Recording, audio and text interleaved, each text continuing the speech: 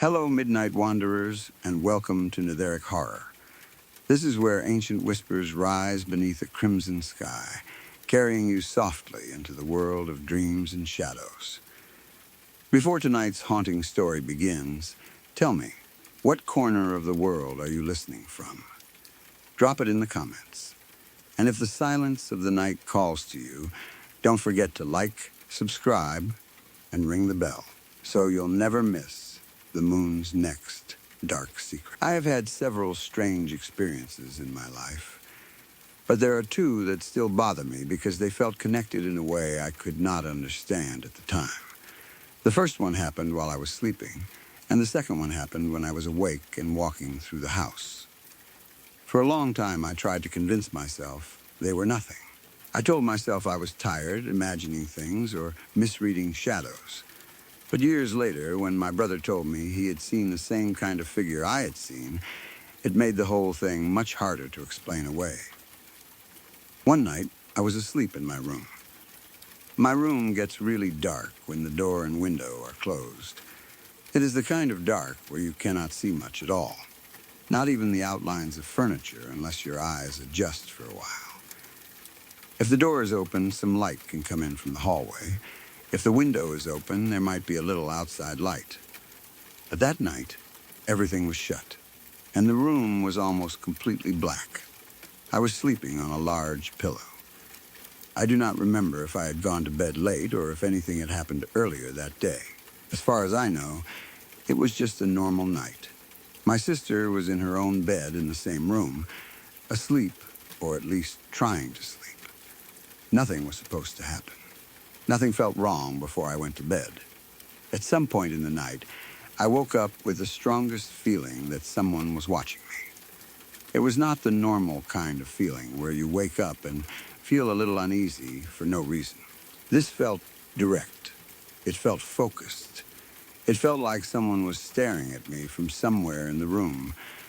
But the worst part was that it did not feel curious or calm. It felt angry. I do not know how to explain that properly. I could not see a face. I could not hear breathing. I did not know where the feeling was coming from. But the energy of it felt angry, like whoever or whatever was watching me hated that I was there. I opened my eyes and looked into the dark. At first, I did not see anything. The room was too dark to make out much, and nothing seemed to be moving. I stared for a few seconds, waiting for my eyes to adjust, trying to find a shape in the darkness. I expected to see my sister shifting in her bed, or maybe some object that had created the feeling. But there was nothing obvious. That made me feel a little stupid. I was tired, half asleep, and probably just creeped out by the dark. I told myself I had woken up from a weird dream and carried that feeling into the room with me. That happens sometimes. You wake up afraid, but the fear belongs to whatever you were dreaming, not to the room itself. So I tried to calm down. I looked around one more time and still did not see anything. No person, no shadow standing in the corner, no movement near the door, nothing. So I decided to go back to sleep. I closed my eyes again, hoping the strange feeling would pass once I stopped focusing on it. The moment I closed my eyes, something slapped the pillow beside my face. It was not a small sound. It was not the pillow settling or the blanket shifting. It was a clear slap against the pillow, hard enough that I felt a gust of air hit my face. The air moved across my skin like something had struck the pillow right next to me with force. It happened so close that I reacted instantly. I opened my eyes and said out loud, "What the hell?" My heart was pounding. I was fully awake now. There was no question about that. The feeling of being watched had already scared me, but the slap on the pillow made it real in a way I was not ready for. I could maybe explain a bad feeling. I could maybe explain waking up scared, but I could not easily explain something hitting the pillow hard enough to push air against my face. My sister, from her bed, responded like she had heard me. She said something like, "What?" She had no idea what had just happened. From her point of view, I had probably just cursed into the darkness for no reason. I wanted to explain, but what was I supposed to say? Something invisible just slapped my pillow? Something was staring at me and then hit the pillow near my face? It sounded ridiculous, even in my own head. I looked around again, more carefully this time. The room was still dark. Nothing was standing there. Nothing was near the bed. No hand, no person, no object that could have fallen. The pillow was still under me, but my whole body felt cold and tense. I kept expecting something else to happen. Another slap. A sound. A voice. A movement in the room. But there was nothing. That silence was almost worse. If something had been there and made a noise, I might have known where it was. If something had moved, I might have seen it. But instead, I was left lying there with the memory of the slap and the feeling of air hitting my face. The room looked empty, but it did not feel empty anymore. I felt like something had been close enough to touch me, or at least close enough to strike the pillow beside me. For the rest of that night, I did not sleep normally. I might have dozed off eventually, but I remember being on edge. I kept listening. I kept opening my eyes. I kept wondering if the angry feeling would come back. My sister was there, which should have made me feel safer, but it did not completely help. Whatever happened had happened right beside me, and she had not seen it. Afterward, I tried to explain it to myself. Maybe I dreamed the whole thing. Maybe I was in that weird place between sleep and waking where the mind can create sounds and sensations. Maybe my body jerked and caused the pillow to move. Maybe I slapped it myself without realizing it. But none of those explanations felt right. The slap came from outside me. The air hit my face. It felt like something else had done it. Still, I probably would have left that experience alone if nothing else had ever happened. But another night, or maybe another time around that period of my life, I saw something in my brother's room. I was sort of running to the bathroom. I do not remember why I was in such a hurry, but I remember moving quickly through the house. My brother's room was along the way, and as I passed it, I glanced inside. For a second, I saw a tall man standing there. At first, my brain immediately tried to make it normal. I thought it was my brother. That was the easiest explanation. Someone standing in my brother's room should be my brother. I did not stop to stare because I was trying to get to the bathroom, so I only saw him for a brief moment from behind. But even in that quick glimpse, something about him seemed off.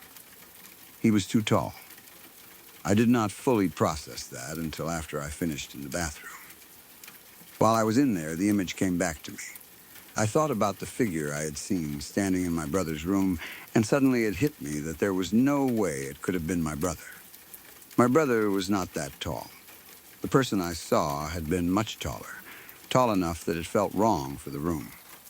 His height was staggering. That is the word that comes to mind. He was not just a little taller than my brother, he was unusually tall. He had dark hair, and he was wearing a plaid shirt. From the back, he had this lumberjack kind of appearance. That is the best way I can describe him. Dark hair, plaid shirt, broad presence, and an old-fashioned, rugged look. I did not see his face because he had his back to me. I only saw him for a second, but the image was clear enough to stay in my mind. When I realized it could not have been my brother, I got creeped out. But I also tried to brush it off. I told myself I had only glanced into the room for a split second. Maybe I had seen a pile of clothes or something hanging in a way that looked like a person. Maybe the lighting made the room look strange. Maybe my brain had turned a shadow into a man because I was moving quickly.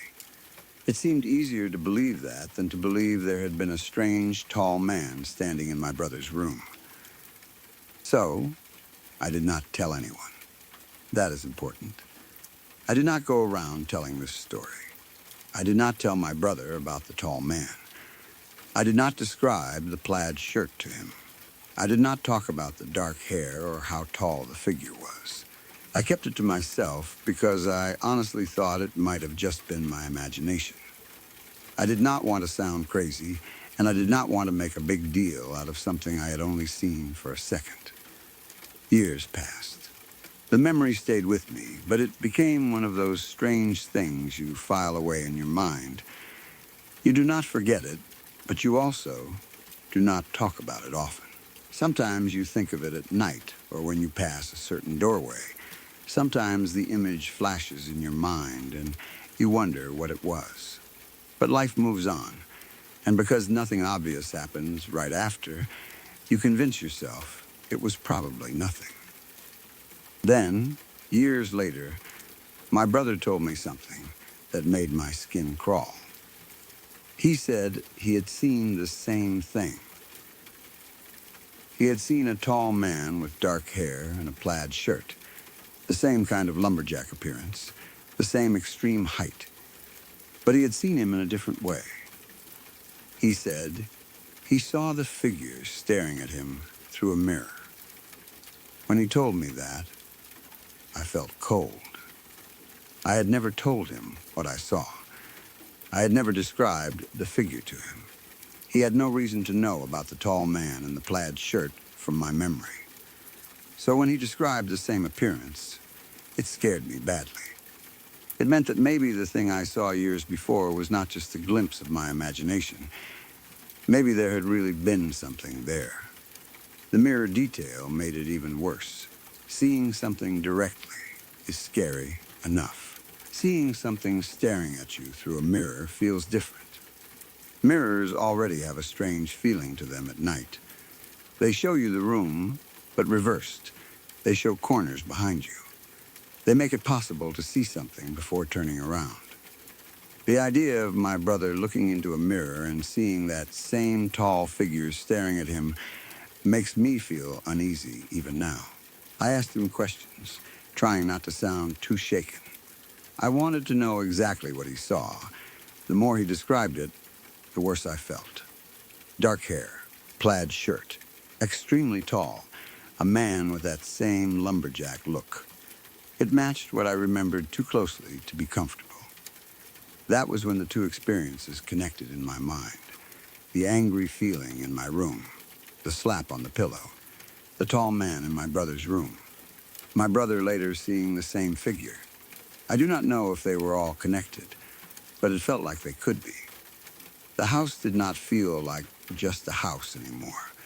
It felt like there had been something there with us, something that showed itself in pieces. The strangest thing is that the figure did not match the usual kind of ghost story people tell. It was not a little girl in white. It was not a shadow person with no features. It was not a misty shape floating around. It was a tall man with dark hair and a plaid shirt, almost like some kind of lumberjack. That specific appearance makes it harder for me to dismiss because my brother described the same thing without knowing I had seen it too. I still wonder who or what he was. Was he connected to the house? Was he someone who lived there before us? Was he some kind of presence attached to the family? Was he even human at all? I do not know. I do not have answers. All I know is that I saw a tall man in my brother's room, and years later, my brother told me he saw a tall man with the same look staring at him through a mirror. I also think about the angry feeling from the pillow incident. That presence did not feel neutral. It felt like something was watching me with anger. Then came the slap on the pillow, like a warning or a threat. It was not gentle. It was not comforting. It was not like a loved one trying to get my attention. It felt hostile. It felt like something wanted me to know it was there. At the time, I did not see a figure during that pillow incident. I only felt watched, then felt the slap. But after hearing my brother's story, I sometimes wonder if it was the same tall man.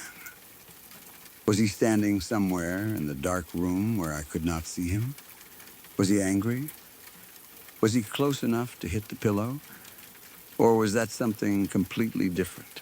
I cannot prove anything, and I do not want to pretend I can.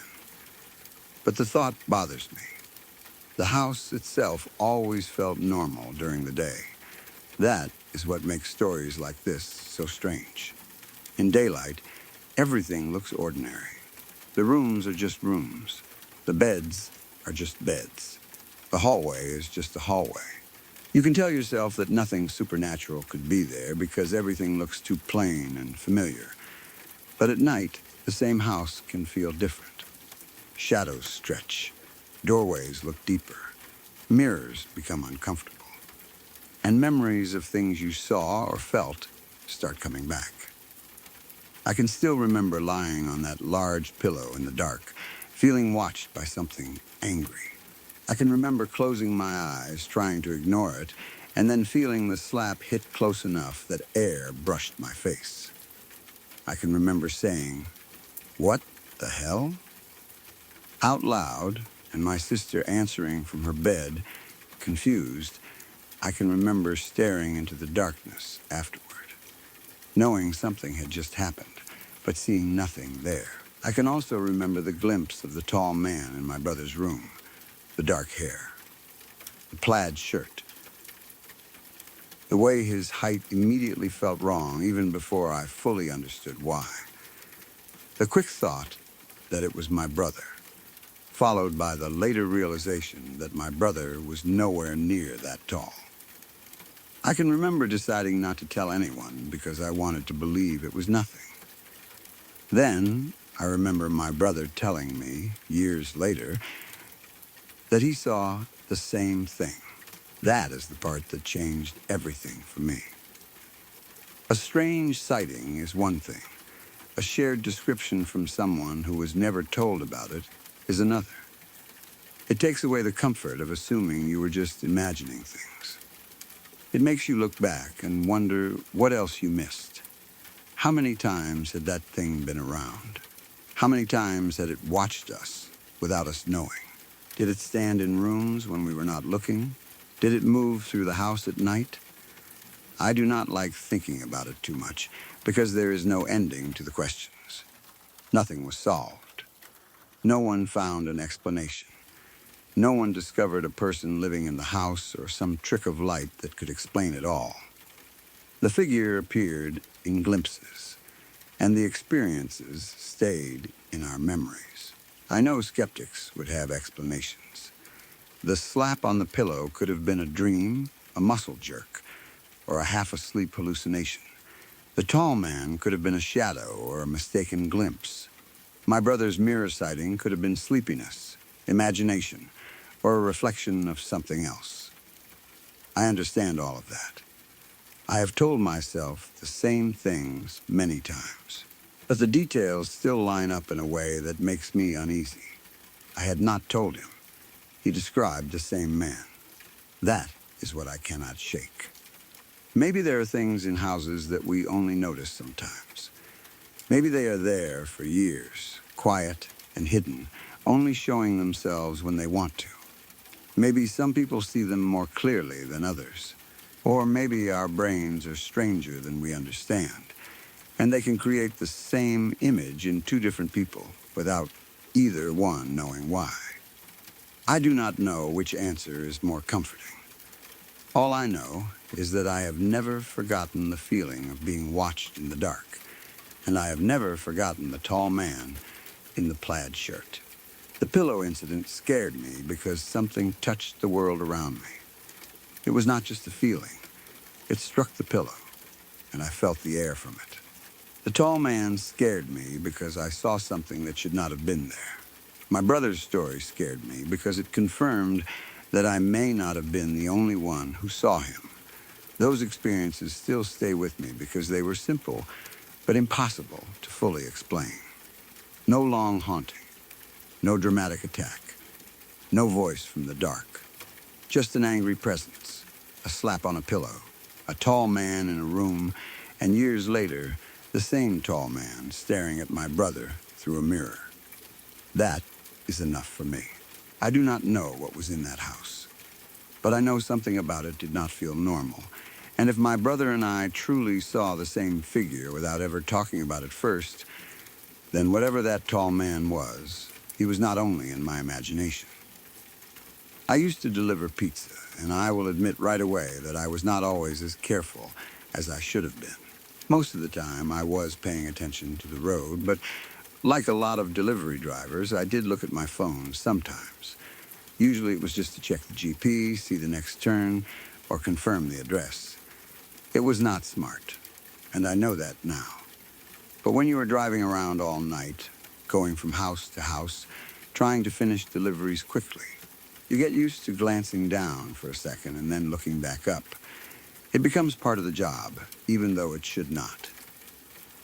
This happened one night on the last run of my shift. It was already late, and by that point, I just wanted to finish the delivery, go back, clock out, and go home. Anyone who has worked food delivery knows that feeling. The last order of the night always feels longer than it should. You are tired, your car smells like pizza, your eyes are heavy, and every extra mile feels personal. You start thinking about getting back, counting your tips, and finally being done. The delivery was far out, much farther than most of the runs I usually made. It took me into an area that felt like the middle of nowhere.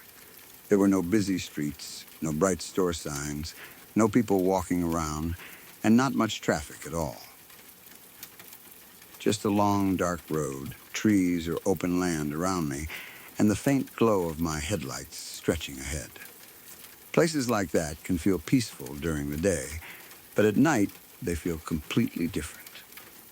They feel empty in a way that makes you notice how alone you are. I was speeding a little, not insanely fast, but faster than I probably should have been. It was late, there were no other cars around, and I wanted to get the run over with. I had my GPS on because I did not know the area well. The road was unfamiliar, and the kind of rural roads I was driving on do not always have clear signs or obvious turns. So every now and then, I would glance down at my phone to make sure I was still going the right way. That is what I was doing right before I saw her. I looked down at the GPS for just a moment, then looked back up at the road. There was a girl standing on the center yellow line. She was right there in front of me. She was not on the shoulder. She was not walking along the side of the road. She was standing in the middle, directly on the yellow line, where no person should have been standing at that time of night. My headlights caught her all at once, and for a second, my brain could not understand what I was seeing. One moment, the road ahead was empty, and the next there was a girl in torn clothes with her hand held out toward me. It happened so fast that I did not have time to think. My body reacted before my mind caught up. I slammed on the brakes. The car jerked hard, and everything inside me went cold. The tires grabbed the road, and my heart jumped into my throat. I was sure I had hit her. I was sure there was no way I had missed her. She had been too close, too sudden, too directly in front of me. I had seen her hand out, seen the torn clothes, seen her standing on that line. There was no time for her to move. There was no time for me to swerve properly. In that split second, I thought my life had just changed forever. But there was no impact, no thud, no body hitting the hood, no sound of contact, no scream. Nothing. The car came to a stop, and I sat there, gripping the wheel, breathing hard. For a few seconds, I could not move. I was waiting for the horrible realization to hit me, waiting to see something in front of the car or hear something behind it. My mind was racing. I had just seen a person in the road. I knew I had. I had looked up and seen her clearly enough to describe her, but the car had not hit anything. I looked behind me. There was nothing there. No girl, no body in the road, no person standing in my headlights or taillights, no movement on the shoulder, no one running away. The road behind me was empty. The road ahead was empty too. I looked around as much as I could from inside the car, expecting to see someone nearby, maybe stumbling into a ditch or hiding in the dark. But there was nothing, just the empty road and the darkness around it. I did not know what to do. Part of me wanted to get out and check. Another part of me was scared to open the door. The whole situation felt wrong in a way I cannot fully explain. If I had almost hit a real person, there should have been some sign of her. If she had jumped out of the way, I should have seen where she went. If she had been trying to flag me down, she should still have been there. But there was no one. It was like she had appeared in my headlights and vanished the second I passed her. There were no houses nearby. That made it worse. If there had been a house, maybe I could have told myself she had come from there. Maybe she was a local girl. Maybe she needed help. Maybe she was drunk or hurt or running from something. But I did not see any houses close to the road. There were no driveways with lights on, no parked cars, no people standing outside, no signs of life. It was the kind of road where you feel very aware that help is not nearby. There were no other cars either. That was another detail that bothered me. Nobody else was around. No vehicle pulled over. No headlights in the distance. No one behind me who might have dropped her off or been following her. It was just me, my car, the pizza order, the GPS, and the memory of a girl in torn clothes standing in the middle of the road with her hand held out. I kept replaying the image in my head. Her clothes looked torn, like something had happened to her. She looked young, though I cannot say exactly how old. Her hand was stretched out toward me, almost like she wanted me to stop, or like she was warning me, or like she was asking for help. The position of her body was strange, too. She was not running across the road. She was not walking. She was standing on the yellow line, facing my car, waiting. That is what I cannot get past. She looked like she was waiting for me. I know the easiest explanation is that I was tired. Looked down at my phone, looked back up, and my brain played a trick on me. Maybe it was a road sign, a reflection, an animal, a plastic bag, or some shape in the darkness that my mind turned into a person. I understand that. I was driving late at night, tired, and looking between the road and the GPS. That is exactly the kind of situation where someone might see something wrong for a split second, but it did not feel like that. It felt like a girl. It looked like a girl. It scared me like a girl. If it had been only a blur or a shadow, maybe I could have let it go. But I remember the torn clothes. I remember the hand held out. I remember her being on the center line. I remember the instant certainty that I was about to hit someone.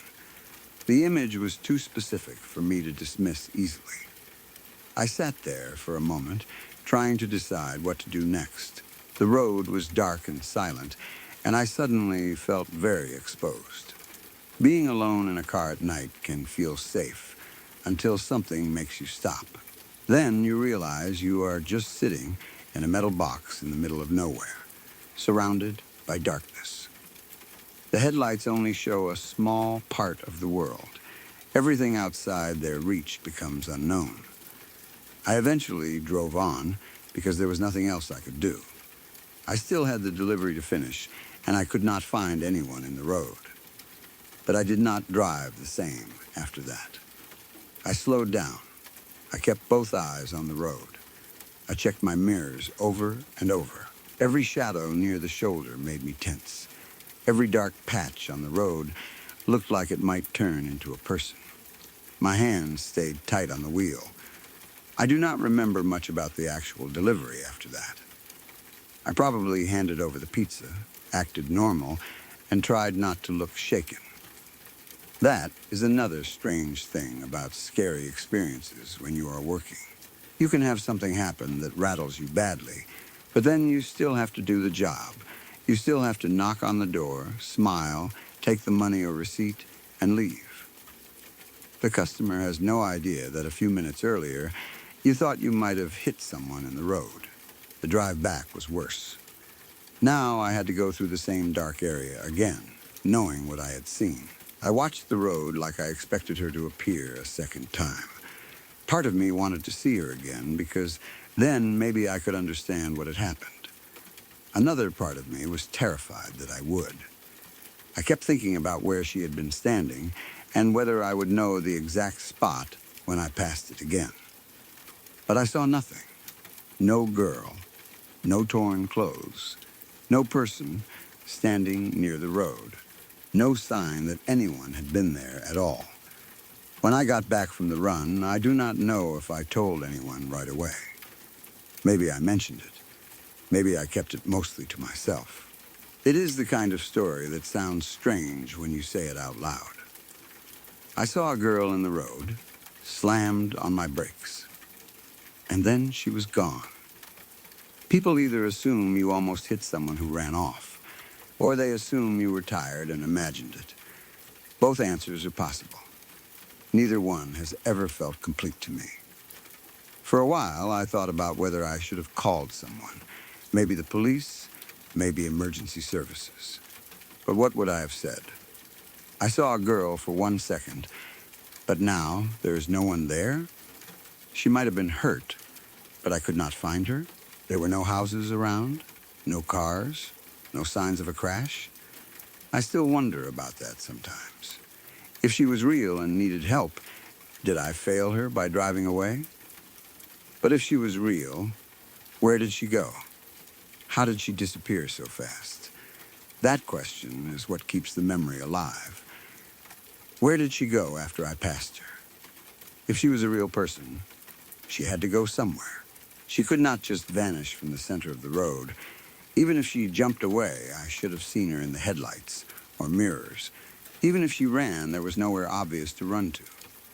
The area was too open and empty, and it happened too fast. No contact was made, and yet she was gone. It has been 5 or 6 years now, and it still freaks me out sometimes.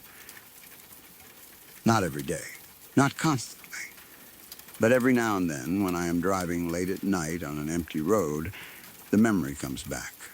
I will glance at the center line, and for a split second I imagine seeing her again.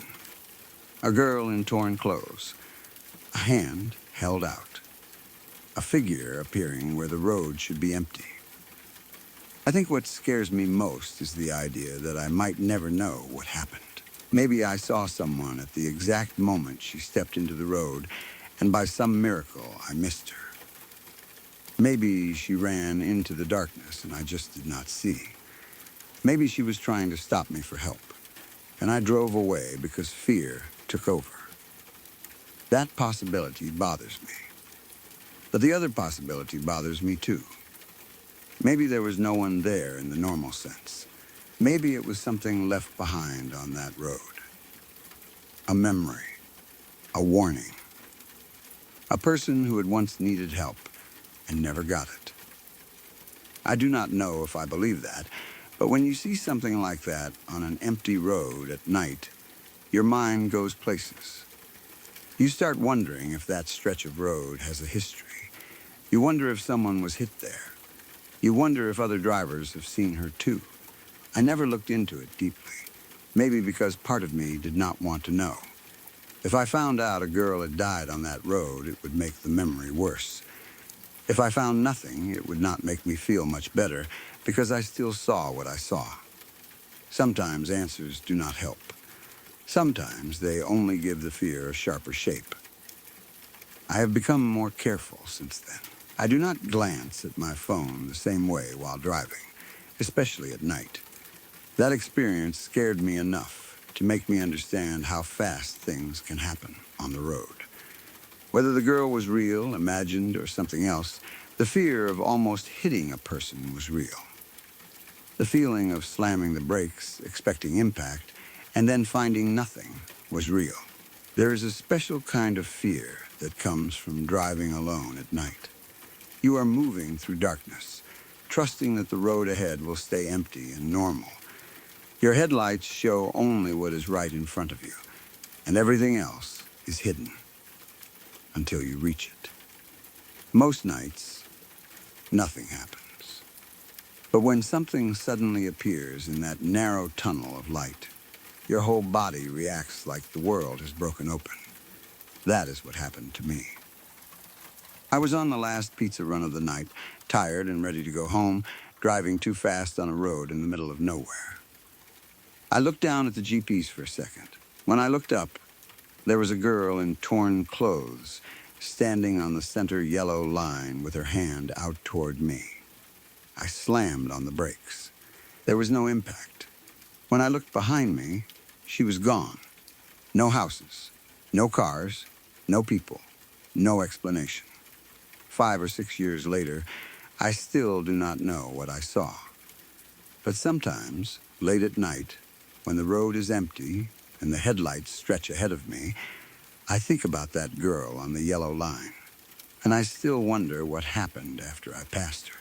One night, I was hanging out in my sister's room with one of my dogs. It was around 11 p.m., and nothing about the night seemed unusual at first. The house was quiet in that late-night way, where every little sound feels a bit louder than it should. Most of the lights were either off or low, and the whole place had that still feeling it gets when everyone is starting to settle down. I was not scared. I was not expecting anything strange to happen. I was just relaxing in her room, listening to music and spending time with the dog. I remember the song clearly because it became tied to the memory after that. I was listening to Comfortably Numb. That detail has always stayed with me because the whole moment had a strange, dreamlike feeling to it afterward, almost like the song had set the mood without me knowing. I was sitting there, not really doing anything important, just letting the music play. My dog was with me, calm and normal, the way dogs usually are when they feel safe in a familiar room. There was nothing about her behavior at first that made me think anything was wrong. My sister's room had never been my favorite place in the house. Even before this happened, there was something about it that felt uncomfortable. I cannot fully explain it. Some rooms just feel different. You can walk into them and immediately feel like the air is heavier than it should be. It was not always terrifying, but it was not peaceful either. My sister had complained more than once about hearing scratching noises in there, especially when she was alone. She would say it sounded like something was scraping or moving, but when anyone checked, there was nothing there. Other strange things had happened in that room, too. There were times when objects seemed to be thrown or moved without a clear reason. Not constantly, and not in some dramatic movie way, but enough that the room had a reputation in our house. Enough that when something odd happened there, it did not feel completely random.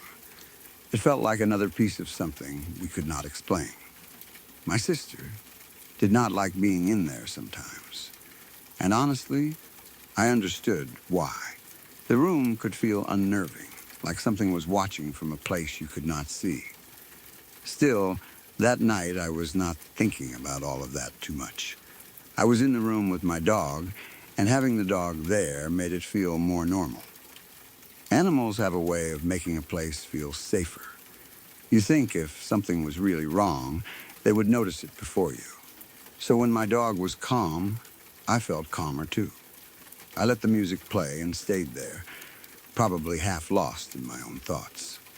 Then, out of the corner of my eye, I saw something move. It came from under my sister's bed. At first, I did not understand what I was seeing. It happened fast, but not so fast that I could dismiss it as nothing. A yellow orb shot out from under the bed. That is the best way I can describe it. It was not shaped like a person, not a shadow, not a reflection on the wall. It looked like a glowing yellow ball of light, and it moved out from beneath the bed like it had been hiding there. It did not roll across the floor. It floated. For a second, my whole body locked up. I stared at it, trying to decide if my eyes were playing tricks on me. It moved from under the bed and floated near the door of the room. It was not just a flicker. It was there long enough for me to notice its color and movement. The light was yellow, and it seemed to glide through the air in a way that did not make sense. It was not like a flashlight beam or a reflection from a car outside. It had its own shape. My first thought was that it had to be in my head. That is what people always think when they see something impossible. You do not want to accept it right away, because accepting it means admitting that something happened that does not fit the normal rules. So I tried to tell myself it was nothing. Maybe the music, the darkness, and the corner of my eye had created a strange effect. Maybe something reflected off a screen or a window. Maybe I blinked at the wrong time and saw some kind of afterimage. I wanted it to be something simple. Then my dog saw it too. That was the moment everything changed. My dog went completely ballistic. Not a small bark. Not a curious little reaction. He reacted like he had seen something that did not belong there. He jumped up, started barking, and focused on the same area where I had seen the yellow orb floating near the door. His whole body changed. He was not calm anymore. He was alert, tense, and scared or angry. Maybe both. The room filled with his barking, and the fear that had been building inside me suddenly became real. I remember it clearly, even now. I can still see the yellow light in my mind coming from under the bed and moving toward the door. I can still remember the way my dog reacted, like he was trying to warn me or protect me from something. I get goosebumps just thinking about it, and even writing it down makes my skin crawl. If I had been alone, I might have spent years wondering if I imagined the whole thing. But I was not alone. My dog reacted too, and he reacted exactly where the thing had been. That is what makes it so hard to explain away. Dogs do not bark at your imagination. They do not usually go crazy over something only you made up in your head. Maybe they can react to your fear, but this happened so fast that he seemed to see it himself. He was not looking at me first. He was looking toward the orb, toward the door, toward whatever had come out from under the bed. That detail has always stayed with me because it made the experience feel shared. The room felt different after that. The music was still there, but it no longer felt relaxing. The song that had been playing in the background suddenly felt distant, like it belonged to a different version of the night before everything turned strange. The air felt heavier. The corner near the bed felt wrong.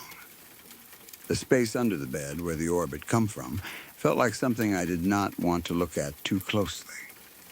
I remember feeling like there might be more under there, something hidden just out of sight.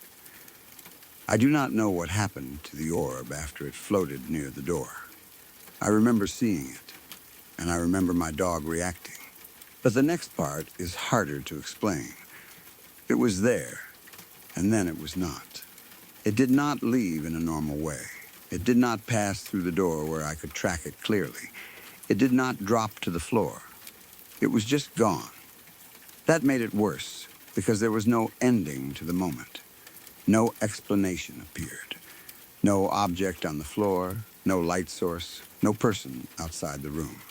Nothing. I tried to think of normal causes. Maybe a car outside had reflected light into the room, but that did not fit because the orb came from under the bed. A reflection does not shoot out from beneath furniture and float near a door. Maybe something electronic flashed, but there was nothing under the bed that could do that.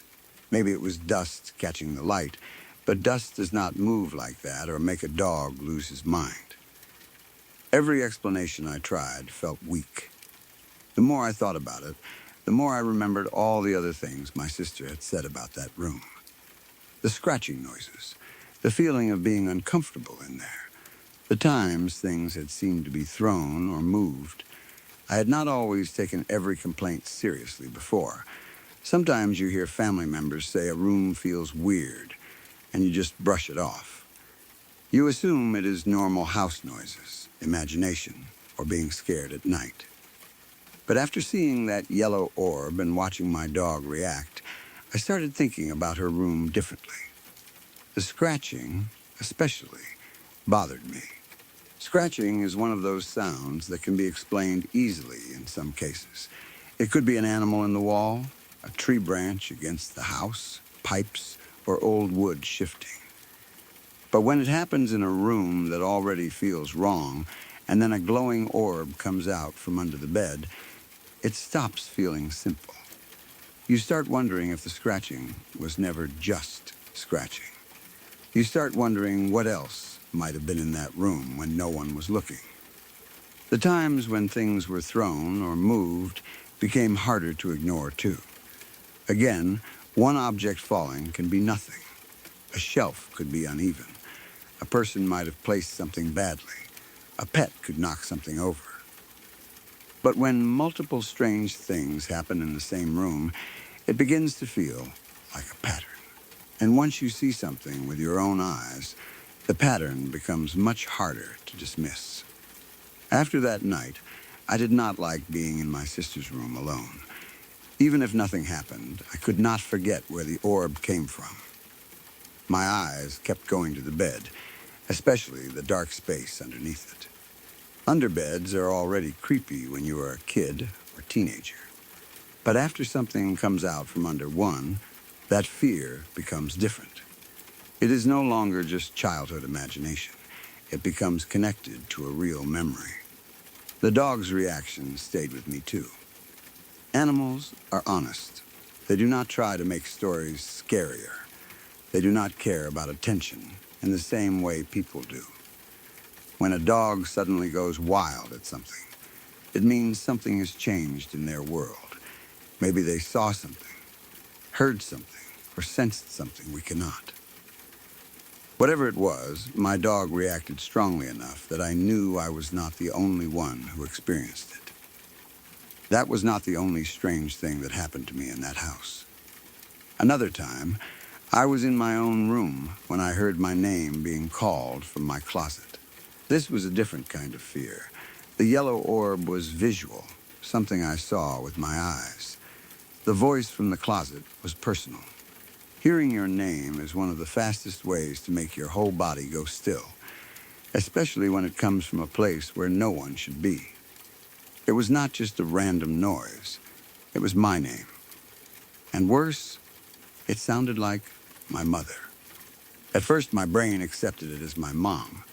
That is what happens when you hear a familiar voice. You respond inside before you question it. But then I realized the sound had come from my closet. My closet was in my room, and my mother was not in there. She was sleeping at the time. There was no reason her voice should have come from that direction. The voice sounded enough like her to make it frightening. If it had been a strange voice, maybe I would have been scared in a different way. But something imitating someone you know feels worse. It makes you wonder why. Why use her voice? Why call my name? What would have happened if I had answered or walked over to the closet? I do not know, and I do not like thinking about it. I remember sitting there, trying to process what I had heard. The room was quiet afterward. No second call. No movement in the closet. No explanation. Just my name, spoken in a voice that sounded like my mother, from a place where she could not possibly be. I checked or asked later, and she had been asleep. That confirmed what I already knew, but it did not make me feel better. It made it worse. There is something deeply unsettling about a voice coming from the wrong place. Houses make all kinds of sounds, but they do not usually speak in familiar voices. They do not call your name from inside a closet. And if your mother is asleep, then whatever you heard was not her. That leaves you with possibilities you do not want to deal with. After both experiences, I started to feel like there was something in the house that liked getting attention in small but frightening ways. It did not appear as a full figure. It did not stand in the hallway or slam every door at once. It showed itself in pieces: a yellow orb from under the bed, a dog barking like crazy, scratching in my sister's room, objects being thrown, a voice from the closet using my mother's sound. Little things, but each one strong enough to make you question what was really going on around you. The scariest part is that none of it felt random once it started adding up. My sister's room had its own strange feeling. My room had its own experience with the voice. The dog reacted to something visible. It was like the house had certain spots where the air was thinner, where something could slip through for a moment, just long enough to be seen or heard. I know skeptics would say there are explanations. The orb could have been a reflection. The dog could have reacted to a bug or sound. The scratching could have been mice or pipes. Things being thrown could have fallen naturally. The voice could have been a dream, an auditory hallucination, or my mind turning a house noise into my name.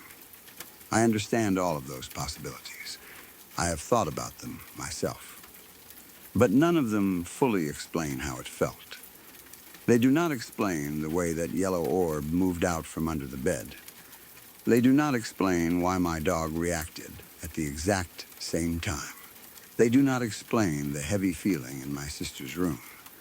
They do not explain why my name came from my closet in my mother's voice while she was asleep. Maybe every event has a separate, normal reason. But when you live through them, they do not feel separate. They feel connected. I still get goosebumps thinking about the dog. That is the part I always come back to. If I had been alone, I could doubt myself more.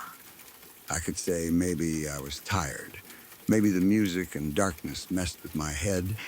Maybe I saw something from the corner of my eye that was never really there. But my dog went ballistic. He saw or sensed something. He confirmed the fear before I even had time to fully understand it. And that is why the memory still feels so clear. I remember being in my sister's room at 11 p.m., listening to Comfortably Numb. I remember the calm before it happened. I remember seeing the yellow orb shoot out from beneath the bed and float near the door. I remember thinking it had to be in my head. Then I remember my dog reacting, barking and losing control like something had appeared right in front of us.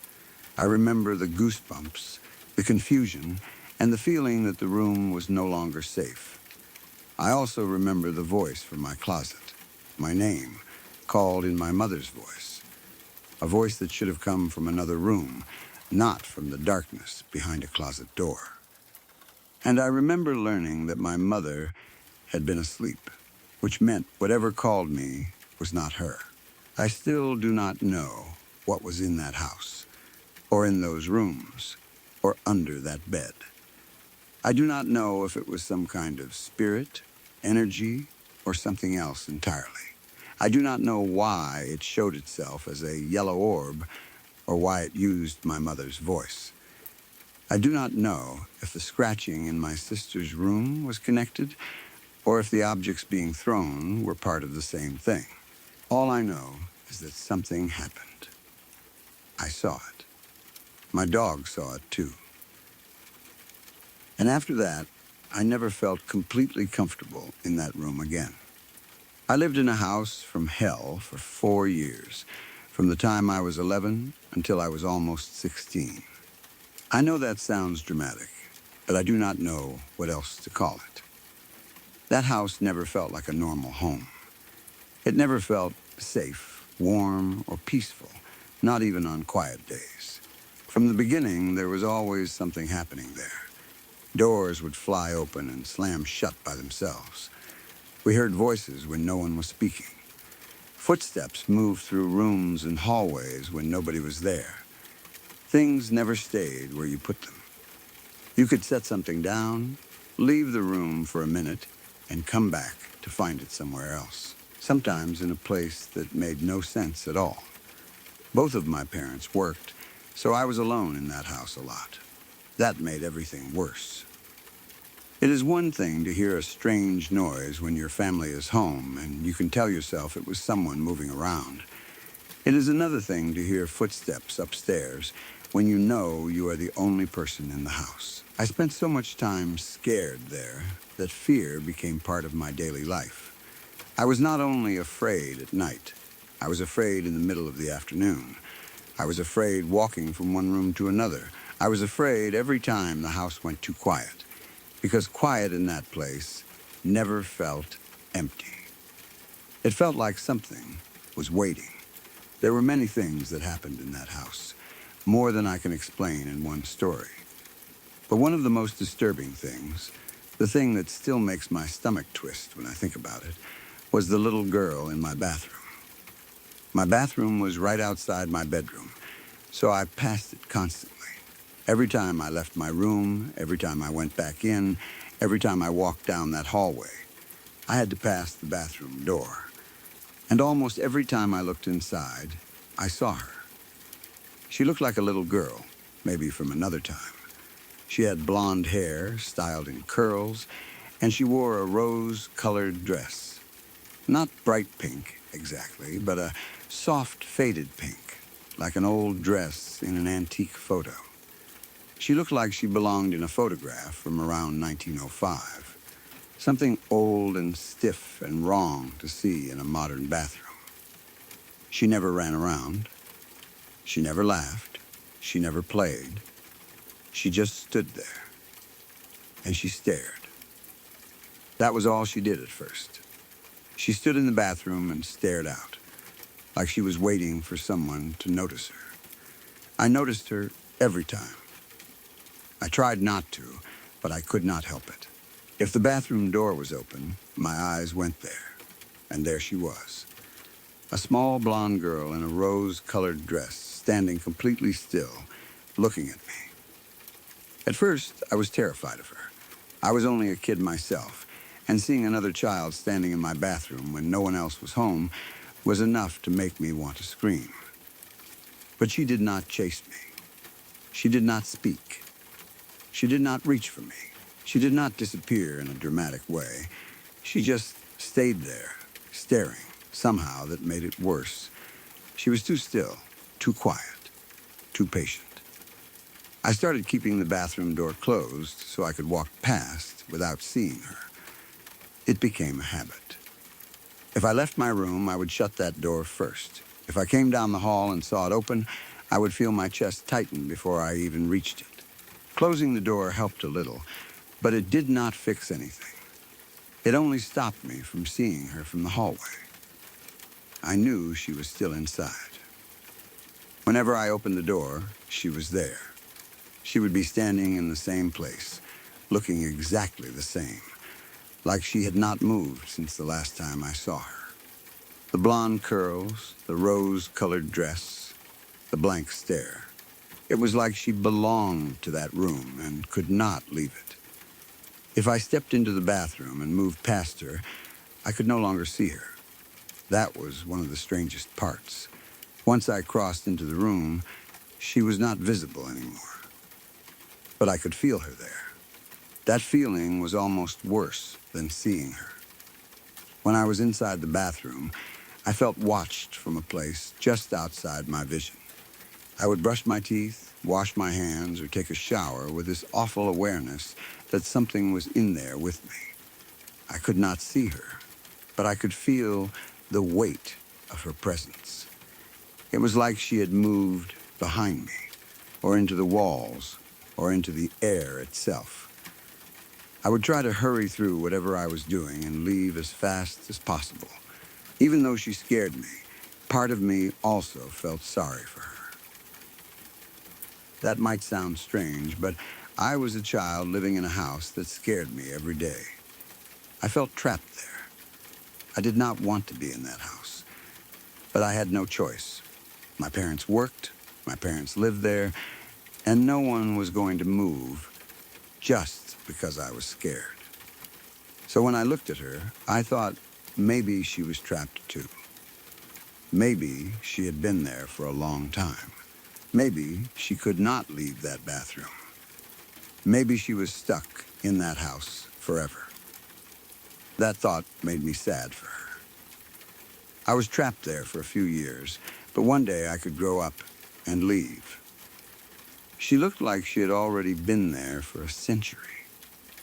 I did not know what had happened to her, but I imagined she was lonely. I imagined she was scared. I imagined she had once been a real little girl, and something terrible had kept her there. That made her less frightening for a while. I still hated seeing her, but I also felt this strange pity. As the years passed, though, that feeling changed. The house kept getting worse. The noises became harder to ignore. The doors, the voices, the footsteps, the moving objects, all of it continued. The whole place felt heavier and darker. It was like the longer we stayed there, the more the house seemed to wake up. Things did not feel random anymore. They felt focused. They felt like part of something bigger. And the little girl started to feel different, too. She still looked like a little girl, but something about her seemed darker. I cannot explain exactly what changed, because visually she looked mostly the same. Blonde curls, rose-colored dress. Still standing there, still staring. But the feeling around her shifted. She did not feel sad anymore. She did not feel like a trapped child. She felt like something wearing the shape of a child. I began to think she was not really a little girl.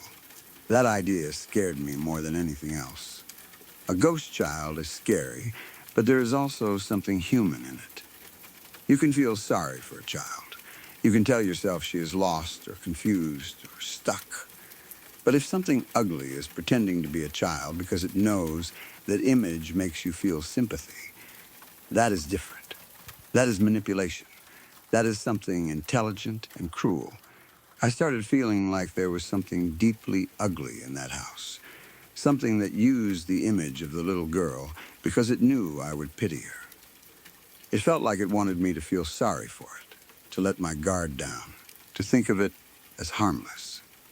And once that thought entered my mind, I could not look at her the same way again. Every time I saw her, I wondered what was really behind that face. I wondered what I was really looking at. Then I started thinking I was losing my mind. That was almost as frightening as the house itself. When you are the only one seeing something, or when adults do not want to believe you, you start questioning yourself. Maybe I was imagining her. Maybe I had seen something once, and my brain kept creating the image after that. Maybe the stress of the house was making me see things. Maybe I was a scared kid turning shadows into a little girl. I did not know anymore. Part of me was sure she was real. Another part of me was afraid that believing she was real meant something was wrong with me. When I was 14, a friend from out of town came to stay with me for a week. I had not told her anything about the house. Not about the doors, not about the voices, not about the footsteps, and definitely not about the little girl in the bathroom. I did not tell her because I was afraid she would not come if she knew. I wanted a normal week with my friend. I wanted to laugh, hang out, and pretend my house was just a house. Right after she arrived, we were sitting in my room. Everything felt normal for maybe a few minutes. Then she got up to use the bathroom. I did not say anything. I just let her go. My bathroom was right outside my bedroom, so she did not have far to walk. I remember sitting there, waiting, trying not to think about what she might see. About a minute later, she walked back into my room.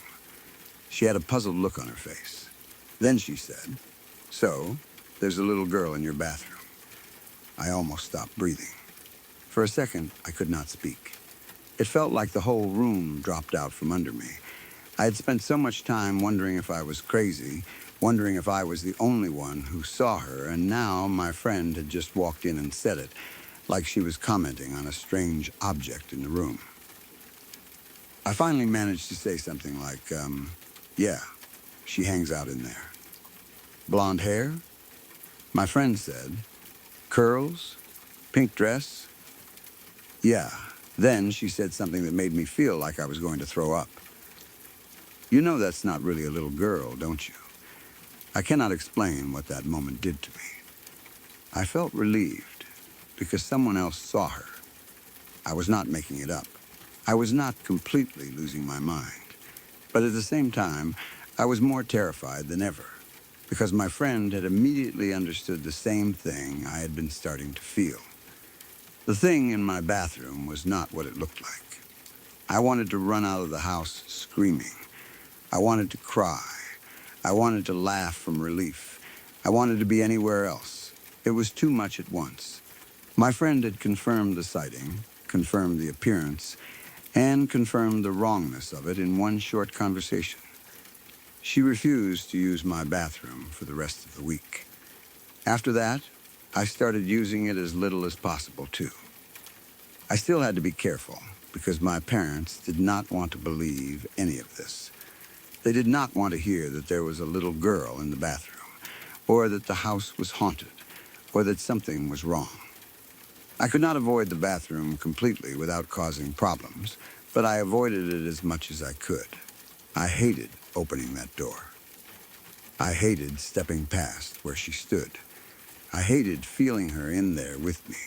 Eventually, we moved out, and I could not have been happier. Leaving that house felt like escaping something. I tried to distance myself from it mentally as much as possible. I did not want to think about the little girl, the voices, the footsteps, or the years I spent afraid. I wanted to believe that once I left, it was over. I wanted to put a wall between myself and that place. But the house was not gone from our lives completely. When I was 18, I took another friend on a road trip back to the house. There were still a few things I had left there, and I needed to pack them up. My parents had not managed to sell the house, and they would not be able to sell it for another 5 years after that. So the place was still there, sitting on the property, waiting. The moment we got onto the property, my friend seemed uncomfortable. He did not know the full history of the house, at least not enough to expect anything. But I could tell something about the place was affecting him. The driveway was long and steep, and it curved around before you could see the house properly. As we came around the bend, he went completely white. I saw his face change. Something was wrong. I asked him about it, but he insisted he was okay. I could tell he was not, but I did not push too hard right away. I wanted to get in, grab what I needed, and leave. The house already felt bad to me, but I had been expecting that. Seeing it affect him before we were even inside made me nervous. We went in and started packing. I tried to focus on the task. The faster we worked, the faster we could leave. I did not want to stay longer than necessary. Being back inside made all the old fear rise up again. The rooms looked the same, but they felt dead and waiting. Empty houses have their own kind of silence, and this house was worse because I knew what it had been like when we lived there. After a while, my friend asked to use the bathroom. Without thinking too much, I directed him to my old bathroom. Not even 20 seconds after he left, he came running back into my bedroom. He was gasping for breath and slammed the bedroom door behind him. He looked terrified, more terrified than I had ever seen him. He started babbling about a little blonde girl who was not really a little girl. Hearing those words from a second person, years after the first friend had said the same thing, made the fear hit me all over again. He did not know what my first friend had seen. He did not know all the details. Yet, he had gone to that bathroom and come back saying the same thing. A little blonde girl. Not really a little girl. Then he suddenly went completely still. He looked me directly in the eye, and his voice changed. He became very solemn, very serious. He said, "She's not happy. With you. You left, and you weren't supposed to." That sentence froze me. It felt like the house itself had spoken through him. I do not know if he meant it as something he sensed, something he heard, or something that came into his mind, But the words felt terrible. You left, and you weren't supposed to. I had spent years feeling trapped in that house, and now it felt like whatever lived there had expected me to stay trapped forever. It was angry that I got out. That was enough for both of us. We did not carefully pack after that. We grabbed whatever we could in 2 quick trips to the car. Before that, he still needed to use a bathroom. So I walked him to a different one and waited outside the door because he refused to be alone. Then, we threw the things into my car and got out of there as fast as we could. I do not think I have ever wanted to leave a place more in my life. Driving away felt like escaping all over again. The house disappeared behind us, but the feeling followed for a while. I kept thinking about what he said. She's not happy with you. You left, and you weren't supposed to. I thought about the little girl in the rose-colored dress standing in the bathroom all those years. I thought about how I had once felt sorry for her, how I thought she was trapped like me.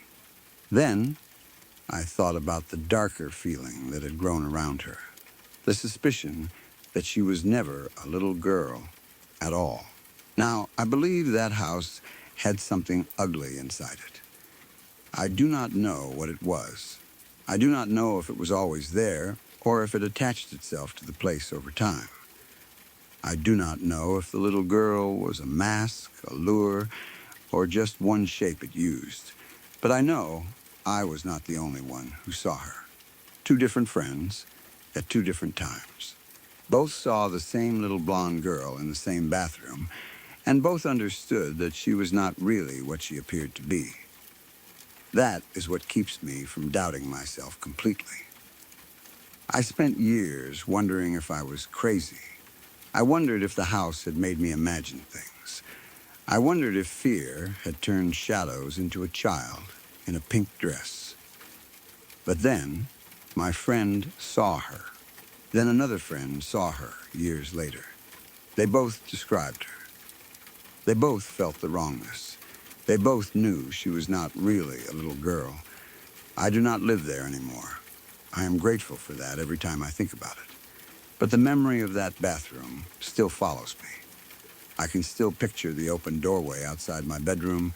I can still see the little blonde curls and the rose-colored dress. I can still feel the way the air changed when I stepped inside and could not see her anymore, even though I knew she was there. Some houses feel empty when people leave. That house never felt empty. It felt occupied by something that did not want to be seen clearly. Something that knew how to appear harmless. Something that waited in a bathroom outside a child's bedroom and let itself be noticed just enough to make that child feel sorry for it. For years, I thought I was trapped there with her. Now I think she was part of the trap. I lived in a haunted house for a while when I was a kid, and I do not say that lightly. I know people use the word haunted for every strange noise, every creaking floorboard, and every shadow they cannot explain, but this house was different. It was not one small thing that happened once and then never happened again. It was constant. It was the kind of place where everyone who stayed there long enough eventually had a story. Some people tried to laugh things off at first, but after a while, even the most skeptical people started acting differently in that house. They would sleep with lights on, avoid certain rooms, or suddenly find reasons not to be alone. I have hundreds of stories from that place. Some are small, like hearing footsteps when nobody was walking, or finding something moved from one spot to another after you knew exactly where you left it. Some were louder and harder to ignore, like doors opening by themselves or strange sounds coming from empty rooms. But a couple of the better stories, the ones that still stand out clearly in my mind, involved my bed. That is part of what made them so personal. It is one thing to hear something in another room. It is another thing when whatever is in the house comes right to the place where you sleep. Your bed is supposed to feel safe. Even in a scary house, your bed is the one place you try to make into your own little world. You pull the blanket around you, face the wall, maybe turn on a fan or keep the TV low, and tell yourself nothing can bother you as long as you are under the covers. That is a childish thought, but even adults do it in a way. The bed becomes a boundary. It is where you rest, where you let your guard down, and where your body trusts the room enough to fall asleep. In that house, even my bed did not feel fully safe. One night, I was lying on my bed, talking on the phone to my girlfriend at the time. This was back when phone calls could last forever, especially when you were young and dating someone. We were just talking about normal stuff, probably nothing important, the way people do when they do not really want to hang up. I was lying on the very edge of the bed, almost like I had only claimed a small strip of it. The rest of the mattress was empty beside me. The room was quiet, except for her voice on the phone and my own answers. I do not remember being scared before it happened. I was not sitting there waiting for something paranormal. I was just relaxing, half focused on the conversation, half comfortable in the familiar mess of my room. Nothing about the moment felt different at first. Then the center of the bed slowly pressed down. At first, I thought maybe I had shifted my weight without realizing it. Mattresses move sometimes. They settle. Springs make noises. Blankets pull in weird ways. But this was not like that. The depression formed in the middle of the bed, several inches away from where I was lying, as if someone had carefully sat down or laid down next to me. It was slow and smooth, not a quick bounce or dip. It looked and felt like weight was being added to the mattress. I stopped paying attention to the phone for a second. I stared at the bed beside me. The mattress continued to press downward, like something invisible was lowering itself onto it. The center sank in, and the blanket moved with it. There was no person there, no pet, no pile of clothes heavy enough to do that. Nothing had fallen onto the bed. The space beside me was empty, but the bed was reacting as if it was not. I remember going very still. That is what fear does sometimes. You do not scream or jump right away. You freeze because your brain is trying to figure out what it is seeing. Part of me wanted to tell my girlfriend what was happening, but I could not even find the right words. How do you casually say, "Hold on, something invisible just got into bed with me"? It sounded insane. Even in that house, even after other strange things had happened, seeing the bed move beside me like that made my mind resist the truth. I kept watching. The mattress stayed pressed down, like someone or something was lying there next to me. It did not move around. It did not shake the bed. It did not touch me. It simply stayed there, occupying the empty space. That made it worse, in a way. If it had been violent, at least my fear would have had a direction. But this was quiet. It was calm. It was almost casual, like whatever it was had decided to lie down beside me as if it belonged there. My girlfriend was still on the phone, probably talking or asking why I had gone quiet. I do not remember exactly what I said to her. I may have answered in short sentences or tried to act normal, but my eyes stayed on the center of the bed. I was waiting for it to move again. I was waiting for the pressure to lift or for something else to happen. I did not want to turn away, because if I stopped watching it, I felt like I would lose control of the situation. A few minutes passed like that. It felt longer. The mattress remained depressed, as if the invisible weight was still there. I could feel the slight pull of it through the bed, that small shift in the mattress that happens when another person is near you. Anyone who has shared a bed knows that feeling. Even if the other person is not touching you, you can feel their weight changing the surface. That was exactly what it felt like. Then, just as slowly as it had pressed down, the mattress rose back up. It did not snap back suddenly. It lifted gradually, like someone had pushed themselves up and gotten off the bed. The pressure eased, the blanket shifted back. The center returned to normal, smooth again, empty again. Whatever had been there was gone. I lay there on the edge of the bed, still holding the phone, trying to understand what had just happened. The room looked the same. The bed looked normal. There was no proof except for what I had seen and felt. But I knew something had pressed down on that bed beside me. I watched it happen. I watched it stay there. I watched it get up. That was not the only bed experience I had in that house. Another time, I was asleep in the middle of the night. It was one of those deep sleeps where you are so far gone that waking up feels confusing, like being dragged out of another world. I do not remember dreaming. I do not remember hearing a noise first. I only remember waking up suddenly and feeling completely disoriented. For a moment, I could not figure out what was happening. My mind was still half asleep, and my body had not caught up yet. I was lying there in the dark, confused, trying to understand why I was awake. Then I realized the bed was shaking. Not gently. It was shaking hard. The whole bed was moving with force, like someone had grabbed it and was violently shaking it. It was not a small vibration from a truck passing outside. It was not a little tremor or the kind of movement you make yourself when you shift in your sleep. This was strong enough to wake me from a deep sleep. The bed was rattling under me, and the movement was impossible to ignore. The strange part is how I reacted. I remember thinking to myself, should I be scared of this? That thought came so clearly that I still remember it. I was awake enough to understand something impossible was happening, but I was also so tired that fear did not fully take over. My brain noticed the shaking, considered whether I should panic, and then, in the most ridiculous way, decided I was too tired to deal with it. I remember thinking, no, too tired.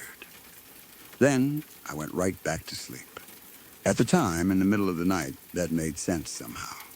I was exhausted, and maybe because so many weird things had already happened in that house, part of me had become numb to it. That is a strange thing about living in a haunted place. The first few experiences scare you badly. You want to tell everyone. You want answers. You want someone to prove it is real or prove it is not. But after enough things happen, your brain starts trying to survive by normalizing them. You stop reacting the way you should, because if you reacted fully every single time, you would never function. So that night, my bed shook hard enough to wake me up, and I simply decided I was too tired to be scared. I rolled with it in a way and fell back asleep. It was only the next day that I realized how crazy that was. In daylight, the memory came back to me, and I thought, wait a minute. My bed was shaking, really shaking. I woke up because of it. I knew it was happening, and I just went back to sleep. That realization bothered me almost as much as the event itself. It made me understand how used to the house I had become. I had reached a point where something could shake my bed in the middle of the night, and instead of running, yelling, or turning on a light, I could decide I was too tired and ignore it. That is not normal. A normal house does not train you to accept things like that. Looking back, that might be one of the most unsettling parts of living there. The haunting itself was scary, but the way we adapted to it was also scary. You start building habits around the fear. You avoid certain rooms. You pretend not to hear things. You sleep facing away from dark corners. You leave lights on. You keep your belongings in places where you can tell if they have moved. You learn which sounds are normal house sounds and which ones mean something is happening again.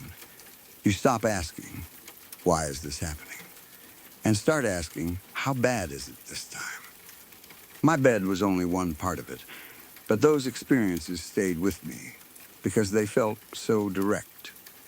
It was not something across the house. It was not a voice in another room or footsteps in the hallway. It was the place where I was lying down. The place where I was supposed to be, safe. Something pressed into the mattress beside me while I was awake. Something shook the bed while I was asleep. It crossed that line between the house being strange around me and the house reaching me. I still wonder what would have happened if I had reacted differently during the first incident. What if I had said something out loud? What if I had moved toward the depression in the mattress? What if I had put my hand where the weight seemed to be? I did not.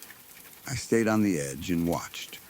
Part of me is glad I did not try to touch it. I do not know what I would have felt, and I do not think I want to know. I also wonder if whatever it was knew I was on the phone. Did it care that someone else was listening? Did it want my attention? Did it just decide to lie down because it could? There is no way to know. That is the frustrating thing about experiences like this. They happen, and then they leave you with questions that never get answered. The bed shaking incident raises different questions. Was it trying to scare me? Was it angry? Was it some kind of energy moving through the room? Or was it just another random event in a house full of random, impossible things? I do not know. I only know the shaking was real enough to wake me up. I know I felt it. I know I was aware of it. And I know I went back to sleep like an idiot, because I was too exhausted to deal with being haunted at that moment. Other people had experiences in that house too. That is one reason I have never been able to convince myself it was all in my head. Anyone who stayed there for any amount of time had something happen, eventually. It might not have been the same thing I experienced, but it was always something. People heard voices. People heard footsteps. People saw things move. People felt watched. Some people told us right away. Others waited until later because they did not want to sound crazy. But the stories always came. That house had a way of proving itself. You could go in skeptical, but after a while, you left with at least one memory you could not explain. Some people only needed one night. Others stayed longer before something happened. But eventually, the house seemed to notice you. That is how it felt. Like the longer you were there, the more likely it was to interact with you in some way. I do not know what was in that place. I do not know if it was one thing or many things. I do not know if it was a ghost, an energy, something attached to the land, or something else entirely. I do not even know if haunted is the right word, though it is the easiest one. All I know is that the house was not quiet in the way an empty house should be. It had movement. It had moods. It had a presence. When I think about the bed sinking beside me, I remember the slow pressure of it. That is what makes it feel real in my memory. It was not sudden or dramatic. It happened with the calm weight of something settling in. I remember being on the edge of the bed, phone to my ear, trying to keep my voice normal, while the middle of the mattress dipped beside me. I remember watching it stay down. Then, I remember watching it lift back up, slowly, like someone invisible had decided to leave. When I think about the bed shaking, I remember the confusion first, waking up from deep sleep, not knowing what pulled me out of it, then realizing the bed was moving hard beneath me. I remember being tired more than scared. That is almost funny now. But at the time, it was just another night in that house. Something impossible was happening, and my brain decided sleep mattered more. The next day, though, it was not funny. The next day, I understood how strange it was. I kept thinking about it, replaying the feeling of the bed shaking. I imagined how I would react if the same thing happened in a normal house, as an adult, in a place where I did not already expect weird things. I would be terrified. I would jump up, turn on lights, check under the bed, check the walls, maybe leave the room. But in that house, I had gone back to sleep.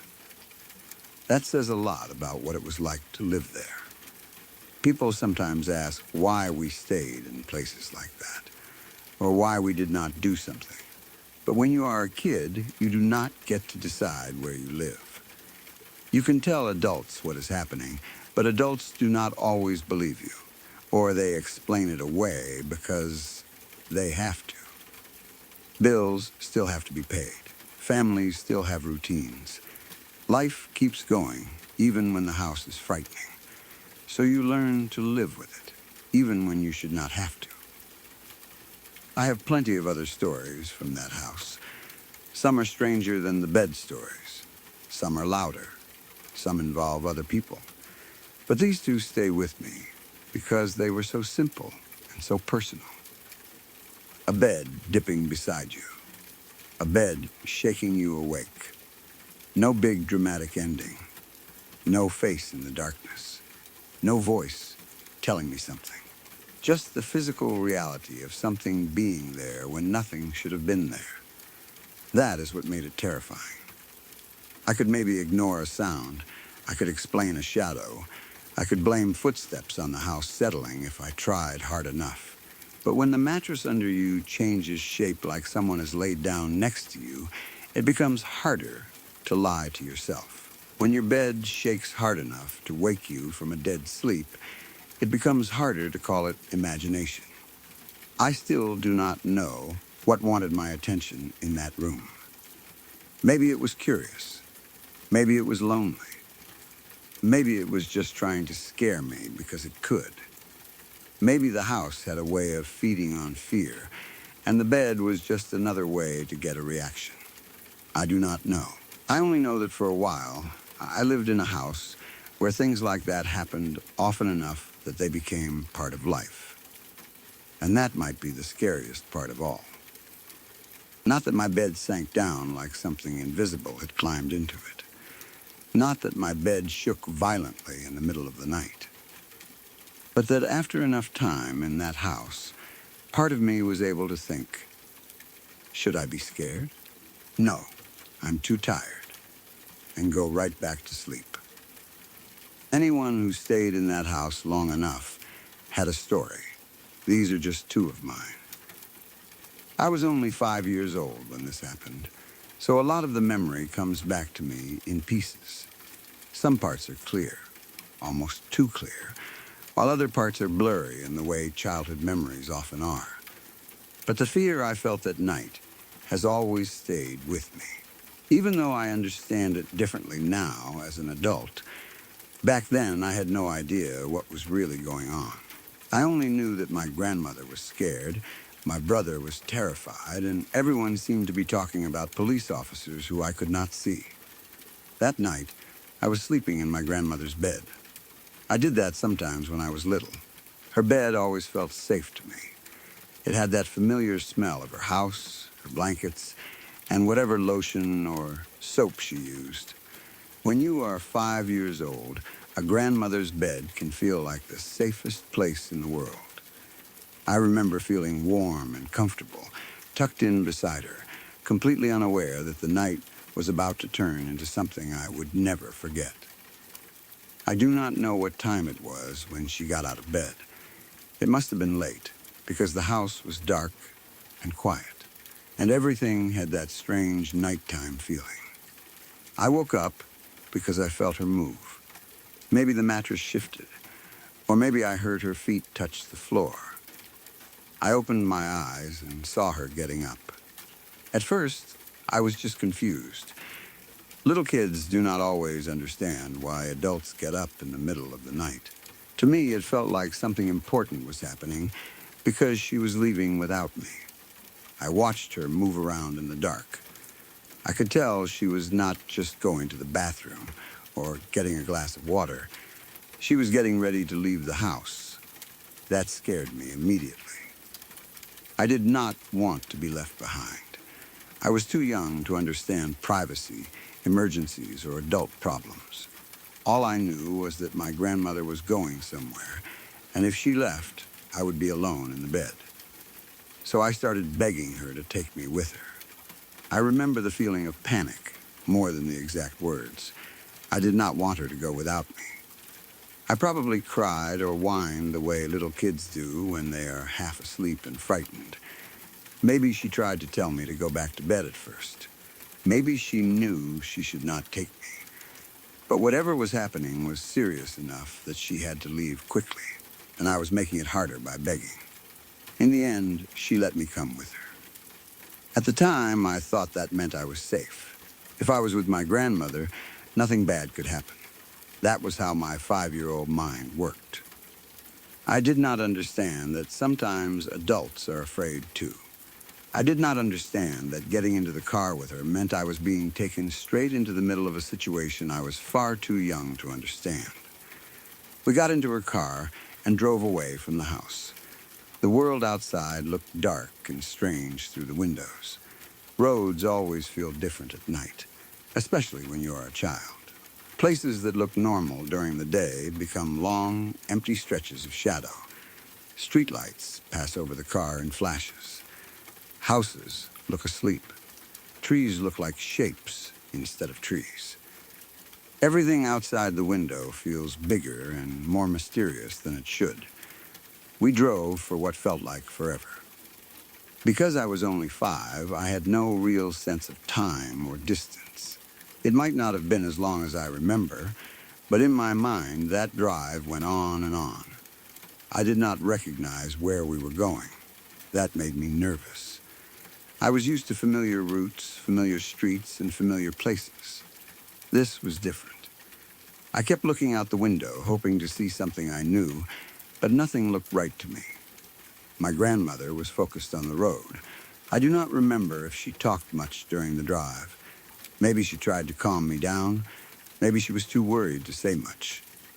I only remember the feeling inside the car. It was tense. It did not feel like a normal car ride. It did not feel like we were going to visit someone or pick up food or do something ordinary. It felt like we were going because something bad had happened.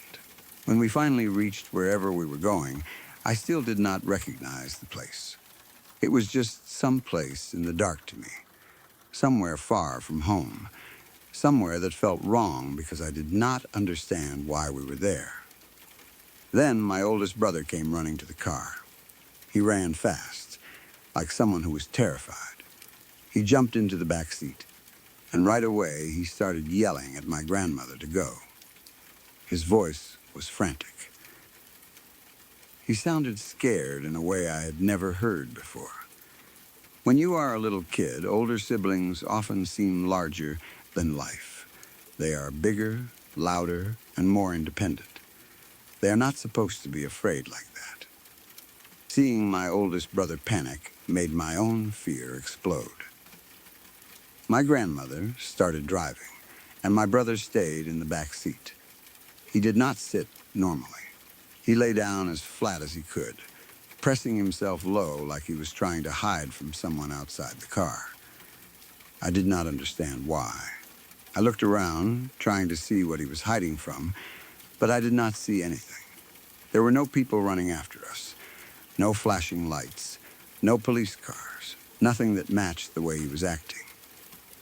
But he kept saying the police were chasing us. That was what made everything so confusing and terrifying. He believed the police were after him. He kept talking like they were right behind us, like they could appear at any second. He sounded completely sure of it. My grandmother did not act like he was making a joke. She answered him seriously, trying to calm him down while still driving. They were both talking about the police like it was real, and that made me feel like I was missing something obvious. I looked out the windows again and again. I searched the road behind us. I looked for headlights following too closely. I looked for flashing blue and red lights. I looked for police cars hiding behind us or coming around corners. But there was nothing. The roads were mostly empty. There were hardly any cars passing us at all. It was late, quiet, and dark. The world outside looked still. That was what scared me most. If there had been police cars behind us, At least I would have understood why everyone was afraid. But there were no police anywhere. My brother was acting like we were being chased, and my grandmother was talking to him like she needed to keep him calm. But I could not see the danger. I started to wonder if something was wrong with me. I was 5 years old, and everyone in the car seemed to be reacting to something invisible. My brother was hiding from it. My grandmother was reassuring him about it. I was the only one who could not see it. That is a very strange kind of fear for a child. It is not just being scared of something. It is being scared because you do not know what everyone else is scared of. It makes you question your own eyes. I remember thinking, in my little child way, that maybe I was the one who did not understand what was happening. Maybe the police were there, and I just could not see them. Maybe they were hiding. Maybe they were behind us, but too far back. Maybe adults and older kids knew things that I did not. My brother could not decide what he wanted my grandmother to do. One minute he was telling her to drive faster, like he wanted her to outrun the police. The next minute he was telling her to pull over and let him out so she would not get in trouble. He sounded torn between fear for himself and fear that she might be punished for helping him. But none of it made sense to me, because there were no police cars. There was no chase. There was no siren. There were just dark roads and the sound of my brother panicking in the back seat. My grandmother kept telling him that the police were not going to get him. She said it over and over in different ways. She told him they were not there. She told him he was safe. She told him she could outdrive them. That part stuck with me because even as a little kid, I could hear the calmness she was trying to put into her voice. She was trying to sound strong for him. She was trying to say whatever he needed to hear. But underneath that, I could tell she was worried too. At 5, I did not know what it meant for someone to hallucinate. I did not know what drugs could do to a person. I did not understand addiction or being high or seeing things that were not really there. I only knew my brother was acting like something was chasing us, and my grandmother was trying to help him while driving through the night. I sat there, small and quiet, probably too scared to ask many questions. The car felt like the whole world during that ride. Outside was darkness and empty roads. Inside was my brother pressed flat across the back seat, talking fast and panicking. My grandmother's hands were on the wheel, her voice trying to stay calm. I was somewhere in that car, trying to make sense of it all with the mind of a child. I remember feeling trapped between what I could see and what they were saying. My eyes told me we were alone on the road. Their voices told me we were in danger. Every time headlights appeared far away, I probably tensed up. I must have wondered if that was the police car my brother was talking about. But then, the car would pass, or turn, or disappear, and nothing would happen. The fear never fully broke, though, because my brother kept acting like it could happen at any moment. He kept hiding. He kept talking. He kept changing his mind. He kept making the invisible chase feel real. I do not remember exactly how long the ride home took. It felt endless. Childhood fear stretches time. A 10-minute drive can feel like an hour if you are scared enough. I just remember wanting to be back at my grandmother's house. I wanted the familiar bed, the familiar rooms, and the feeling that the night was normal again. I wanted someone to tell me everything was okay in a way I could actually believe. When we finally got home, I was still scared. I do not remember every detail of what happened when we got inside, but I remember that my grandmother eventually explained it to me. She told me that my brother had been hallucinating because he was high on drugs.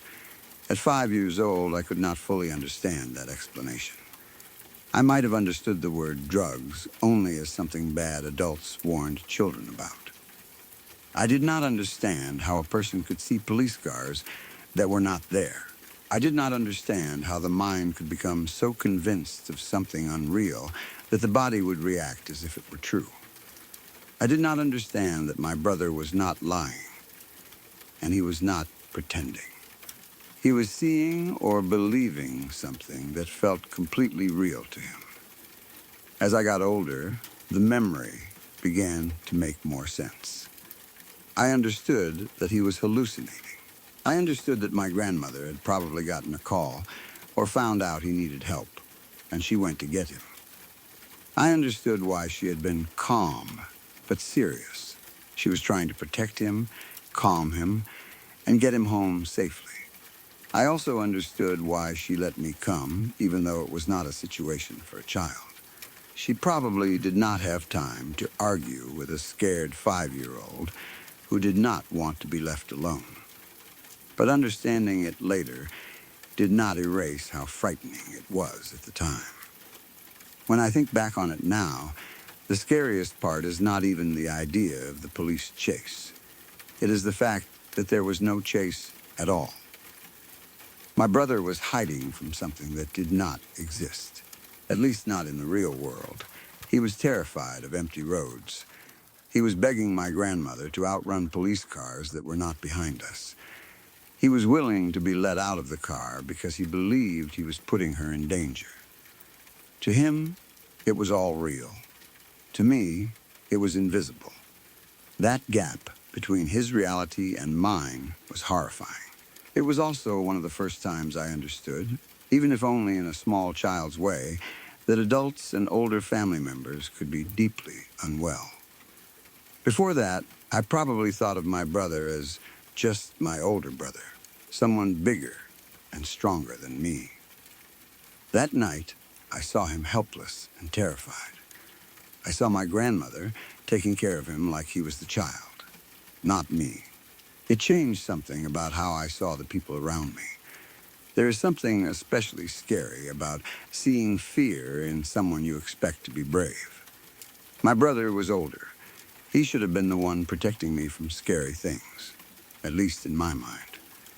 But that night, he was curled low in the back seat, hiding from imaginary police and speaking in a panic. My grandmother was the only steady person in the car, and even she could not make the whole situation feel safe. For years, the memory stayed with me as a strange and frightening ride in the dark. I would remember the empty road, the back seat, my brother's voice, and my grandmother's calm words. I would remember looking for police cars and not seeing any. I would remember feeling like I might be the crazy one, because everyone was talking about a danger I could not find. Now I know I was not crazy. I was a child sitting inside someone else's hallucination. That is the best way I can describe it.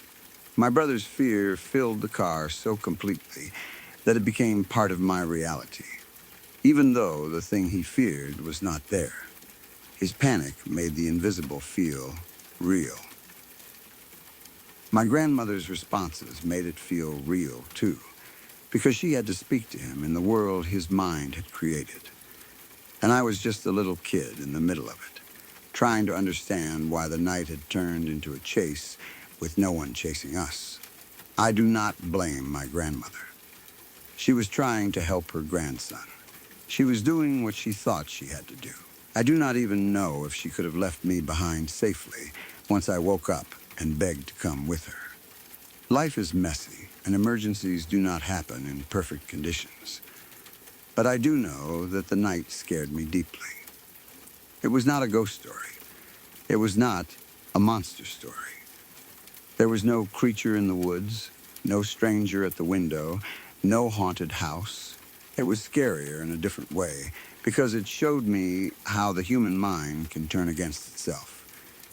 It showed me that someone can see danger where there is none, and that their fear can pull everyone around them into it. I was 5 years old, sitting in my grandmother's car in the middle of the night, listening to my oldest brother beg her to escape police officers who were not there. I kept looking out the windows, searching the road for flashing lights, waiting for the chase to become real. But the road stayed empty. The night stayed quiet. And somehow, that made it worse. Because the only thing chasing us was inside his mind. And at 5 years old, I had no way of understanding that. One night, my parents were out of the house, and it was close to midnight. Since I was the oldest, I was the one in charge of watching everyone. My brother, who was about to go into 6th grade at the end of the summer, was there with his friend. My sister, who was about to go into 7th grade, also had a friend over. My youngest brother was only 5. So even though it was late and I wanted to relax, I still had that responsibility in the back of my mind. I had to make sure everyone was okay until my parents got home. At first, nothing felt strange. My older brother and his friend were downstairs with me, and we were all playing games on our phones. We were sitting at the kitchen table, which was right next to the back door. The kitchen was quiet except for our phones and whatever small sounds came from the house at night. Everyone else was upstairs, and I was focused on my game, not really paying attention to anything outside. Then I saw a flash of light. It happened fast, like a sudden bright burst outside the back door. At first, I tried to ignore it. I thought maybe it was lightning, but I did not remember hearing anything about a storm. There was no thunder afterward either. No rumble, no rain, no wind, nothing, just that flash. It was bright enough that I noticed it even while staring at my phone. I sat there for a second, trying to decide if I had really seen it or if my eyes had played a trick on me. Then my brother's friend spoke up and said, "Did anyone else see that light?" That made my stomach drop a little. I looked at him and said, "You saw that too?" That was the moment I started to feel creeped out. If I had been the only one who saw it, I could have told myself it was nothing. Maybe my phone screen reflected off the window. Maybe I blinked weird. Maybe it was a car passing somewhere. But when he saw it too, it felt real. We both sat there, quiet for a moment, trying to think of what could have caused it. The reason it scared me so much was because something weird had already happened earlier that same week. 3 days before this, my brother and I had been walking home from the pool at around 10 at night. A car started following us down the street. It was not just driving normally behind us. It felt like it was following us. From the back seat, there was a flashing light going off over and over again. It looked like a camera flash. That had already put me on edge. I remember feeling watched, like someone in that car was taking pictures or trying to scare us. I did not know what they wanted, but I knew I did not like it. I started walking up the driveway of a house nearby, pretending maybe I lived there, or at least trying to get away from the road. As soon as I did that, the car sped off. That made it feel even more suspicious. If it had just been a normal car, why leave so quickly? So when I saw that flash near the back door a few nights later, my mind went straight back to that car. I started wondering if someone had followed us before and was now near the house. Maybe someone was outside with a camera. Maybe someone was messing with us. Maybe it was just kids with flashlights, but it did not feel good either way. I decided I needed to check on everyone upstairs and move our little gaming setup up there too. I did not want to stay downstairs by the back door if something strange was happening outside. I got up and started heading toward the stairs. As I went up, I checked the window near the staircase to see if there was a storm or anything that could explain the flash. The night sky was clear. There were no clouds that looked like a storm, no lightning, and nothing that made sense. That made me more nervous. I went upstairs and got my younger brother. Then I told my sister and her friend what had happened. My sister is not calm in situations like that. She gets scared very quickly, and once she realized something weird might be happening, she started freaking out. I was scared too, but because I was the oldest, I tried to keep myself together. I felt like I had to stay calm so everyone else would not panic even more. We decided to lock ourselves in my parents' room because it was the only room with a lock. It made us feel a little safer, even if we did not really know what we were hiding from. Everyone was nervous. The younger kids were confused and scared because they could tell from our voices that something was wrong. We shut the door and locked it, and for a little while, we all just stayed in there together. My sister's friend looked out the window. After a moment, she said she thought she saw someone standing outside. She was not sure, and when I looked, I could not tell either. The darkness outside made everything hard to see. At night, bushes, fence posts, trash cans, and shadows can all start to look like people if you are already scared. I told myself it was probably nothing. Maybe some kids were playing with flashlights in the street behind us. Maybe someone was walking by. Maybe we were all just letting our imaginations run wild because of the flash. But deep down, I was not fully convinced. We called or messaged my parents and told them what was happening. They came home, and once they were there, I felt a lot better. There is something about your parents being home that makes things feel less scary, even when the situation still does not make sense. After they arrived, we all went downstairs to talk about it. While we were in the living room, I saw another flash. This time, I was less panicked because my parents were home, but I still noticed it right away. It came from the direction of the back of the house, the same kind of sudden light. I paused for a second and then asked, "Did anyone else see that flash?" My sister and her friend said they had not seen it at first, but then my sister's friend said, "I did, actually. That made it real again." It was not just me being jumpy. It was not just my imagination. Someone else had seen it too. Still, we could not find an explanation. My parents were there, and nothing else happened that night, so eventually we all went to bed. We were still uneasy, but there was no obvious danger. No one knocked on the door. No one tried to break in. No one was found outside. The next morning, though, I thought about it more clearly, and that was when I realized something that bothered me even more. I had tried to explain the flash by telling myself maybe some kids were playing with flashlights in the street behind our house, but in the daylight, that explanation did not really work. The street behind us was not right next to our backyard. It was in front of the houses behind us, at least 200 yards away. A normal flashlight from that far away could not have lit up our whole back door like that. That thought stayed with me. It did not prove anything, but it made the whole thing feel stranger. If it was not lightning, and it was not a flashlight from the street, then what was it? Why did it happen near our back door? Why did more than one of us see it? And why had something with flashing lights already followed my brother and me earlier that same week? Nothing else came from that specific night, at least not directly. No one found footprints. No one found a person hiding in the yard. No one saw the strange car again. But other weird things have happened in our backyard since then, and even though they were not as major as that night, they still make me uncomfortable when I think about them all together.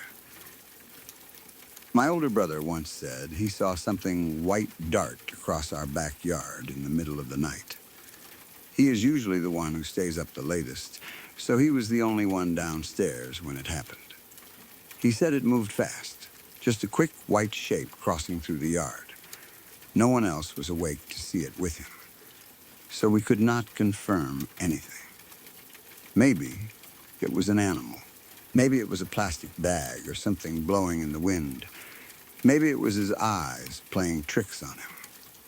But after the flashes, it was hard to hear about something moving in the backyard and not feel uneasy. Then something happened to me again more recently, almost a month ago. It was around 11 or midnight. I was sitting on my bed, listening to music. My room is upstairs, and the head of my bed is against the wall. I was just relaxing, not scared, and not thinking about anything creepy. The house was quiet.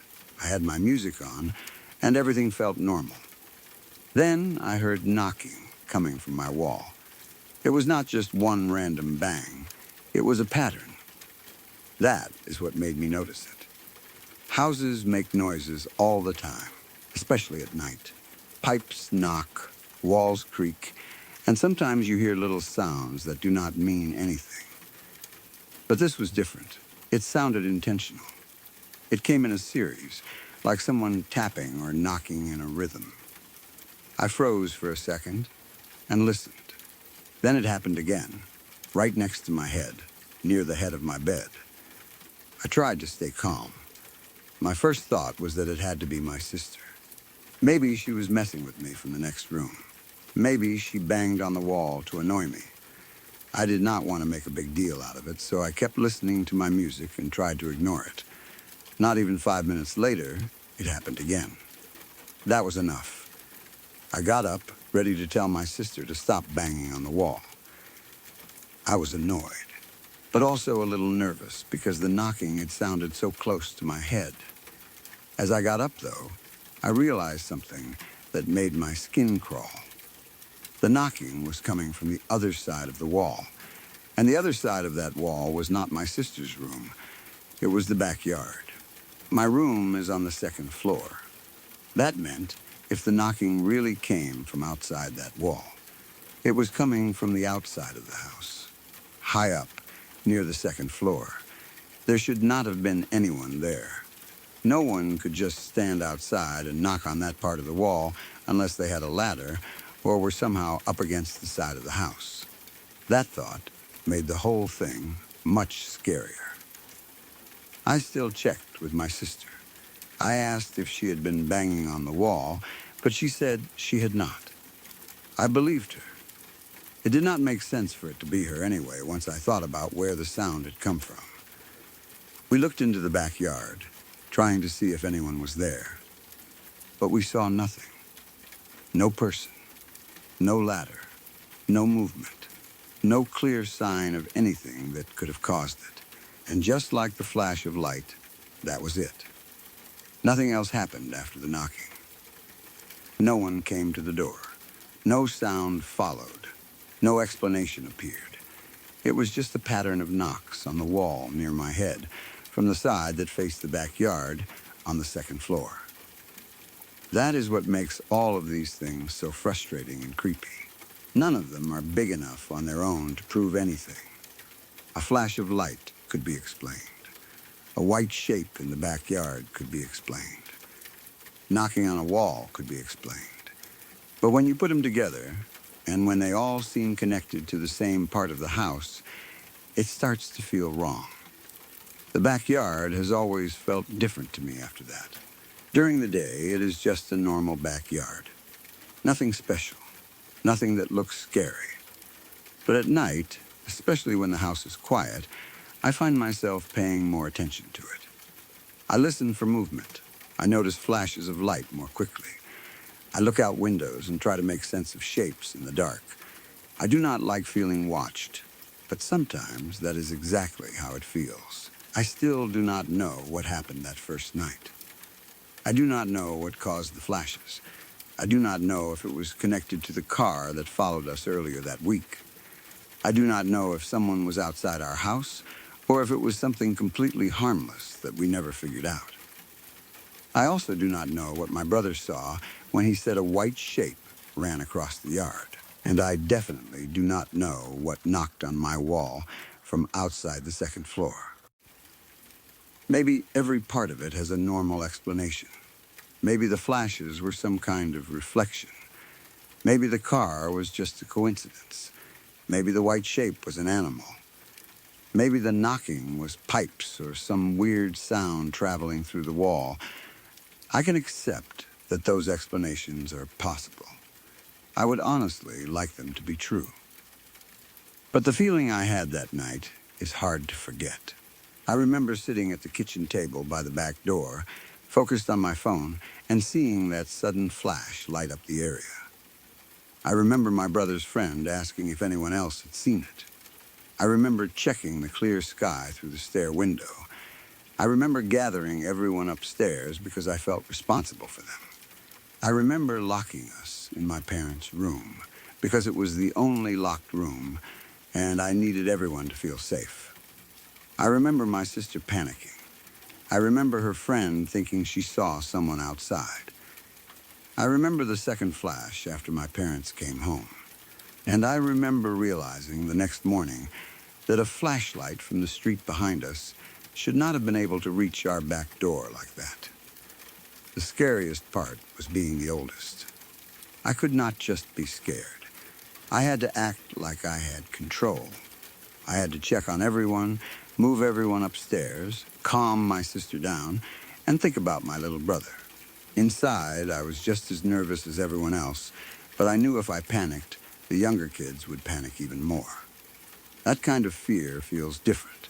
You are scared for yourself, but also scared for everyone you are supposed to protect. Thankfully, nothing truly terrible happened. No one got hurt. No one broke in. The weird things stopped each time before they became something worse. But the mystery of it still bothers me.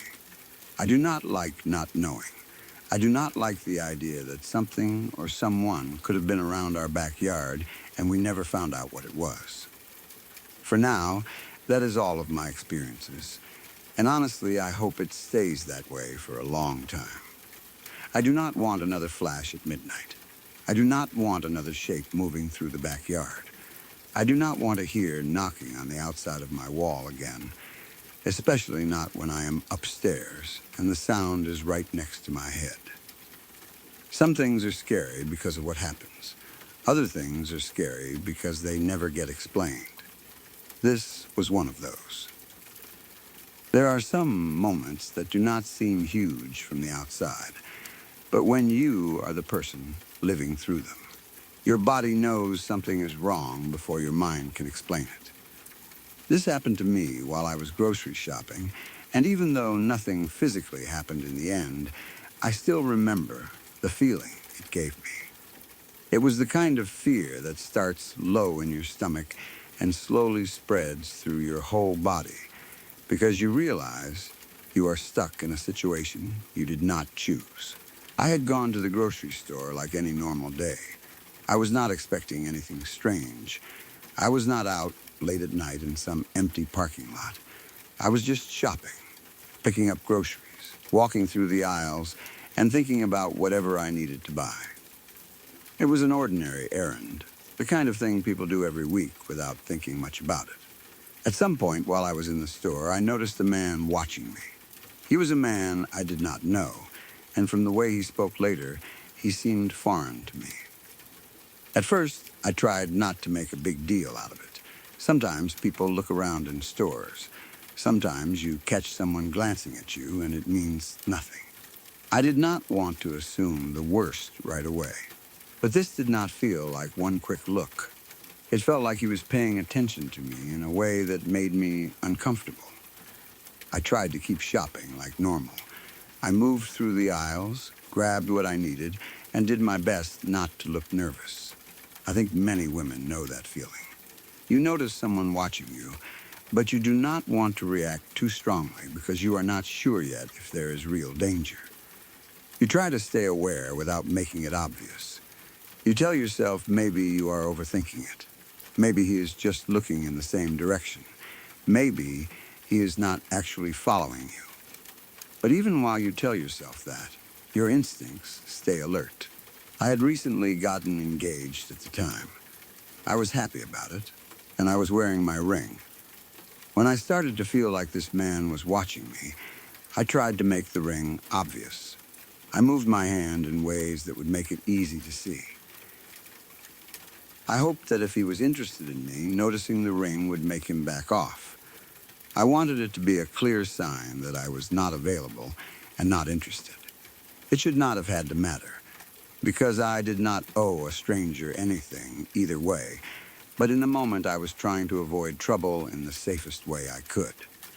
It did not seem to affect him. I finished shopping as quickly as I could without looking like I was rushing. I paid for my groceries and left the store. At that point, I hoped the uncomfortable feeling would end. The store had been public and full of people, And I thought once I got outside and got to my car, I could leave and be done with it. I just wanted to put my groceries away, get in, and drive home. But when I got to my car and started unloading the groceries, he appeared again. He pulled up behind me in his car. That was when the situation changed from uncomfortable to scary. Inside the store, I could still tell myself maybe I was imagining things. But now he had followed me out and pulled his car behind mine while I was alone at my vehicle. He had a fancy black BMW with dark, tinted windows. It was the kind of car that looked expensive, but the tinted windows made it feel closed off and hard to read. I could not see clearly inside it, and that made me even more uneasy. He had positioned his car behind mine in a way that blocked me from backing out. That detail is what made my fear spike. It was not just that he was talking to me. It was not just that he had followed me. It was that I could not simply leave. My car was trapped. If I wanted to drive away, I needed him to move. That gave him control over the situation, and I hated that feeling. He started talking to me. He told me he had been watching me in the store. He said I was really pretty. The words might sound like a compliment if they came from someone respectful in a normal situation. But this was not normal. A stranger telling you he has been watching you while you shopped is not flattering. It is alarming. It means the uncomfortable feeling you had was real. It means he had been paying attention to you before you even knew what he wanted. I tried to ignore him as much as I could. I did not want to encourage him. I did not want to smile, laugh, or give him any reason to think I was interested. I kept focusing on putting the groceries into my car, hoping that if I acted busy and uninterested, he would leave. But he did not take the hint. He kept talking. He made comments about me leaving with him. He talked about his car like it was supposed to impress me. He seemed to think his fancy black BMW with the dark windows was something that would make me want to get in with him.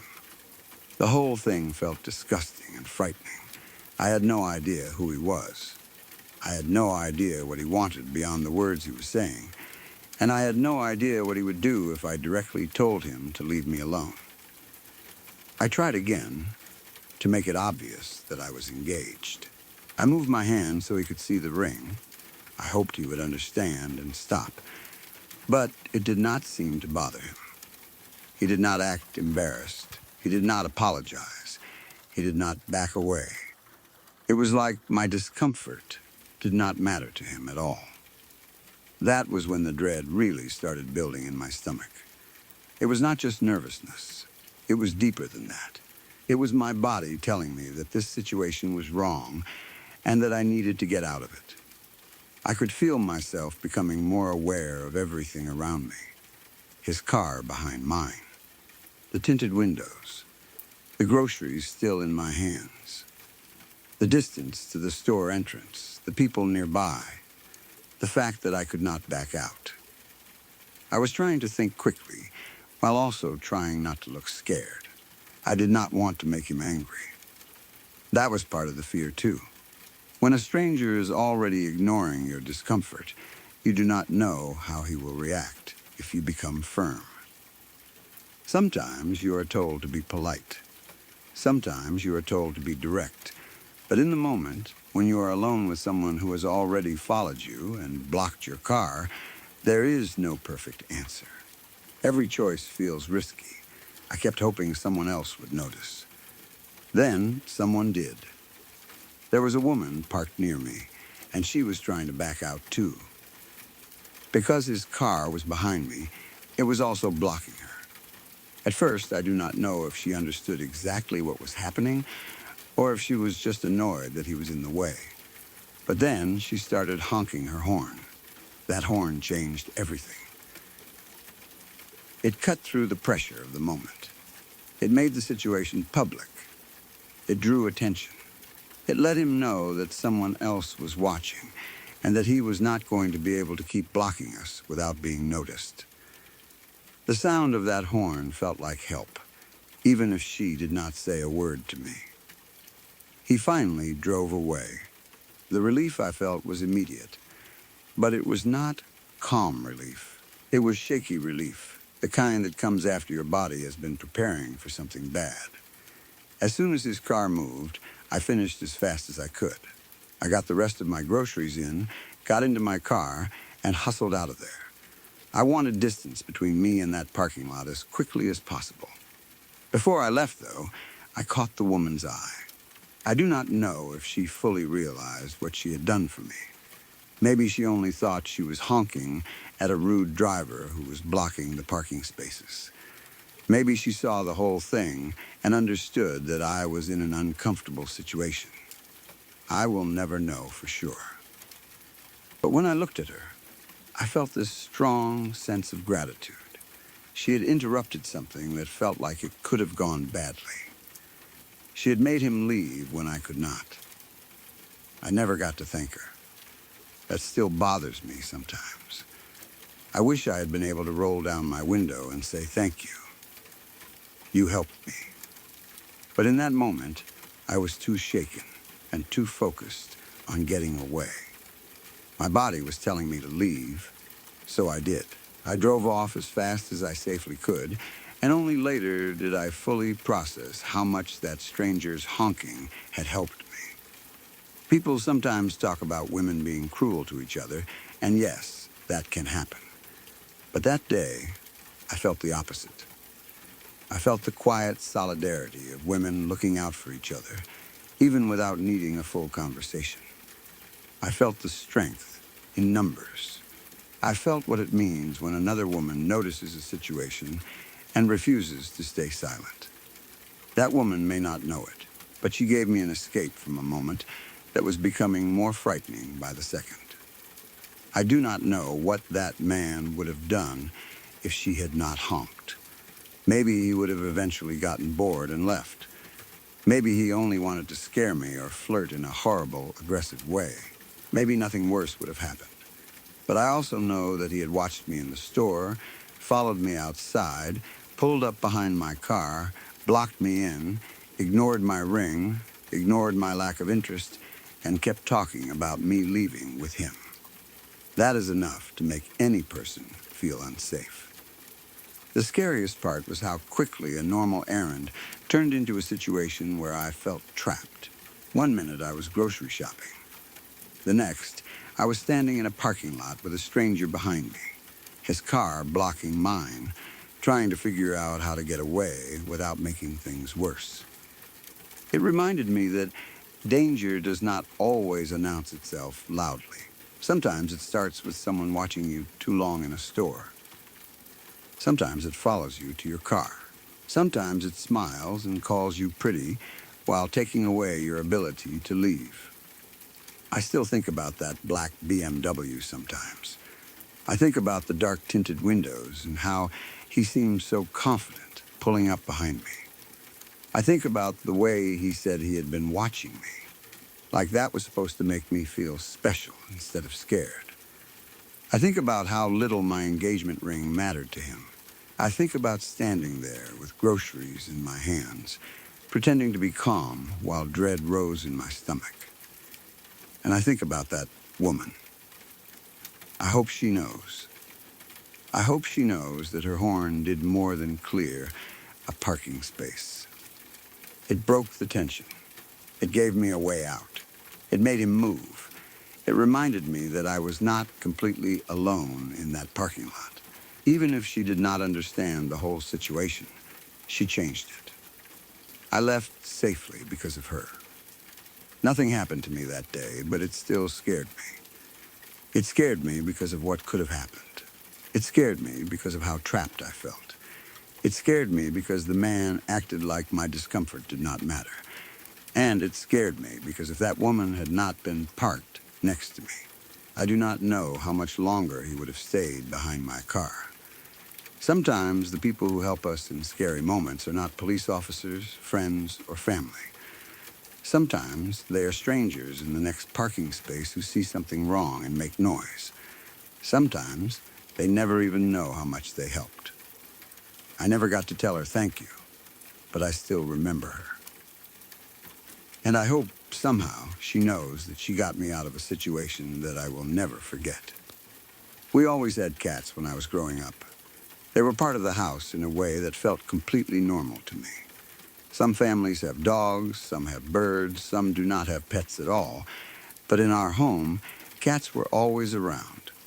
There was always one sleeping somewhere strange, walking across someone's lap, sitting in a window, or acting like the house belonged to them and we were only allowed to live there because they permitted it. Out of all the cats we had, Tiger was the one that became mine. Tiger had a strange beginning with our family. He was brought from Mexico as a kitten. My uncle had seen him at some market, and from what I remember being told, Tiger was in a birdcage. That alone was weird enough. A tiny kitten in a birdcage at a market already sounds like something out of a story. My uncle said he looked different, and that was part of why he noticed him. He did not look like an ordinary kitten to him. There was something odd about him, something that made him stand out. When I first saw him, I honestly thought they had smuggled a small monkey into the house. That is how strange he looked to me at first. He had this unusual little face and a way of moving that did not seem like the other cats I had known. Maybe it was because he was so tiny. Maybe it was because he had been sitting in that bird cage and looked out of place in the world. Whatever it was, he did not seem like a normal kitten at first glance. But soon after he came into the house, he became my cat. I do not mean that in the way people casually say a pet belongs to them because they feed it sometimes. I mean Tiger chose me, or at least that was how it felt. He attached himself to me. He spent time around me. He slept near me. He became one of those pets that fit into your life so naturally that after a while, you cannot remember what your daily routine felt like before they were there.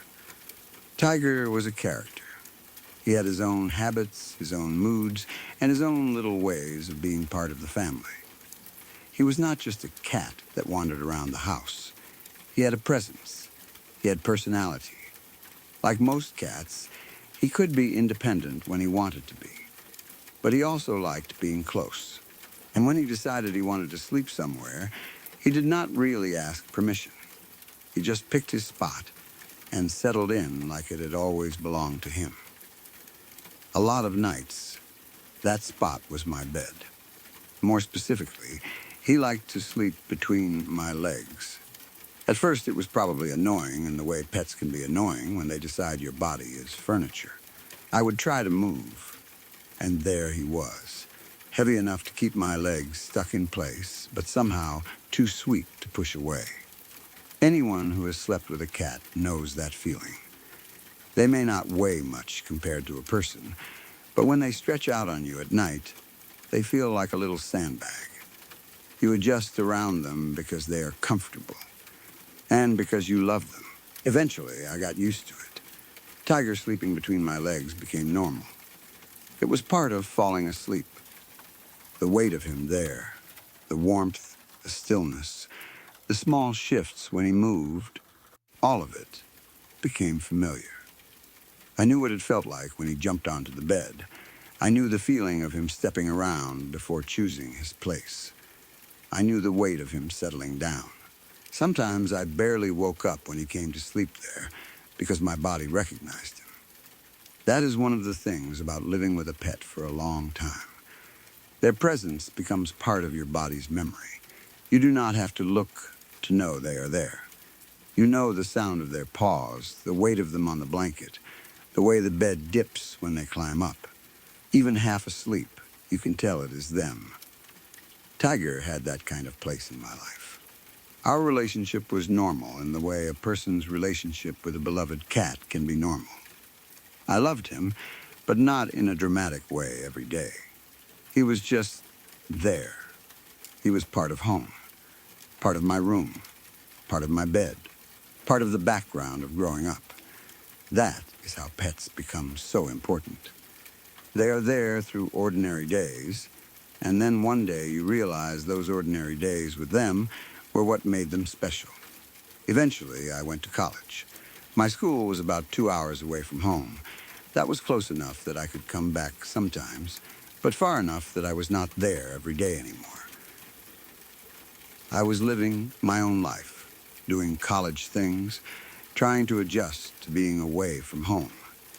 When you leave for school, you expect certain things to change. You know you will not see your family as much. You know your room at home will not feel exactly the same. But you do not always think about how your pets are aging while you are gone. Tiger was still back home. I still thought of him as my cat, but I was not sleeping in that bed every night anymore. I was not there to see him every day. I was not there to notice every small change in him. That is something I have thought about since.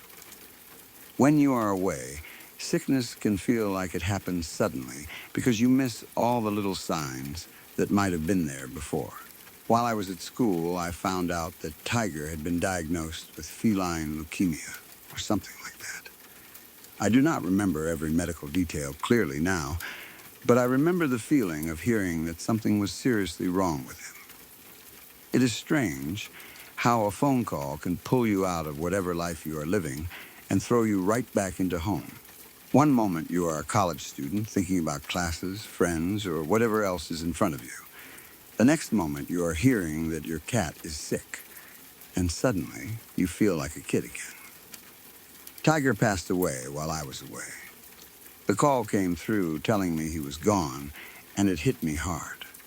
I know some people do not understand grief over pets. They say things like, "It was just a cat," or they act like losing an animal is not supposed to hurt that much. But people who have truly loved an animal know better. A pet is not just an animal in the house. A pet becomes part of your daily life, your comfort, your memories, and your sense of home. Tiger had slept on my bed. He had been there through years of my life. He had been with me in that quiet, steady way pets are. Losing him while I was away made it worse because I was not there. I did not get to be with him at the end. I did not get to say goodbye in the way I would have wanted. I just got the call, and suddenly he was gone. I did what I could to calm myself down. I played some Metallica in his honor. That might sound funny to some people, but it made sense to me. Music can be a way to handle feelings when words do not work. I needed something loud, something familiar, something that could carry the grief for a little while. So I played Metallica for Tiger. It was my way of honoring him, my way of saying goodbye from a distance, and maybe my way of keeping myself from falling apart completely. Not long after that, I went back home. Coming home after a pet dies is strange. The house looks the same, but something is missing from it. You expect to see them in the places they always used to be. You expect them to walk around the corner, jump on the couch, or appear at your bedroom door. Your brain is not caught up yet. It still looks for them out of habit. Then you remember, again and again, that they are not there. My room felt different without Tiger. My bed especially felt different. That had been one of his places. He had slept there so many times that the bed itself seemed connected to him in my mind. I could still remember exactly how it felt when he curled up between my legs. I could remember shifting carefully so I would not disturb him. I could remember the simple comfort of knowing he was there. One night after I had come back home, I got into bed and started to fall asleep. I was tired. The room was quiet. I was in that soft space between being awake and asleep, where your thoughts slow down and the world begins to fade. It was not a scary night. I was not trying to contact anything. I was not thinking about ghosts or spirits. I was just lying in my old bed, beginning to drift off. Then, I felt it. I felt the normal weight on my legs. It was exactly the way it used to feel when Tiger would lay there. At first, my body understood it before my mind did. It was such a familiar feeling that there was no confusion in the first second. It felt like Tiger had jumped up, settled into his usual place, and was lying between my legs like he had done so many nights before. The weight was there. The pressure was there. The placement was right. It was not just some random shift of the blanket. It felt like him. Then my mind caught up. Tiger was dead. That realization should have scared me badly. But it did not. At least, not in the way you might expect. I was aware that what I was feeling should not have been possible, but I did not feel threatened by it. I did not feel like something evil was in the room. I did not feel cold or panicked. It felt strange, yes, but also familiar. Almost comforting. It was weird, but I was okay with it. Maybe because it felt like Tiger. Maybe because I missed him. Maybe because the feeling was so normal to me that fear did not come first. If I had felt a hand on my leg or heard a voice in the room, maybe I would have reacted differently. But this was the weight of my cat in his usual spot. It was one of the most familiar feelings of my life. I was tired, and without speaking out loud, I thought something in my mind. Tiger, I'm trying to sleep. It was not a dramatic prayer or a big emotional goodbye. It was more like the kind of thing I would have said to him when he was alive. A gentle, tired complaint. The kind of half-annoyed, half-loving message you give a pet when they are getting comfortable in a way that makes it hard for you to sleep. It felt natural in the moment, like I was talking to him the way I always had. And then the presence was gone, just like that. The weight lifted, or disappeared, or whatever word fits something like that. One moment it was there, resting against my legs in that old familiar way. The next moment it was not. I did not hear anything jump down. I did not feel the bed shift the way it would if a real cat had moved. It was just gone. Tiger never visited again. That was the only time it happened.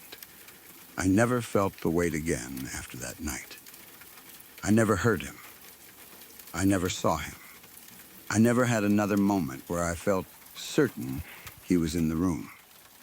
It was only that one quiet visit, if that is what it was. One final moment in the place he used to sleep, and then nothing. I have thought about it many times since then. There are simple explanations people could give. Maybe I was half asleep and imagined it. Maybe my legs were tired and created the feeling of pressure. Maybe the blanket shifted in a way that reminded me of him. Maybe grief made my brain recreate a familiar sensation because I missed him. I understand all of that. I know those explanations are possible. But I also know how real it felt. It did not feel like a dream. It did not feel like a random body sensation. It felt like the exact weight of Tiger, lying in the exact place he always used to lie. It was too familiar. It carried the memory of years with him. My body recognized it immediately. The strangest part is that I was not scared. I think that says something. If it had felt like anything else, I might have panicked. But it felt like my cat. It felt like a goodbye. It felt like he came back to the one place where he had spent so many nights with me, just long enough for me to know he was there. Maybe he wanted to comfort me. Maybe he wanted to visit his old spot. Maybe he did not know how to say goodbye any other way. Or maybe, if you want the skeptical answer, maybe my mind gave me that moment because I needed it. Either way, it stayed with me. Pets leave strange, empty spaces when they are gone. They leave silence where there used to be small sounds. They leave clean spots where there used to be fur. They leave routines that no longer have a reason. You still expect them to be there, and sometimes the missing feeling is almost physical. For me, Tiger left an empty space at the foot of my bed, between my legs, where his weight used to be. Then, one night after he died, that empty space felt full again. Only for a moment. I do not tell this story as the scariest thing that has ever happened to me. It was not terrifying like a shadow in the hallway or a stranger outside the house. It was quiet. It was personal. It was sad, but also peaceful in a way. It made me feel like maybe the things we love do not completely disappear all at once. Maybe some part of them stays close for a little while. Maybe they come back to the places where they were loved the most. I still miss Tiger. I still remember him as the strange little kitten from Mexico who looked different enough that my uncle noticed him in a birdcage. I still remember thinking he looked like a small monkey. I still remember how he became my cat, how he slept on my bed, and how normal his weight on my legs became over the years. I still remember the call that told me he was gone, and I still remember playing Metallica for him, because it was the only thing I could think to do. Most of all, I remember that night back home when I was just starting to fall asleep and felt him in his old place. I remember thinking, Tiger, I'm trying to sleep. And I remember the weight disappearing. He never came back after that. But maybe he did not need to. Maybe that one visit was enough. Maybe it was his way of saying he was okay. Maybe it was his way of saying goodbye. I have another story that made me believe in the paranormal forever, but this one is the one that still feels the most gentle. It did not feel like something trying to scare me. It felt like a final quiet moment with an old friend who had found his way back to my bed one last time. Before I explain what happened, I need to say that strange things were not exactly new to me when I was younger. Ever since I was a child, I had seen and heard odd things that I could never properly explain. I am not talking about one small noise in the dark or one bad dream that I later turned into a ghost story.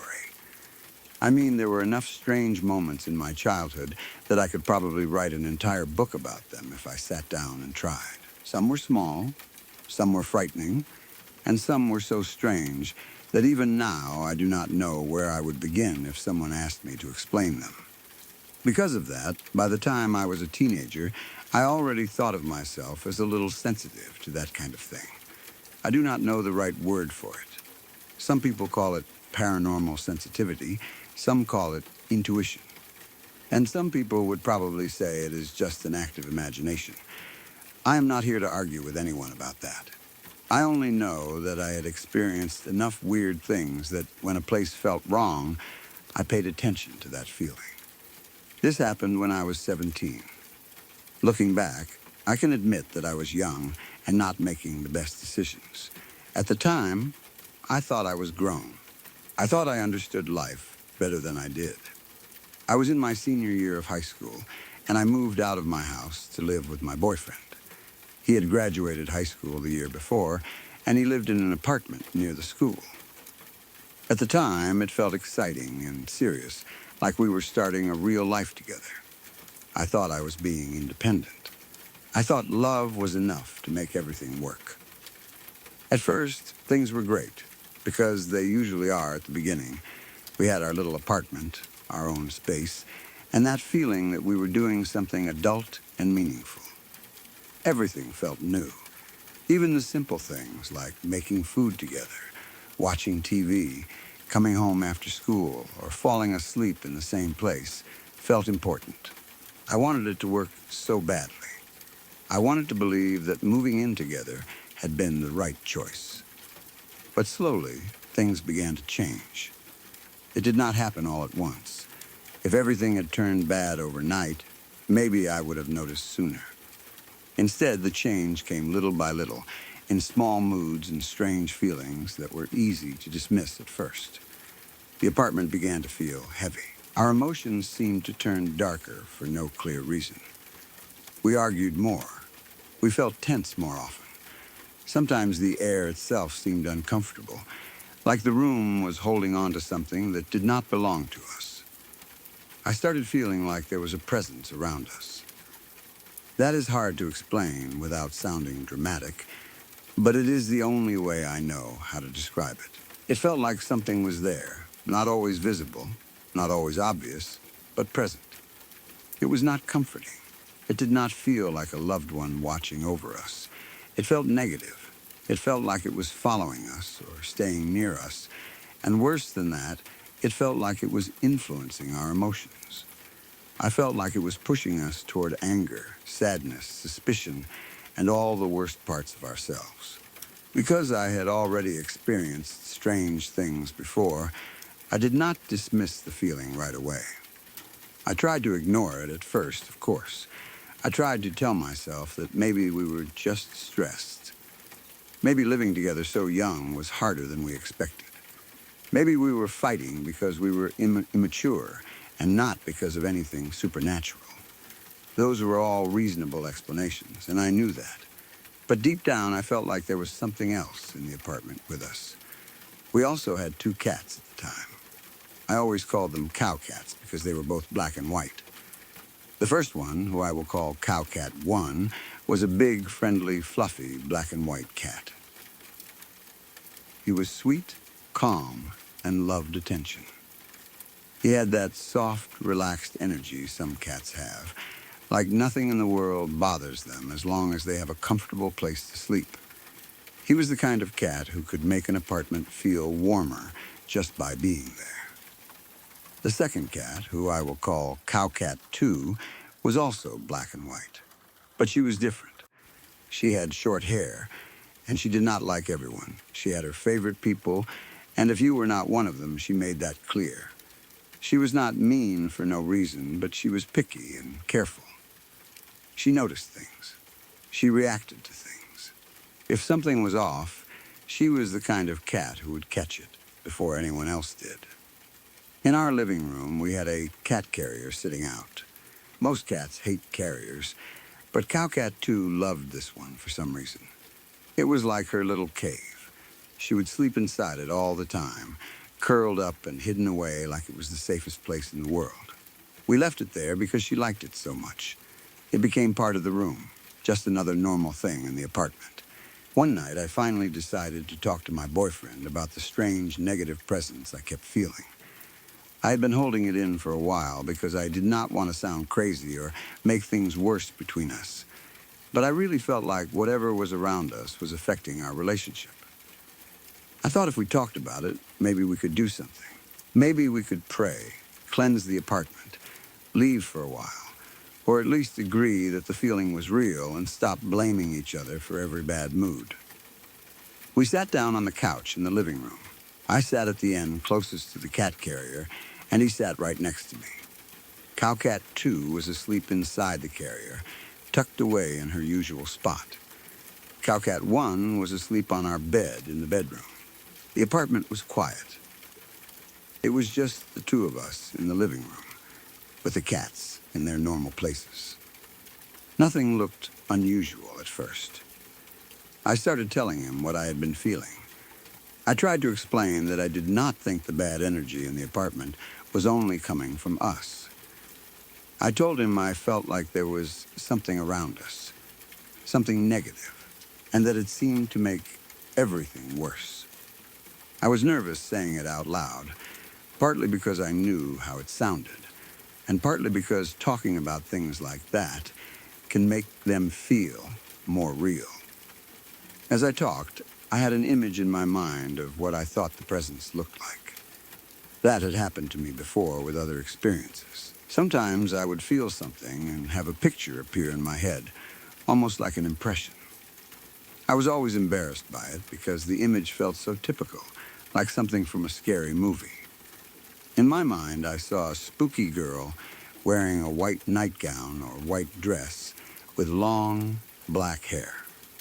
I almost did not want to say it because it sounded too obvious.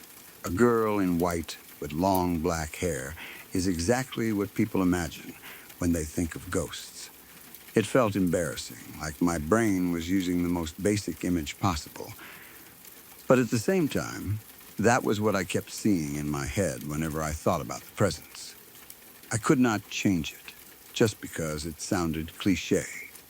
I kept talking, trying to describe the feeling. Then I said something that I still think about. I said, I also feel like she has a black cat for some reason. The moment after I said that, a black cat walked out from behind the couch we were sitting on. I need to be clear. This was not one of our cats. Both of our cats were black and white. This cat was black. It came from behind the couch like it had been there the whole time, even though we had no black cat, and there was no reason for any strange animal to be inside our apartment. It had its back to us, so we were not looking at its face. We were just staring at this black cat as it calmly walked away from behind the couch. For a second, neither of us moved. It was one of those moments where your brain refuses to process what your eyes are seeing. I had just said I felt like the presence had a black cat, and then a black cat appeared right behind us. It did not come running in from another room. It did not jump through a window. It did not make noise. It just walked out, as if it belonged there, as if it had been waiting for me to mention it. The cat walked toward the carrier. Cowcat 2 was still inside, sleeping. The black cat moved in front of the carrier, and the second it got near her, Cowcat 2 exploded out of that thing faster than I had ever seen her move in my life. She shot out of the carrier like something had attacked her. It was not a normal startled cat reaction. It was pure panic. She launched herself out so fast that for a moment I could barely follow her movement. She flew toward the back of the couch across from us. Then we saw her jump straight up into the air from behind that couch, like something had scared her again, or she was trying to get away from something we could not see. Then she ran into the bedroom. That reaction destroyed any chance of me thinking I had imagined the black cat. If it had only been me who saw it, maybe I could have questioned myself. If my boyfriend had not been there, maybe I would have told myself I was too emotional or too focused on the idea of a presence. But he saw it too. And more than that, Cowcat 2 reacted to it.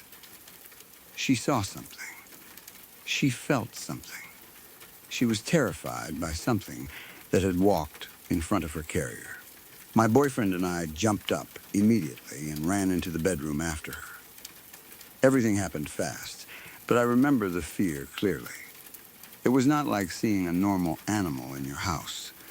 A random stray cat somehow getting inside would have been surprising, maybe annoying, but not like this. This had happened right after I described a black cat connected to the presence I felt. It appeared from behind us, crossed the room, and scared one of our cats so badly that she ran for her life. When we got into the bedroom, Cowcat 2 was hiding in the bathroom behind the toilet. She was cowering. That alone told me something was seriously wrong. She was not just annoyed or startled. She looked scared. She had run to the bathroom and tucked herself away behind the toilet like she needed to hide. Her whole body seemed tense. Cowcat 1, on the other hand, was still lying on the bed. He had not moved. He looked at us with this calm expression, almost like he was wondering what we were doing. He had not reacted at all, or if he had, it was not enough to make him leave his spot. That made the whole thing even stranger. One cat was terrified and hiding. The other was completely calm.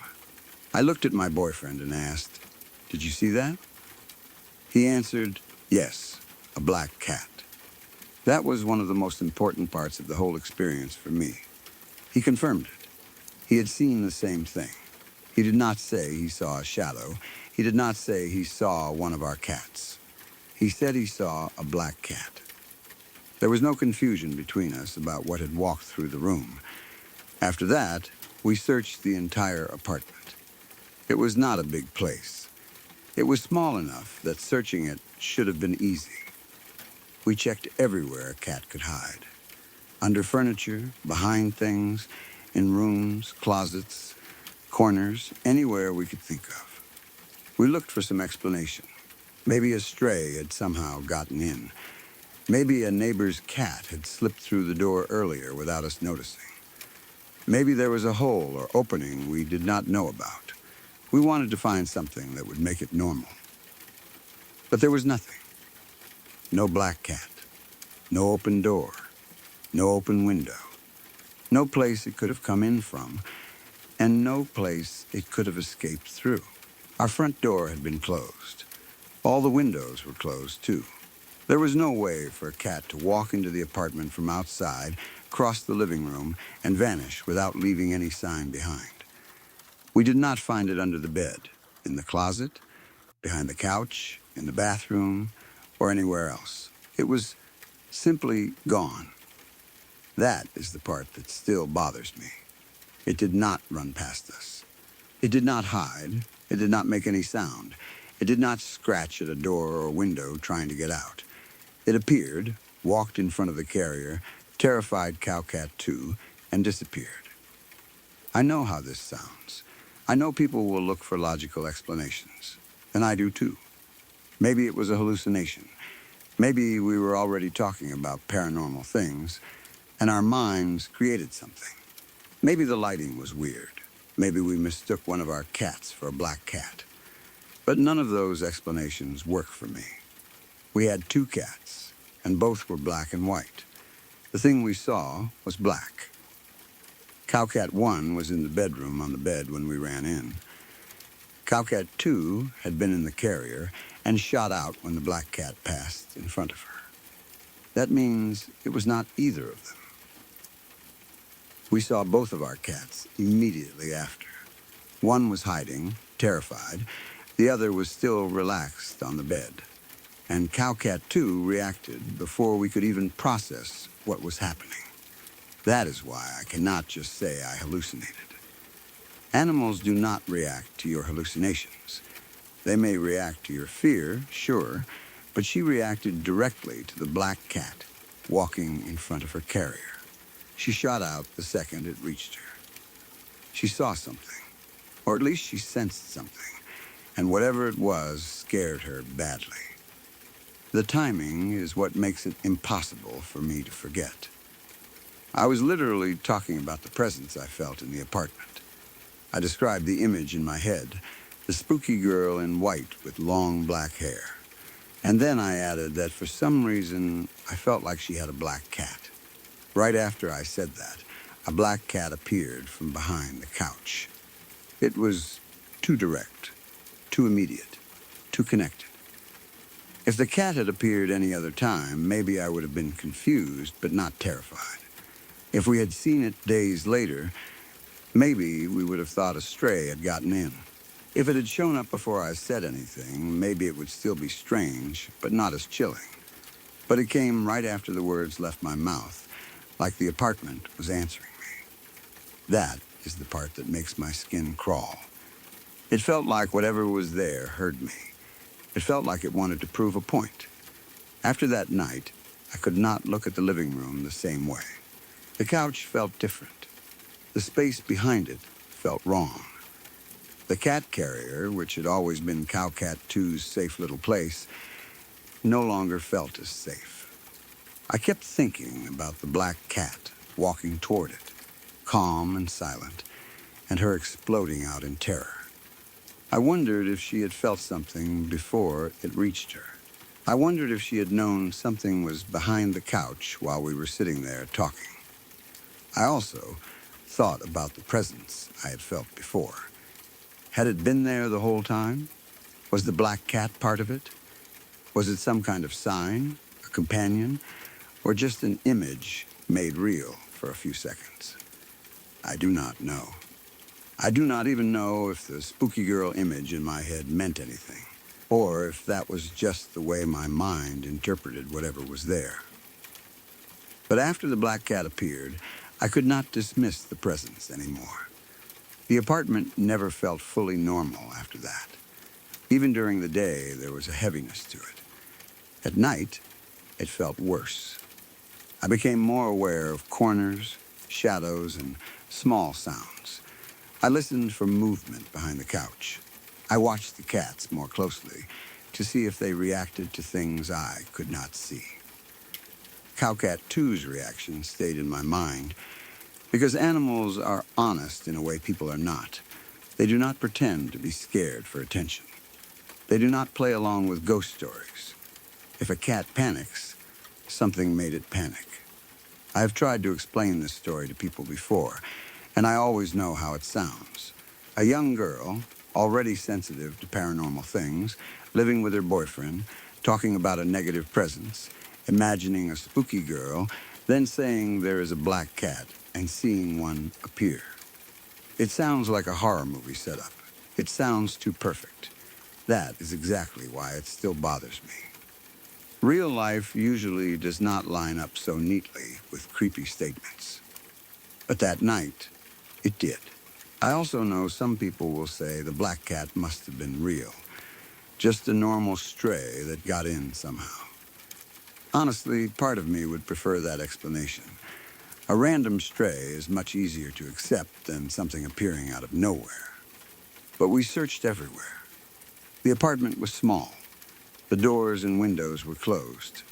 There was no place for it to go. A real cat would have hidden somewhere, made noise, tried to escape, or eventually been found. This one left no trace. It was there, and then it was not. That is the simplest and most frightening way to say it. To this day, I have no idea what it actually was. I do not know if it was a spirit, some kind of manifestation, a trick of the mind, or something else completely. I only know that I was not the only one who saw it. My boyfriend saw it too. Cowcat too reacted to it. And the timing was so perfect that it felt impossible to ignore. The experience did not make me less embarrassed about the image of the spooky girl in the white dress and long black hair. If anything, it made me feel more uncomfortable about it, because suddenly that image felt connected to something real. I had said she had a black cat, and then a black cat appeared. I did not ask for proof.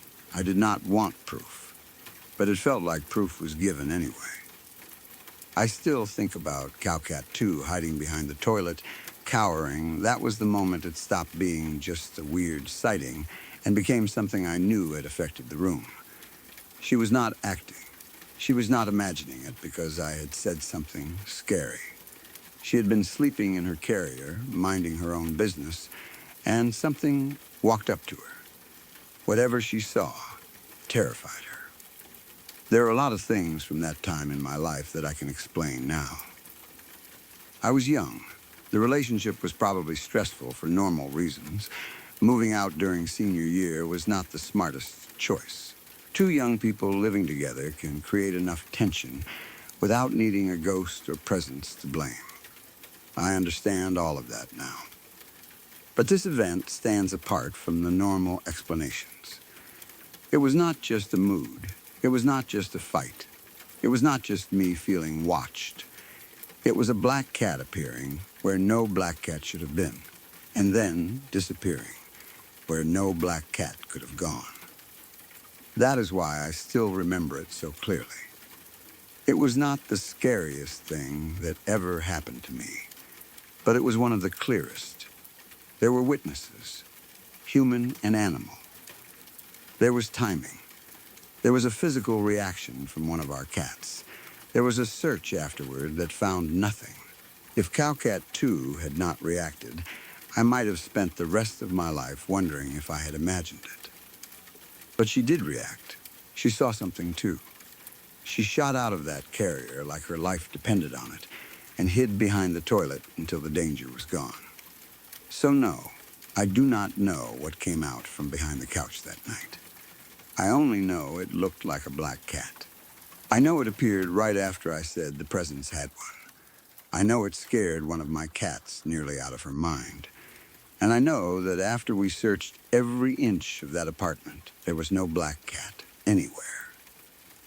When I was 14, something happened to me that I still cannot explain. It was not a long event. It did not last for hours, and nothing dramatic happened afterward like in a movie. But the image of what I saw has stayed with me for years. I can still picture him clearly, standing at the end of the couch, staring at me with a look on his face that made my whole body freeze. That night, I was sleeping in the living room on our couch.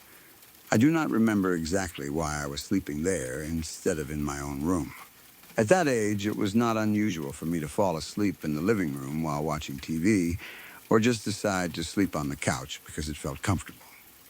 The living room was familiar to me. It was part of my home. I had spent countless afternoons and nights there, and I never had a reason to feel unsafe in that room before. The couch was pushed in a way where, if I opened my eyes, I could see part of the room and the space near the end of the couch. At night, the living room looked different, of course. Every house changes after the lights go out. Furniture becomes dark shapes. Corners look deeper. Things you barely notice during the day start to stand out in the dark. Still, it was my house, and I knew every object in that room. I knew where the table was, where the TV was, where the chairs were, and what normal shadows looked like. I had fallen into a deep sleep, not the kind of half sleep where you can still hear things around you, but a heavy, dead sleep. I was completely out. Then, for no clear reason, I woke up suddenly. I do not remember hearing a noise. I do not remember feeling someone touch me. I do not remember having a nightmare right before it happened. I just woke up. 1 second I was asleep, and the next I was awake, staring into the living room. At first, my brain was still slow. That happens when you wake up too fast from deep sleep. You know where you are, but not completely. The room feels real and unreal at the same time. My eyes were open, but my mind needed a second to catch up. Then I saw him. There was an old man standing at the end of the couch. He was not a shadow that kind of looked like a person. He was not a pile of clothes or a chair with something hanging over it. He was standing there like a real person. He was close enough that I could see him clearly, and he was facing me. He was staring straight at me. I did not recognize him at all. He looked old, but not weak. His face had a hard look to it. The thing I remember most was his expression. He looked angry, but not in a loud way. It was a cold, mean stare. His face was tight, and his eyes were fixed on me like he hated me, or like I had done something wrong by being there. It was not curiosity. It was not sadness. It was not confusion. It was a mean look, and it made my stomach drop. He was wearing a red and black lumberjack flannel shirt. That detail has always stayed with me. I do not know why, but I remember it clearly. The red and black pattern, the kind of flannel shirt people wear in cold weather or while working outside, it looked normal, which somehow made him more frightening. He was not dressed like a ghost from an old painting. He was not wearing anything strange or dramatic. He looked like an ordinary old man, except he was standing in my living room in the middle of the night, staring at me like he wanted to hurt me. For a few seconds, I could not move. I froze completely. My body did not know what to do. My mind was trying to figure out if I was dreaming, but everything felt too clear. The couch under me felt real. The blanket over me felt real. The room felt real. He looked real. And that was the worst part. If he had been blurry or far away, maybe I could have told myself I was still dreaming. But he was solid. He had shape, clothes, a face, and that horrible expression. I wanted to scream, but I could not. I wanted to jump up and run, but my body would not listen. Fear can do that. People always imagine they would react fast, but sometimes real fear pins you in place. It is like your brain needs a moment to decide whether what you are seeing is actually happening. During that moment, you just stare. I stared at him, and he stared back. Then, I did the only thing my terrified 14-year-old brain could think to do. I pulled the blanket over my face. It sounds childish, but in that moment, the blanket felt like the only protection I had. I know a blanket cannot stop a person. I know hiding under it does not make anything disappear. But when you are that scared, logic does not matter. I needed not to see him. I needed something between his face and mine. I pulled the blanket up fast and covered myself completely, like if I could not see him. maybe he would not be there. Under the blanket, everything became dark and close. I could hear my own breathing. I remember trying not to breathe too loudly because part of me was afraid he would hear me, even though he already knew I was there. My heart was pounding so hard that I could feel it through my whole body. I stayed still, waiting. I told myself it had to be a dream. I told myself I had woken up too fast and seen something that was not really there. Maybe it was sleep paralysis. Maybe it was my brain still half dreaming. Maybe it was a shadow in the room. Maybe if I waited a minute and pulled the blanket down again, the living room would be normal. So I waited. It felt much longer than it probably was. Maybe it was only a minute.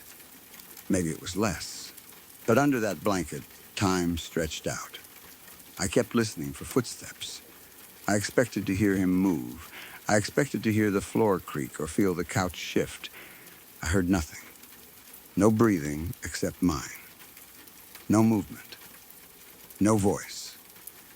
The silence almost made it worse, because if a real person had been standing there, I should have heard something. Finally, I gathered enough courage to pull the blanket down. I expected him to be gone. He was not gone. He was right in my face. The second I uncovered my face, he was there, close to me, leaning or standing so near that his face filled my view. He had the same expression as before, the same mean look, the same cold stare. He was no longer at the end of the couch. He was right beside me, right in front of me, close enough that it felt like there was no space between us at all. That moment broke whatever fear had frozen me before. I jumped up faster than I think I had ever moved in my life. I did not think. I did not try to look again. I did not ask who he was. I did not wait to find out if he would speak.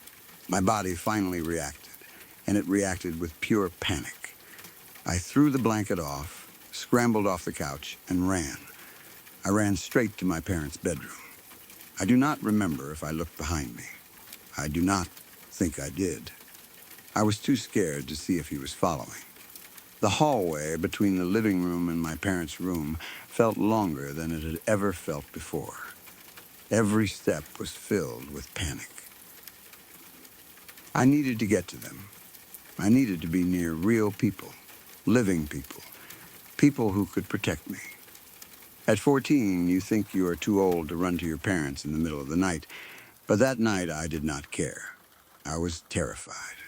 When I got into their room, I stayed there. I slept on their floor for the rest of the night. Or at least I tried to sleep. I do not think I really slept much at all. I was too shaken. I kept thinking about the old man's face. Every time I closed my eyes, I saw him standing at the end of the couch.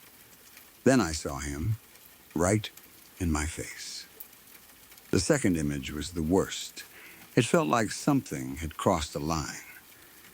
Seeing him from across the room was scary enough, but seeing him right there after I hid under the blanket felt personal, like he had moved closer, because he knew I was afraid. I remember lying on the floor in my parents' room, trying to make sense of what had happened. Part of me wanted to wake them up and tell them everything. Maybe I did wake them, or maybe I was too scared and embarrassed to explain it properly. I do not remember every detail after running in there. What I remember most is that I refused to go back to the living room. There was no way I was sleeping on that couch again that night. The rest of the night felt endless. The room was dark, but being near my parents made it a little safer. Still, I could not relax. I kept listening for sounds from the living room. I kept wondering if he was still there. I wondered if he had followed me part of the way and stopped. I wondered if he was standing in the hallway, staring toward the bedroom door. I wondered if he could come into the room, too. When you see something like that, your idea of safety changes quickly. A locked door does not feel as safe as it did before. A familiar house does not feel as familiar. Even your parents being close does not fully remove the fear, because you do not know what you are dealing with. Was it a person, a ghost, a dream, something my mind created? I had no answer, and the not knowing made it worse. By morning, the house looked normal again. That is one of the strangest things about fear at night. The sun comes up, and the same room that felt terrifying suddenly looks ordinary. The couch is just a couch. The floor is just the floor. The end of the couch where he stood is empty. Nothing is moved. Nothing is broken. There is no proof. Daylight makes you feel almost foolish for being so scared, but the memory does not go away just because the room looks normal. I kept thinking about it. I kept asking myself if I had really been awake. I know people can experience strange things when waking up. I know sleep paralysis exists. I know the mind can still be dreaming even after the eyes open. I have heard all the explanations. Maybe that is what it was. Maybe I woke up in that strange state between sleep and waking, and my brain put an old man in the room. Maybe the second time, when I pulled down the blanket and saw him close to my face, was part of that same half-dream. I understand that possibility, but it did not feel like a dream. It felt real, too real. I was able to move. I pulled the blanket over my face. I waited. I pulled it down. Then I ran. I was not stuck in place the whole time like people describe with sleep paralysis. I was awake enough to make decisions, even if they were terrified decisions. I remember the couch. I remember the blanket. I remember the exact look on his face. I remember the flannel shirt. I remember the panic of running. That is why I cannot fully dismiss it. The thing that bothers me most is that he moved. When I first saw him, he was at the end of the couch. When I looked again, he was right in my face. If he had only appeared once, maybe I could explain it as my eyes turning a shadow into a person. But the second time, he was closer. That means, in my experience of the event, something changed while I was hiding under the blanket. He did not just disappear. He came nearer, and he had the same expression. That mean look is burned into my memory. I do not know who he was or why he looked at me that way. I do not know if he was angry or if that was just how his face appeared. But to me, at 14, it felt hateful. It felt like I had woken up and caught something watching me, and it did not like being seen. I never recognized him. He was not a relative that I knew. He was not a family friend. He was not someone I had seen in photos. If he had been someone connected to the house or someone from my family's past, no one ever told me. He was just a stranger, an old man in a red and black flannel, standing in the dark living room at the end of the couch. That is another reason it scared me so much. If I had recognized him, maybe I could have found some meaning in it. Maybe I could have thought it was someone visiting, someone lost, someone connected to my family. But he was unknown. A stranger in your home is scary, whether he is alive or not. And because I did not know him, there was nothing comforting about the experience. For a while after that, I did not like sleeping in the living room. Even during the day, I would look at the end of the couch and remember where he had stood. At night, it was worse. I would pass through the room and feel like I needed to look at that spot. I would half expect to see him there again, staring with that same expression. I never did, but the fear stayed. I also became more aware of how vulnerable you are when you sleep. That is one of the scariest parts of waking up to something standing near you. When you are asleep, you trust the world around you to stay normal.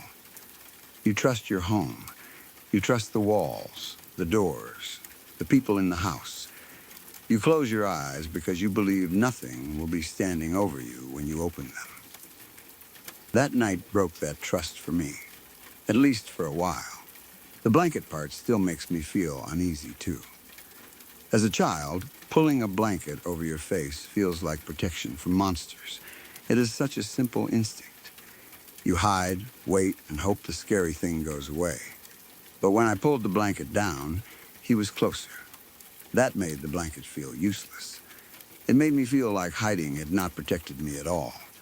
It had only given him time to move closer. I know some people would laugh and say I was just dreaming. Maybe they are right. Maybe my brain created the whole thing. But even if it was some kind of waking nightmare, it was still one of the most frightening experiences I have ever had. A fear does not have to leave proof behind to affect you. Sometimes the memory is enough. And this memory is sharp. I remember waking from a dead sleep. I remember the dim living room. I remember the old man standing at the end of the couch. I remember his red and black lumberjack flannel. I remember his mean stare. I remember freezing. I remember pulling the blanket over my face and waiting. I remember thinking it would be gone when I looked again. I remember uncovering my face and seeing him right there, close enough to make me jump out of my skin. Then I remember running. I ran like my life depended on it. I ran to my parents' bedroom and stayed on their floor the rest of the night, too scared to go back and too shaken to sleep properly. I was 14, old enough to feel embarrassed, but not old enough to pretend I was not terrified. Honestly, I do not think age would have mattered. Anyone would have been scared if they woke up and saw what I saw. I never saw him again. Nothing else happened that night. There was no explanation in the morning, no open door, no sign that someone had been in the house. He was just there. Then he was not. That makes the whole thing feel even stranger. It was like he appeared only long enough to make sure I saw him, then vanished from my life forever. But I will never forget him. I will never forget that face. I will never forget the way he looked at me. And I will never forget the moment I pulled that blanket down, expecting an empty room, only to find him right in front of me. I was waiting at a bus stop in Israel in the early 2000s when something happened that still makes me feel cold whenever I think about it. At the time, it did not start as a dramatic moment. There was no screaming, no running, no obvious danger in front of me. It began as a normal wait for a bus, the kind of ordinary moment where your mind wanders because there is nothing else to do. I was standing at the bus stop with only a couple of other people. It was not crowded. There were not many voices around, and the bus was taking longer than expected to arrive. That always makes time feel slower. You check the road, look around, shift your weight from one foot to the other, and wonder if the bus is just late, or if you somehow missed it. It was a simple, everyday scene. But there was one thing near us that started bothering me. A single black canvas bag was sitting near the bus stop. At first, I did not react too much. Bags are common. People carry them everywhere. Someone might set one down for a minute while checking their phone, tying a shoe, or buying something nearby. It was not automatically strange. But the longer I stood there, the more that bag began to feel wrong to me. I do not know how else to describe it. It was just a feeling at first. Nothing about the bag moved. Nothing made noise. It was not smoking or ticking or doing anything dramatic like in a movie. It was just sitting there, quiet and unattended. But something in me kept paying attention to it. My eyes kept drifting back toward it. My stomach started tightening little by little. I tried to ignore the feeling. I did not want to be paranoid. I did not want to act like every object on the ground was a threat. But the feeling would not go away. It kept growing until I finally asked the other people at the stop if the bag belonged to either of them. They both looked at it for a moment. Then they both said no. That answer should have pushed me into action right away, but instead it made me more uncomfortable. Now it was confirmed that none of us standing there owned it. The bag was unclaimed. It was just there, beside us, with no person attached to it. My nervousness increased immediately. I asked them, should we be worried about that? The two other people did not seem worried. If anything, they seemed annoyed that I had asked. One of them said it was probably just some kid's bag and that maybe the kid had run into a store or something. They treated the whole thing like I was overreacting, like I was turning nothing into a problem. That made me hesitate. I was American, and I did not want to be the big, dumb American who thinks everything is suspicious. I did not want to embarrass myself or make people roll their eyes. I did not want to look like I was panicking over something locals understood better than I did. That sounds stupid now, but in that moment, it mattered to me. I was aware of being an outsider, and I did not want to act foolish in front of people who seemed calmer than I was. But my body was telling me to leave. It was not a mild discomfort anymore. It was a strong urge to get away from that bus stop. Something inside me was saying, move, go, do not stand here. But then my mind kept arguing back. Maybe the others were right. Maybe it really was some kid's bag. Maybe the owner would come back any second. Maybe I was making a scene over nothing. So I stood there in that awful moment of indecision, caught between instinct and embarrassment. Then a security officer wandered by the bus stop. Seeing him felt like a way out. I did not have to decide on my own anymore. I could ask someone whose job it was to know these things. I figured that if I was being paranoid, at least he could tell me that, and I could stop worrying. I could confirm that I was just being an idiot and move on with my day, so I approached him and told him about the bag. His reaction was very different from the other people's. He did not roll his eyes. He did not act irritated. He did not dismiss me or tell me to stop worrying. He took it seriously, right away. He moved toward the bag and knelt beside it. That alone made my heart beat faster, because suddenly the situation was no longer just my imagination. Someone trained for security was looking at the bag like it mattered. He took out a metal detector wand and ran it over the bag. The wand beeped. The change in him happened instantly. His whole attitude shifted in half a second. Whatever calm or casual manner he had before disappeared. His body became alert. His face changed. He knew something was wrong. Then he yelled at us, "Get out of here." There was no confusion in his voice. It was not a suggestion. It was an order. He shouted at me and the other two people at the bus stop, and we moved. Whatever irritation they had felt toward me before did not matter anymore. We all got away from the bag. The other two people still looked angry at me as we moved away, which felt almost unreal. Even after the security officer reacted, they were still giving me these annoyed looks like I had caused trouble. Maybe they were scared and did not know how to show it. Maybe they still thought it would turn out to be nothing. I do not know. But I remember those looks because they made the whole moment feel even stranger. I had pointed out something that clearly concerned the officer, and somehow I still felt like the annoying outsider. Within moments, emergency vehicles came screeching into the area. Everything changed fast. The quiet bus stop became a controlled scene. People were moved away. The block was evacuated. Security and emergency workers took over. In Israel, that kind of response to an unclaimed suspicious bag is not completely unusual. Suspicious bags are taken seriously, and if they are unclaimed, they are often detonated for safety. That was part of why I had been unsure at first. I knew suspicious objects mattered there. But I also did not want to be the person who made a big deal out of nothing. The area cleared out, and I stayed back where I had been told to go.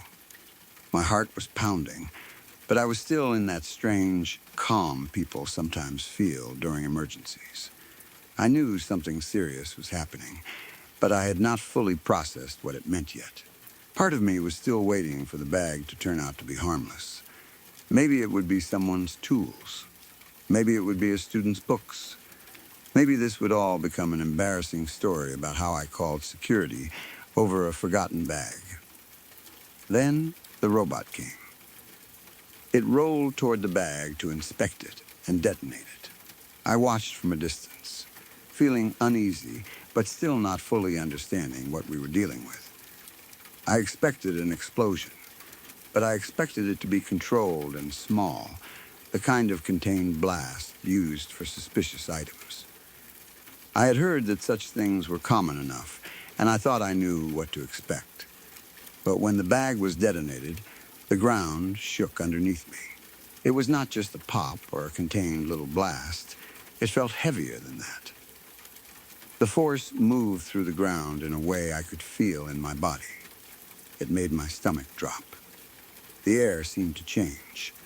The sound and vibration told me this was more than just a harmless bag being destroyed. Even without knowing the details yet, I understood that something inside that bag had been dangerous. That was the first moment when the thought really hit me. I had been standing right next to that. I had been waiting for a bus beside that bag. So had the other people. We had been close enough that if it had gone off while we were there might not have been any time to react. The idea sat in my mind, but at first it still felt distant, like I was thinking about something that happened to someone else. After the area cleared and people were allowed to move again, I approached the security officer I had spoken to. When he saw that it was me, he came straight toward me. His reaction was different now. He was not loud like before. He spoke quietly and quickly, like he wanted to tell me something important without making a scene. He told me the bag had been a bomb. Not just a small explosive, either. It had been loaded with nails and shrapnel. It had a cell phone activator. It was designed to hurt and kill people. The nails and shrapnel were there so that when it exploded, pieces would fly out into anyone standing nearby. It was not only meant to make noise or cause damage to property. It was meant for bodies. It was meant for a bus stop. He said he did not know why it had not been activated. He suspected something might have gone wrong with the signal. Maybe the phone did not receive the call. Maybe there was a technical problem. Maybe the person trying to activate it lost connection or mistimed it. Nobody knew for sure. But for some reason, it had not gone off while we were standing there. I did not know what to say. My reaction was strangely flat at first. I remember thinking something like, I could have been killed. That was it. No screaming, no dramatic collapse, no immediate tears, just that plain thought. I could have been killed. It should have hit me harder right away, but it did not. I think my brain protected me for a while. It gave me the facts without the full emotion. It let me continue moving through the day because if all the fear had arrived at once, I might not have been able to function. So at first, I just went about my day. I walked away from the scene. I continued with whatever I had to do. I looked normal from the outside.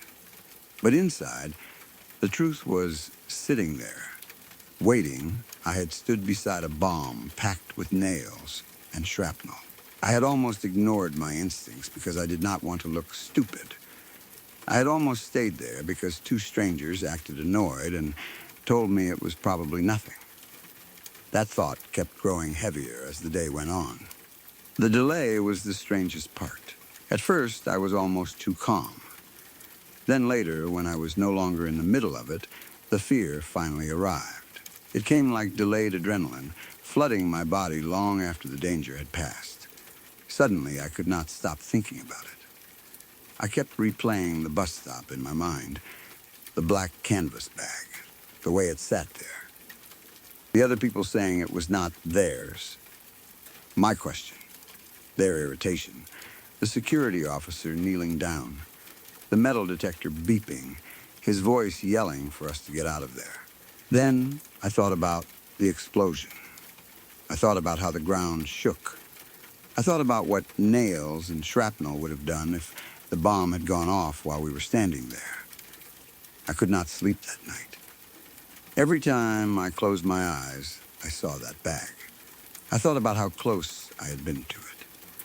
I thought about the seconds where I hesitated because I did not want to be embarrassed. That part still bothers me. My instincts were screaming that something was wrong, and I almost ignored them because I was worried about what strangers would think of me.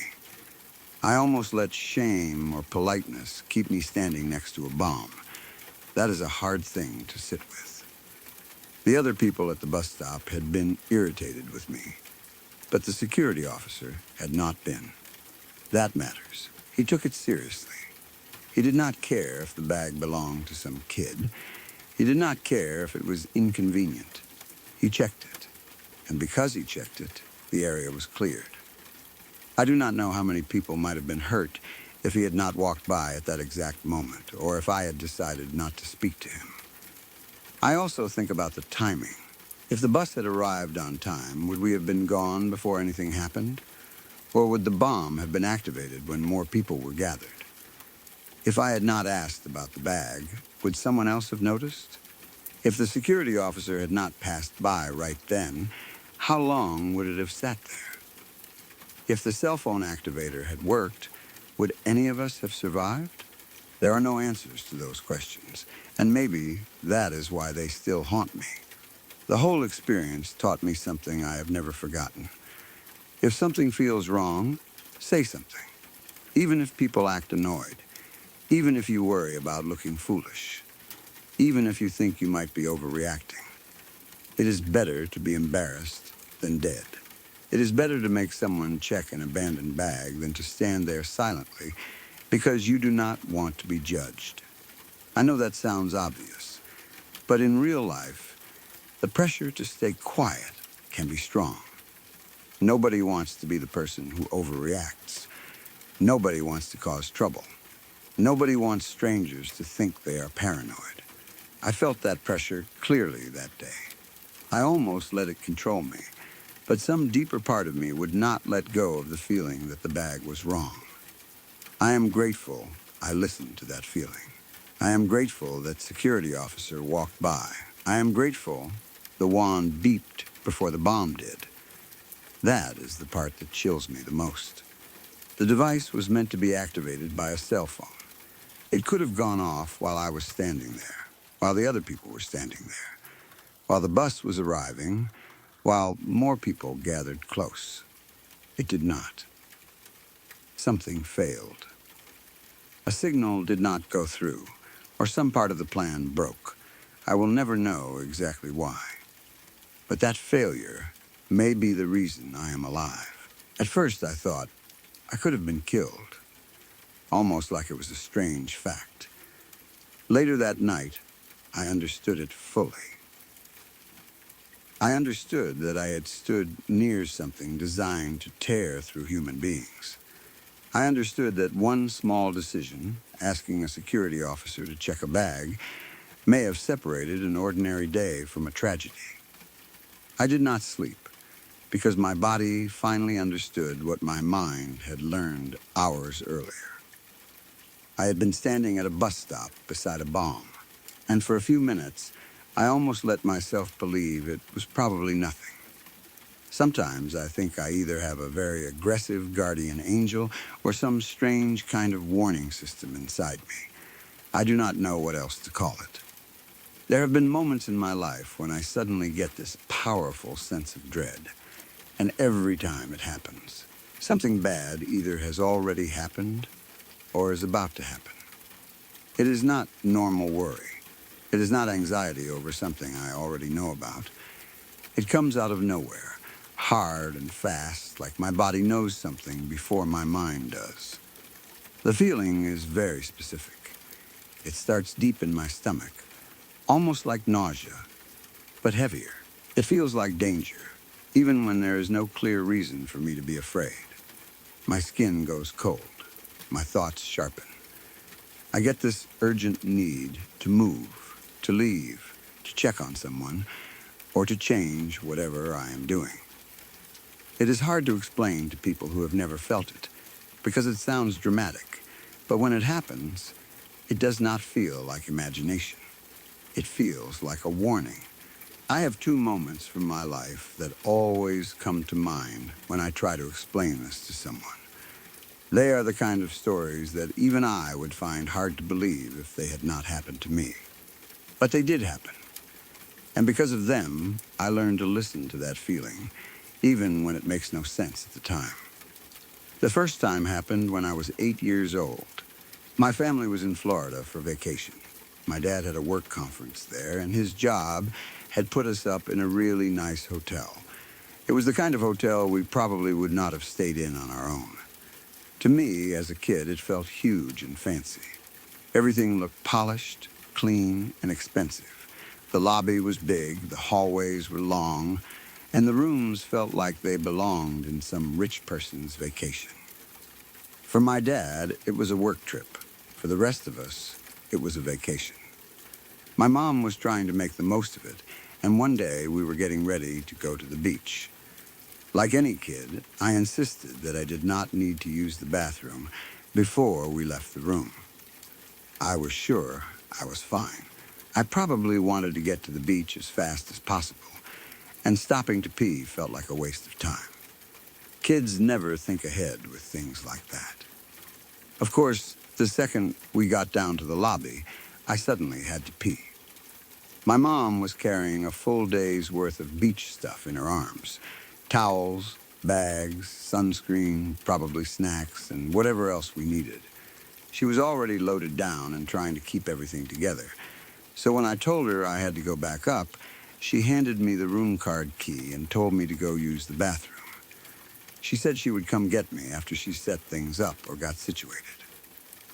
I was 8, and the hotel felt safe enough. I knew how to get back to the room, or at least I thought I did. I took the key and went upstairs by myself. Nothing felt wrong yet. I was just annoyed at myself for having to pee after insisting I did not need to. I went to our room and tried the card key. It did not work. The key had demagnetized earlier that day, so I did not panic right away. I thought, no big deal. This had already happened once. And I understood enough to know that sometimes hotel key cards just stopped working. I figured I would wait for my mom. I did not think anything serious was happening. I was just a kid standing outside a hotel room with a card that would not open the door. At the end of the hallway, there was a window. I climbed into the window area to wait. I remember being there, sitting or leaning in that space, thinking my mom would come up soon and fix everything. It should have been boring. It should have been nothing more than a little inconvenience. Then the dread hit me. It came on suddenly and strongly. One minute I was waiting near the room, and the next I felt like I had to get out of there immediately. It was not a thought I reasoned through. It was a physical reaction. My stomach turned. I felt sick. I felt like something was wrong, even though I had no idea what it could be. There was no scary noise, no strange person in the hallway, no obvious danger. But the feeling was so strong that I could not ignore it. I felt like if I stayed there, something bad would happen. So I left. I went to the elevator and got in. My plan, as much as an 8-year-old can have a plan in that kind of moment, was to go down to the lobby, get the card fixed, and then come back upstairs before my mom arrived. That seemed logical enough. If the key did not work, I needed a working key. But honestly, the real reason I got into that elevator was because the dread was pushing me away from the room. I just needed to not be standing there anymore. The elevator went all the way down. When it reached the lobby, something strange happened. It was like I suddenly woke up from an intense daydream. The fog lifted from my mind, and I thought, what am I doing? I was an 8-year-old alone in a hotel elevator, about to walk into the lobby by myself, all because I had this overwhelming feeling that I needed to leave the hallway. In that moment, the dread seemed to loosen its grip just enough for me to realize how odd my behavior was. So I did not get out. I stayed in the elevator and went right back up. When I got back to our floor, my mom was already at the room door. She was banging on it frantically and looking scared and angry. When she saw me walking up, she was furious. From her point of view, I had vanished. She had sent me up to use the bathroom, and when she came to check on me, I was gone. She thought I had wandered around the hotel, gotten into trouble, or done something reckless. I tried to explain that the key had not worked, but she did not believe me. I told her again that I had tried the card, and it would not open the door. She took the card from me, put it in the lock, and the door opened instantly. That made me look like I was lying. My mom became even more upset. She thought I had been running around the hotel or playing some stupid game. I could not explain what had really happened because I did not understand it myself. How do you tell your mother I left because I suddenly felt like something terrible was about to happen? I was 8 years old. I barely had the words for it.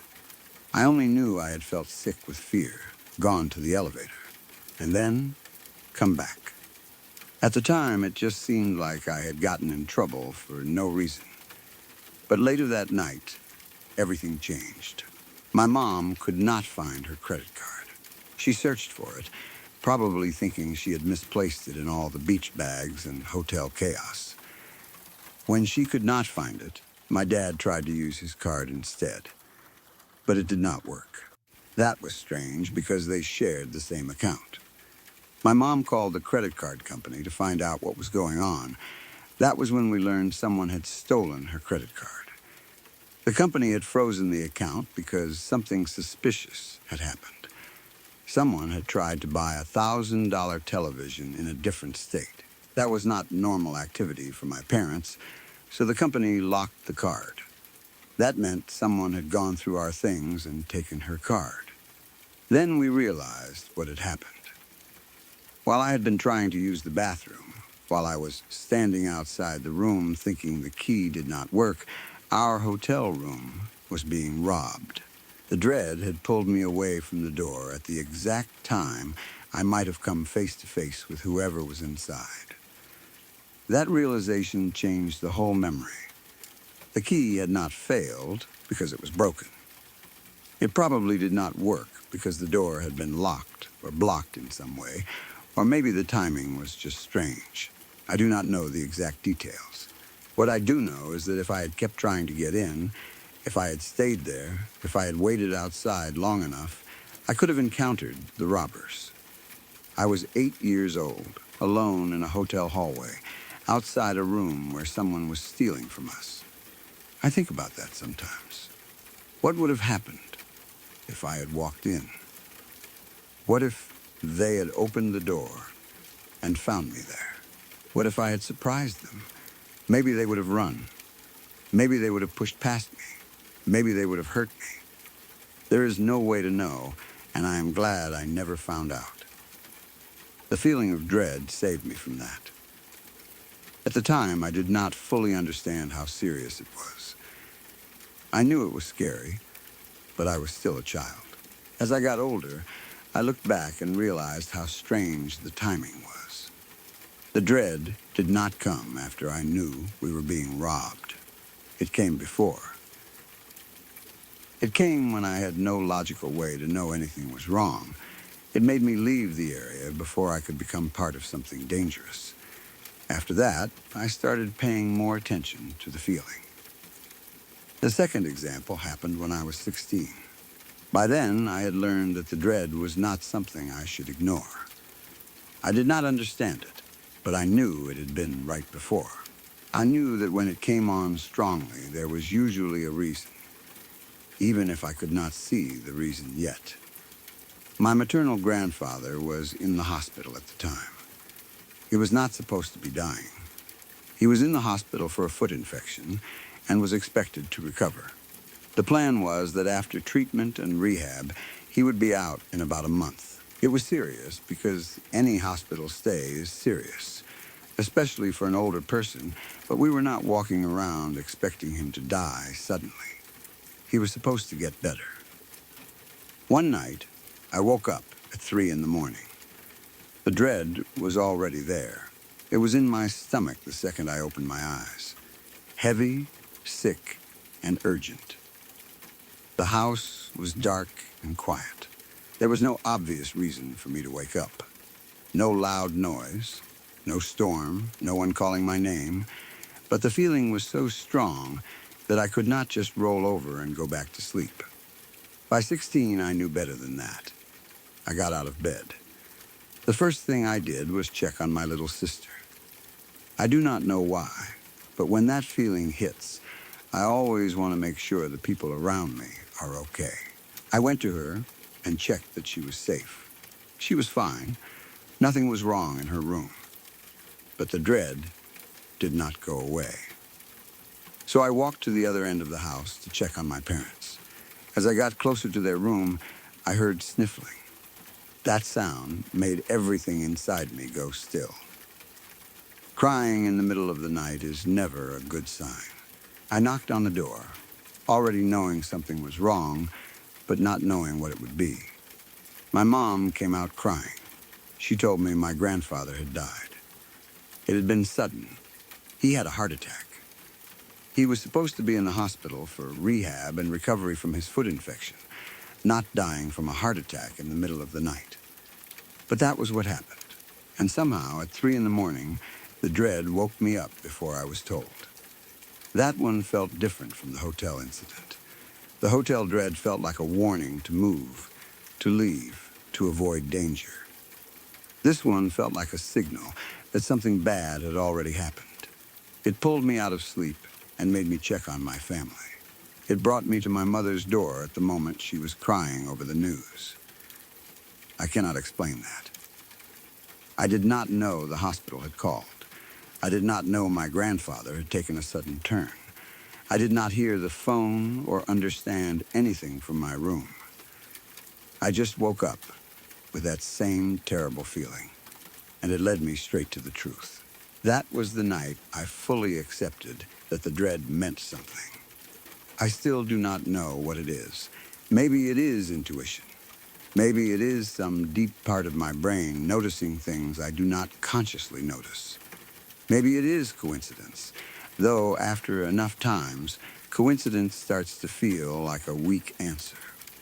Maybe it is a guardian angel. Maybe it is something spiritual, something connected to family or danger or whatever lies beyond what we can understand. I honestly do not know. But I listen to it. I know how strange it sounds. I know people can explain one event away. The hotel robbery could be called luck. Maybe I happened to get scared at the right time. Maybe a noise or shadow made me uncomfortable without me remembering it. My grandfather's death could be called coincidence. Maybe I woke up randomly at 3 in the morning and happened to check at the right moment. I understand those explanations. I have thought of them myself. But when you live through these moments, they do not feel random. They feel pointed. They feel directed. They feel like something inside you or around you knows more than you do and is trying hard to get your attention. The dread does not whisper. It hits like a siren. It makes my body react before my mind can argue. It says, something is wrong. Move, check, leave, pay attention. And it has been right enough times that I no longer ignore it. The hotel incident still bothers me because I was so young and so close to danger. I think about standing outside that hotel room, frustrated because the key would not work, while someone may have been inside stealing from us. I think about how badly things could have gone if I had kept trying, if the door had opened, or if I had waited there until they came out.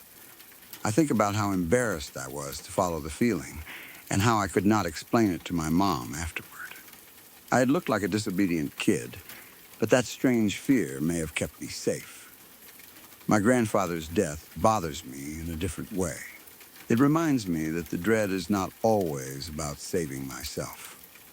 Sometimes it seems to tell me that something has changed, that someone I love is gone, or that I need to be awake for a moment I would otherwise miss. I did not stop his death. I could not have. But somehow, I woke up when it happened, and I was there when my mother needed me. That matters to me. I have had other moments too, smaller ones, times when the feeling pushed me away from a bad situation or made me check on someone at the right time. But those two examples are the clearest. One saved me from possibly walking in on robbers as a child. The other woke me when my grandfather died unexpectedly. Those are not little coincidences to me. They are the reason I trust the dread. I do not enjoy it. It is not a fun superpower. It is not like in movies where someone gets a vision and knows exactly what to do. It is confusing and uncomfortable. Most of the time, I do not know what the feeling means until later. Sometimes I only know that something is wrong, but not what, where, or why. That uncertainty is its own kind of fear. You feel the alarm, but you do not know where the fire is. Still, I would rather have it than not have it. Because whatever it has protected me. It has woken me. It has warned me. It has made me move when staying still might have been dangerous. It has made me check on people when something terrible had happened. It has taught me that sometimes the body knows before the mind can understand. To this day, when that dread hits, I listen. I do not argue with it anymore. I do not wait around trying to prove I am being logical. I do not worry as much about looking silly, because I know what happened when I was 8. I know what happened when I was 16. I know that the feeling has been right before, and I know I may not get a second warning if I ignore it. Maybe it is a guardian angel. Maybe it is intuition. Maybe it is something I will never be able to name. All I know is that when that heavy, sick dread rises in my stomach, I pay attention.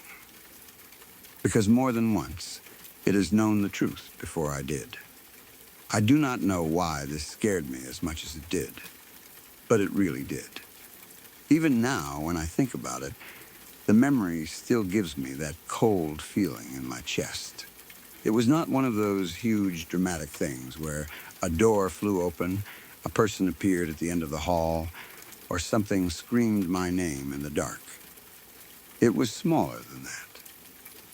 Quieter, but sometimes the quiet things are the ones that get under your skin the most, because they do not give you enough to explain, and they do not give you enough to dismiss either. This is not me trying to write fiction or make up a scary story. It happened. I was there, awake, and I heard it clearly. When I was about 15 or 16, I lived with my dad and my brother in a small country town in Australia. It was not a busy place. It was the kind of town where nights became very quiet, and after a certain hour, it felt like the whole world had gone still.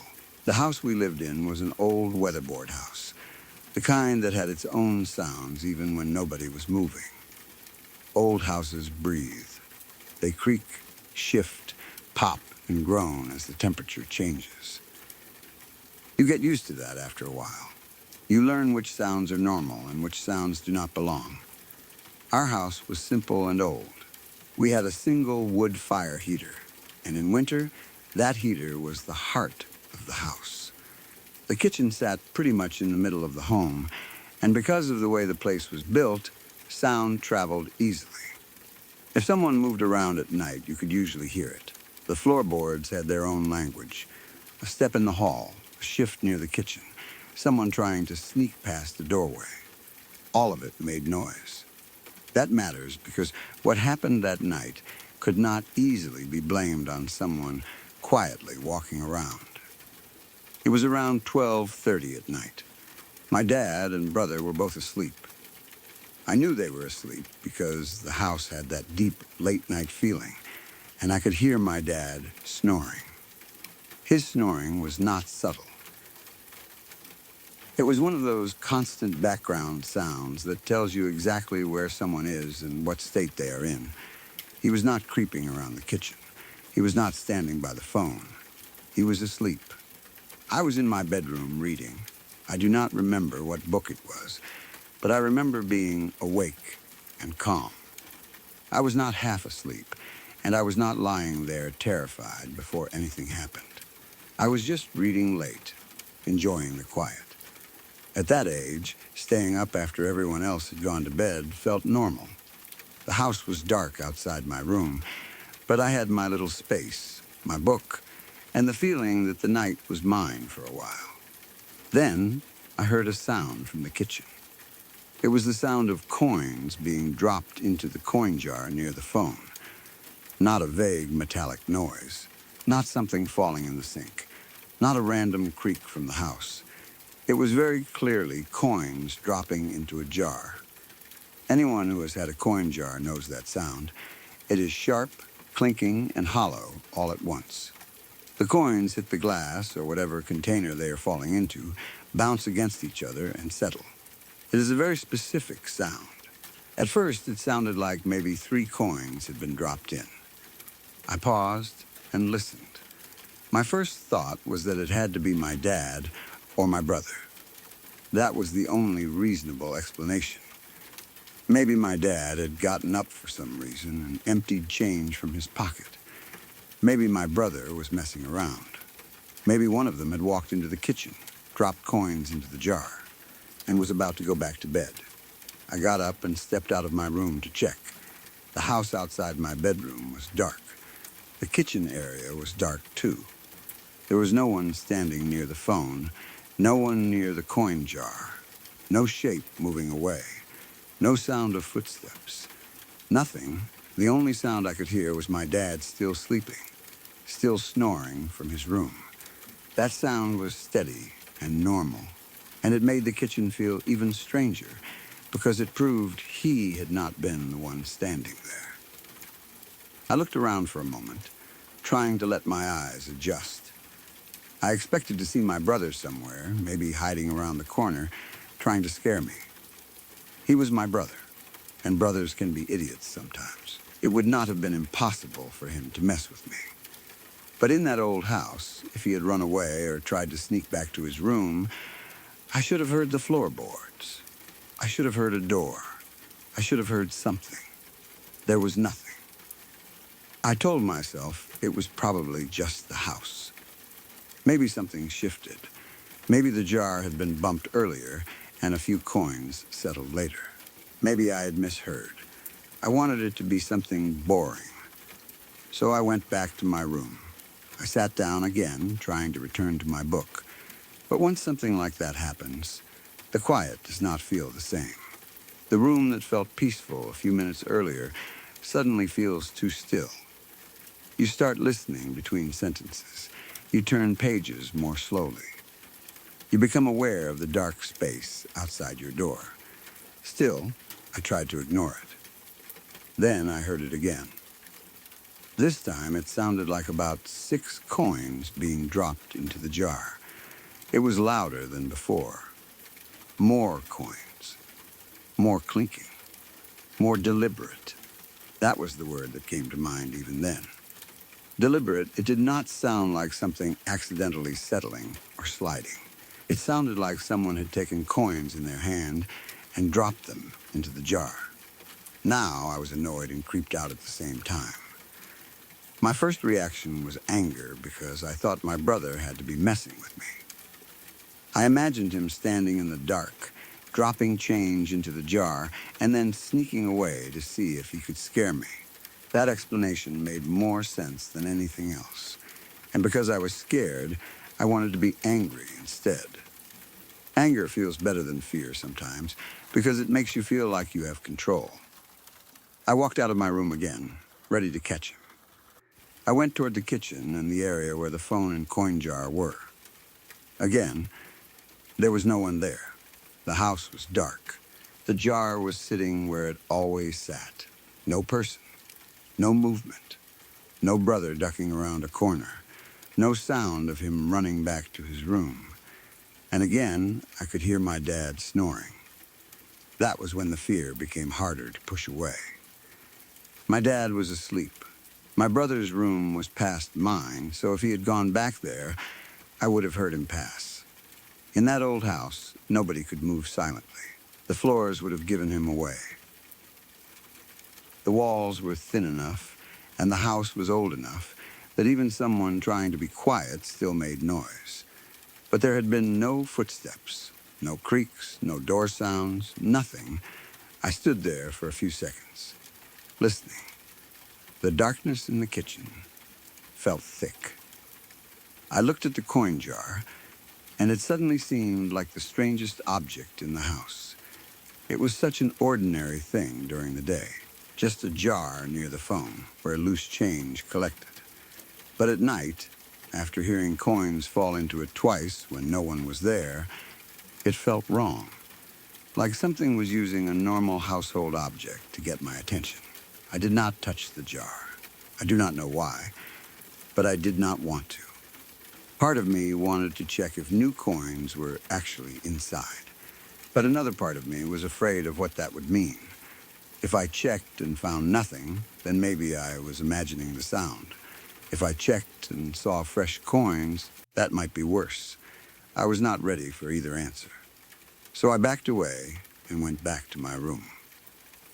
By this point, my heart was beating faster. I was trying to stay calm, but it was not working very well. I told myself again that there had to be an explanation. Maybe the metal in the jar was shifting because of temperature changes. Maybe coins already inside were settling in little falls.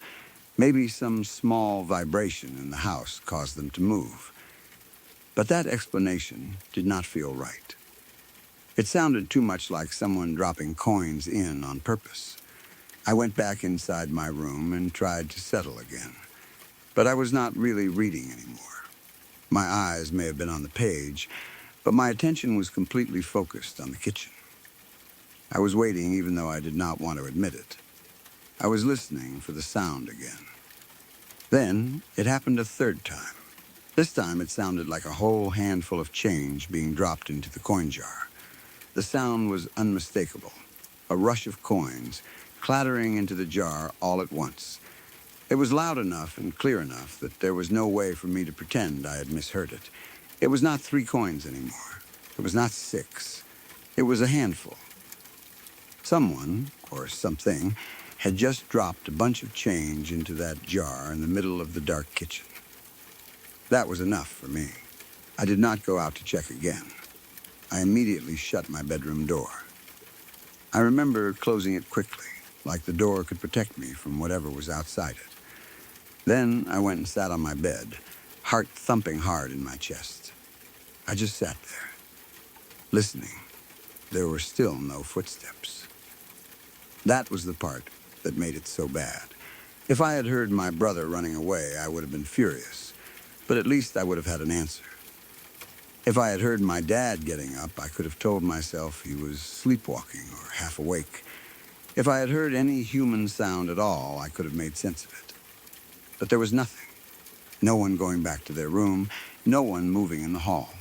No whispering, no laughing, no floorboards creaking under someone's weight. My brother's room was past mine, so he could not have returned to bed without passing my door. I would have heard him. In that house, I always heard him when he moved around. My dad was still asleep. I could hear him snoring like he had been the entire time. There was no third person in the house, but the coin jar had been used 3 times. I sat there in my room, staring at the closed door. The house felt enormous around me, even though it was not. The kitchen was not far away, but it felt like another world. A dark room in the center of the house where something was standing by the phone, dropping coins into a jar and then vanishing before I could see it. I kept thinking about how ordinary the sound was. That is what made it so unsettling. It was not a ghostly moan or some dramatic bang. It was not a voice calling my name. It was just coins dropping into a jar.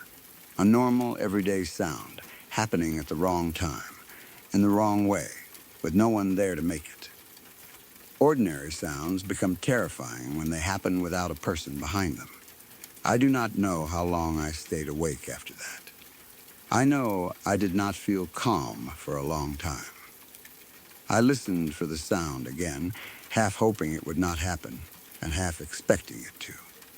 Every small creak of the old house made me tense. Every shift in the walls made me wonder if it was starting again.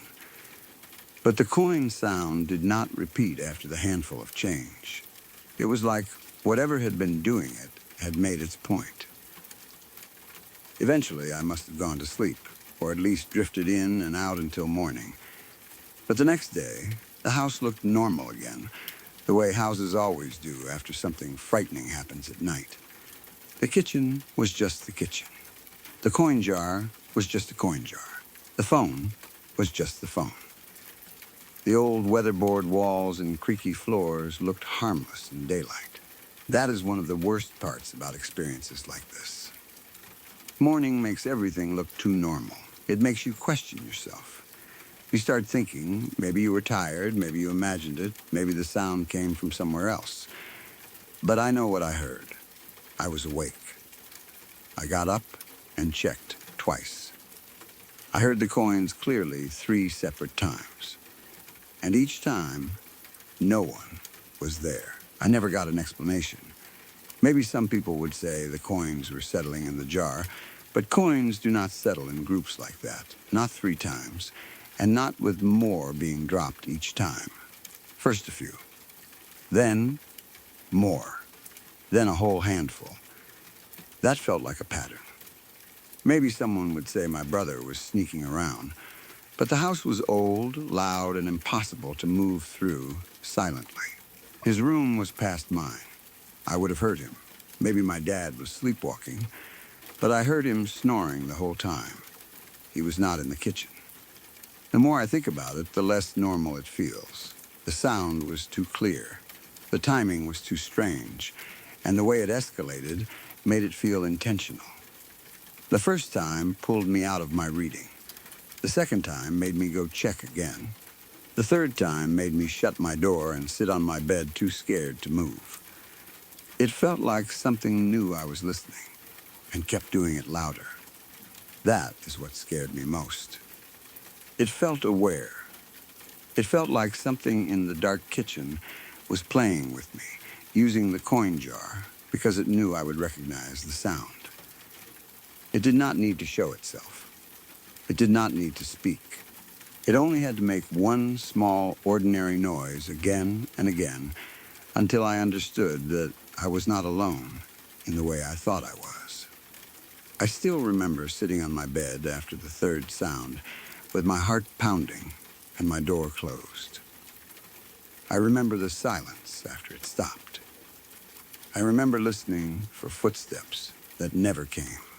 I remember the heavy darkness outside my room and the distant sound of my dad snoring, which should have made me feel safe, but somehow made everything worse, because it proved he was not the one doing it. I do not know what was in that house that night. I do not know if it was a spirit, something attached to the house, some strange sound that happened to perfectly mimic coins being dropped, or something else I cannot explain. I only know that I heard change falling into that jar 3 times, and every time I went to look, there was nobody there. It has stayed with me because it was so simple. No face in the window, no shadow in the hallway, no monster standing by my bed, just the sound of coins falling into a jar in the middle of a dark old house while everyone else slept. And sometimes that is enough. Sometimes a small sound in the wrong place can scare you more than anything loud ever could. This happened less than 24 hours ago, and I still do not know what to do with it in my head.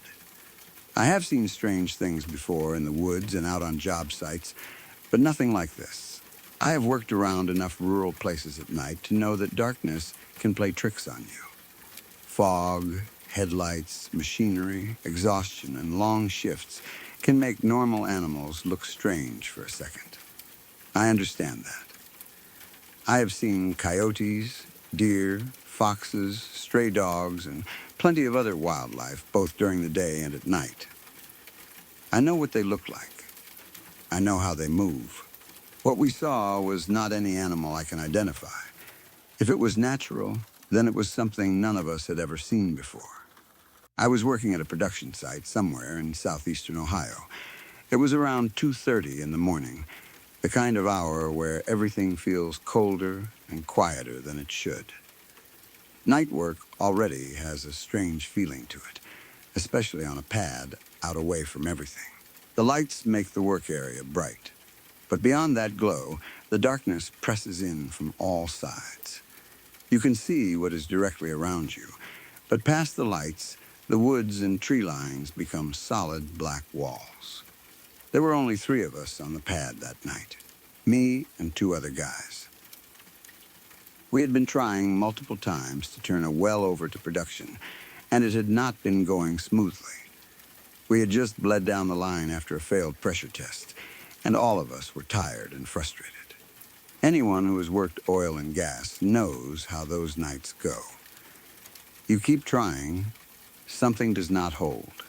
You bleed it down. Check things, change things, and try again. It wears on you after a while, especially when it is late and cold and you know the night is not over. After that failed pressure test, we decided to take a break. Our company trailer was sitting in the middle of the pad, so we headed there to warm up, drink some coffee, and relax for a few minutes before getting back to it. The trailer was our little pocket of comfort in the middle of the job site. It was not anything fancy, but at that hour, a chair and hot coffee felt like luxury. We were all sitting inside, just talking a little, drinking coffee, and letting ourselves breathe before going back out to change gaskets and wing iron and do the same work again. The place was quiet, except for the normal hum and distant sounds of the site. We had been in there about 15 minutes when something happened that none of us can properly explain. All 3 of us turned our heads at the same time toward the only window in the trailer. Nobody said anything first. Nobody pointed. There was no sound that made one of us look, and then the others follow. It was like all 3 of us felt something at once and looked to the left toward that window. The window was about 3 feet high and 8 feet long, and the bottom of it sat about 6 feet up from the ground. That detail is important because of what we saw next. Staring back at us through that window was what I can only describe as some kind of canine. It was only about 4 or 5 feet away from the trailer, and we could tell it was sitting. The problem was that its head was still above the bottom of the window. Again, the bottom of that window is about 6 feet off the ground. Even sitting, this thing's head was high enough to look in at us. That alone made my stomach drop because no normal dog sitting outside that trailer should have been able to do that. At first, none of us moved. We just stared at it, and it stared back at us. It was making a low rumbling sound. I do not mean a normal growl. Exactly, a growl has a certain roughness to it. This was deeper and stranger, almost like a vibration coming from inside its chest. It was a rumbling sound, steady and low, the kind you feel more than hear. It did not sound like a dog warning someone away. It sounded like something much bigger and much older than a dog. The animal was pure black, not dark brown, not gray. Black, its body looked oddly disproportionate, like different parts of different animals had been put together in a way that should not work, but somehow did. Its head was boxy, almost like a pit bull, but the snout was longer. Its upper canine teeth came down over its bottom lip, and we could see them clearly from inside the trailer. That was another detail that made it feel wrong. Those teeth looked too visible, too long, too deliberate. Its shoulder area was massive, built almost like a Rottweiler, wide and powerful. The chest was extremely deep, but then the body narrowed as it went back toward the tail, almost like a greyhound. The legs were skinny near the paws, but the front legs became thicker and stronger as they reached the shoulders. Around the neck, it had fluffier fur, almost like a short mane, but the rest of its body looked short-haired. Its tail was long like a hound's tail, but fluffy like a wolf's. Nothing about it looked balanced. It looked like a canine, but not one kind of canine. It looked like something that had pieces of several animals mixed together, but in a way that still moved and sat like a living thing. The eyes were the worst part. They had slits like a cat's eyes, and they glowed like a cat's eyes, too. But it was not just a normal yellow reflection. In the yellow glow, we could clearly see streaks of red and blue reflecting through them. They were almost mesmerizing. That sounds strange to say because we were terrified, but those eyes pulled your attention. It was hard to look away from them once you made eye contact, and it felt like it was making eye contact with all of us. That is another thing I cannot explain properly. It was one animal, one set of eyes, but it felt like it was staring directly into each of us at the same time. Not just looking into the trailer, not just watching movement, looking into our eyes. It was intelligent in a way I did not like. We all locked eyes with it for what felt like forever. In reality, it was probably only a couple of minutes, maybe 2 or 3, but inside that trailer, it felt like an hour. Nobody wanted to move. Nobody wanted to speak. The 3 of us were sitting there like we were trapped by its stare. The rumbling continued, low and steady, while it sat outside the window.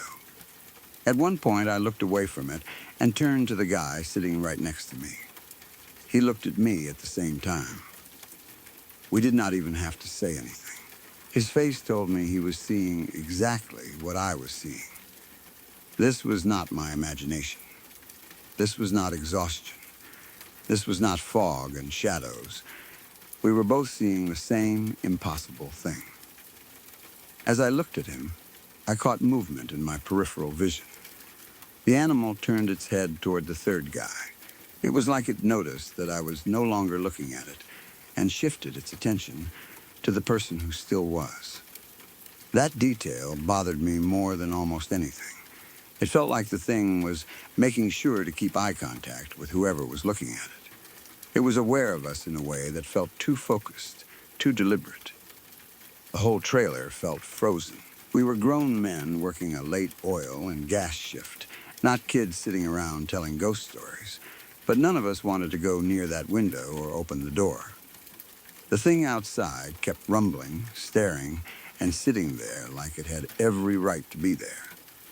Then, suddenly, it stopped making the rumbling sound. Its head turned toward a nearby tree line. It stared in that direction for about 20 seconds. We all followed the movement, confused and still scared. It was as if something out there had caught its attention. Then, without warning, it took off. We watched it run away. The tree line was about 300 yards from the trailer, and this creature cleared that distance in what I would guess was about 8 seconds. Maybe my timing is not perfect because we were shaken, but it was unbelievably fast. Too fast for any normal dog or coyote I have ever seen. Its body moved with a speed and power that did not match its strange shape. 1 second it was near the trailer, and the next it was tearing across the pad toward the trees. When it disappeared into the tree line, none of us moved right away. We sat there trying to process what we had just seen. There was no joking. No one laughed. No one tried to act tough. The 3 of us had all seen the same thing, and that made it worse because none of us could explain it. We gave it time to leave. I think we waited about 30 minutes before we even considered going back outside. Eventually, we had work to do. We could not just sit in the trailer forever. So after waiting, we stepped back out and tried to get back to the job. We started changing gaskets and winging iron together, trying to act like normal workers again. But the mood had changed. All of us were watching the edges of the pad, more than we wanted to admit. Every sound from the darkness felt sharper. The tree line did not look like just trees anymore. It looked like a place something had run into. We worked for about an hour. We were getting ready to pressure up for another test when we heard a sound come from the same tree line where the creature had disappeared. It was chilling. The only way I can describe it is that it sounded like a banshee screaming. I know that sounds dramatic, but that is the closest comparison I have. It was not a coyote yip. It was not a dog howl. It was not a fox scream, at least not like anything I have ever heard. It was loud, sharp, and horrible, and it echoed for a few seconds through the area. The sound went through all three of us. It did not sound like an animal calling. It sounded like something screaming from the woods. That was enough. All three of us decided to go back to the trailer for a while until we could be sure whatever it was had left. None of us wanted to keep working out in the open with that thing somewhere in the tree line, especially after hearing that scream. At that point, it was around 4:15 in the morning, and shift change was supposed to happen at 5:00. We decided it was safer to call it a day and let day shift pressure test the line. So we sat in the trailer and waited for relief. If you know anything about the oil and gas industry, you know relief is never on time when you actually want them to be. They finally showed up around 5:15. By then, the three of us had been sitting there, tense and quiet, replaying everything. We had not called anyone to talk about it. We had not told anyone else what we saw. In that kind of work, saying you saw some strange creature can lead to people thinking you are on something. And nobody wants a random drug test because they reported a monster dog outside the trailer. When relief arrived, I walked out of the trailer to tell them what was going on and what still needed to be done. As I approached, I heard one of the guys say to the other, "That was not a freaking horse." I stopped. I asked them what they meant. They started telling me about an animal they had seen walking in the middle of the road, about half a mile away from the pad. As they described it, my heart sank. The animal they described was the exact same thing we had seen earlier that night. Same strange body. Same size. Same dark shape. Same feeling that it was not a normal animal. The only three people who knew what we had seen were the three of us on night shift. None of us had said anything to them. There was no way they could have known what to describe unless they had seen it too. That was when we all had a mini freakout. It was no longer just a weird moment through a trailer window. Now another group had seen the same creature on the road away from the pad without being told anything. That confirmation made it worse. In a strange way, it also made it more real. If only the three of us had seen it in the window, maybe someone could argue we were tired. Maybe the fog and lights made something look bigger. Maybe we all got caught in the same fear. But then, relief came in describing the same thing, independently, before we told them. That made it much harder to dismiss. It had been a foggy night, but the pad itself was well lit. That matters. We were not staring into pitch-black woods trying to identify a shape at 100 yards. This thing was close to the trailer, under the sightlights, sitting just outside the window. We could see details. The teeth, the eyes, the shape of the shoulders, the way its body narrowed, the strange fur around its neck, the tail, the slit eyes with yellow glow and streaks of red and blue. We saw it clearly. Another thing that stood out to me was the smell when we stepped out of the trailer to go back to work. There was a burnt coffee smell in the air. It was strange and out of place. On a production site, there are plenty of smells, but this one was specific enough that I noticed it. Burnt coffee. I do not know if it had anything to do with the creature or if it was just another odd detail from an already weird night, but I remember it clearly. We also checked for footprints later and found one in a nearby mud pit. That footprint did not make me feel better. I understand that dogs have dew claws. I know normal canine tracks can sometimes look strange in mud. But this print had 5 toes plus a dew claw. Each toe had a claw mark. It looked wrong. I am not claiming to be some expert tracker, but I have spent enough time around wildlife to know when something does not look right. This did not look like a normal dog track. It did not look like a coyote. It did not match anything I could comfortably explain. I have seen a lot of wildlife in my life, both in daylight and at night. Coyotes are common enough. I know how they look, how they move, and how big they are. This was not a coyote. I know what wolves look like too, and this was not a wolf. It was too tall, too oddly built, too fast, and too wrong. It had parts that reminded me of different animals, but the whole thing did not add up to anything natural I know. The size alone was hard to process. If it was sitting outside the trailer and its head reached above the bottom of a window 6 feet from the ground, then it was huge. Not just big dog huge, not just large breed huge, something else. And the way it ran 300 yards to the tree line in only a few seconds made it feel even less normal. A creature that size should not move like that. At least not any animal I know. The eyes are what keep coming back to me. I keep seeing them when I think about it. Yellow glow, slit pupils, and those red and blue reflections inside the shine. They were not just animal eyes catching light. They felt aware. They felt like they were studying us. The way it shifted eye contact when I looked away is something I cannot stop thinking about. It was like it knew exactly what fear was doing in that trailer. I also keep thinking about the scream from the tree line. If we had only seen it, and then it ran off, that would be bad enough. But hearing that sound later made it feel like it was still nearby, still aware of us, maybe watching from the woods. The scream did not sound like any animal call I recognized. It echoed through the pad like something out of a nightmare. All 3 of us heard it, and all 3 of us agreed to get back inside.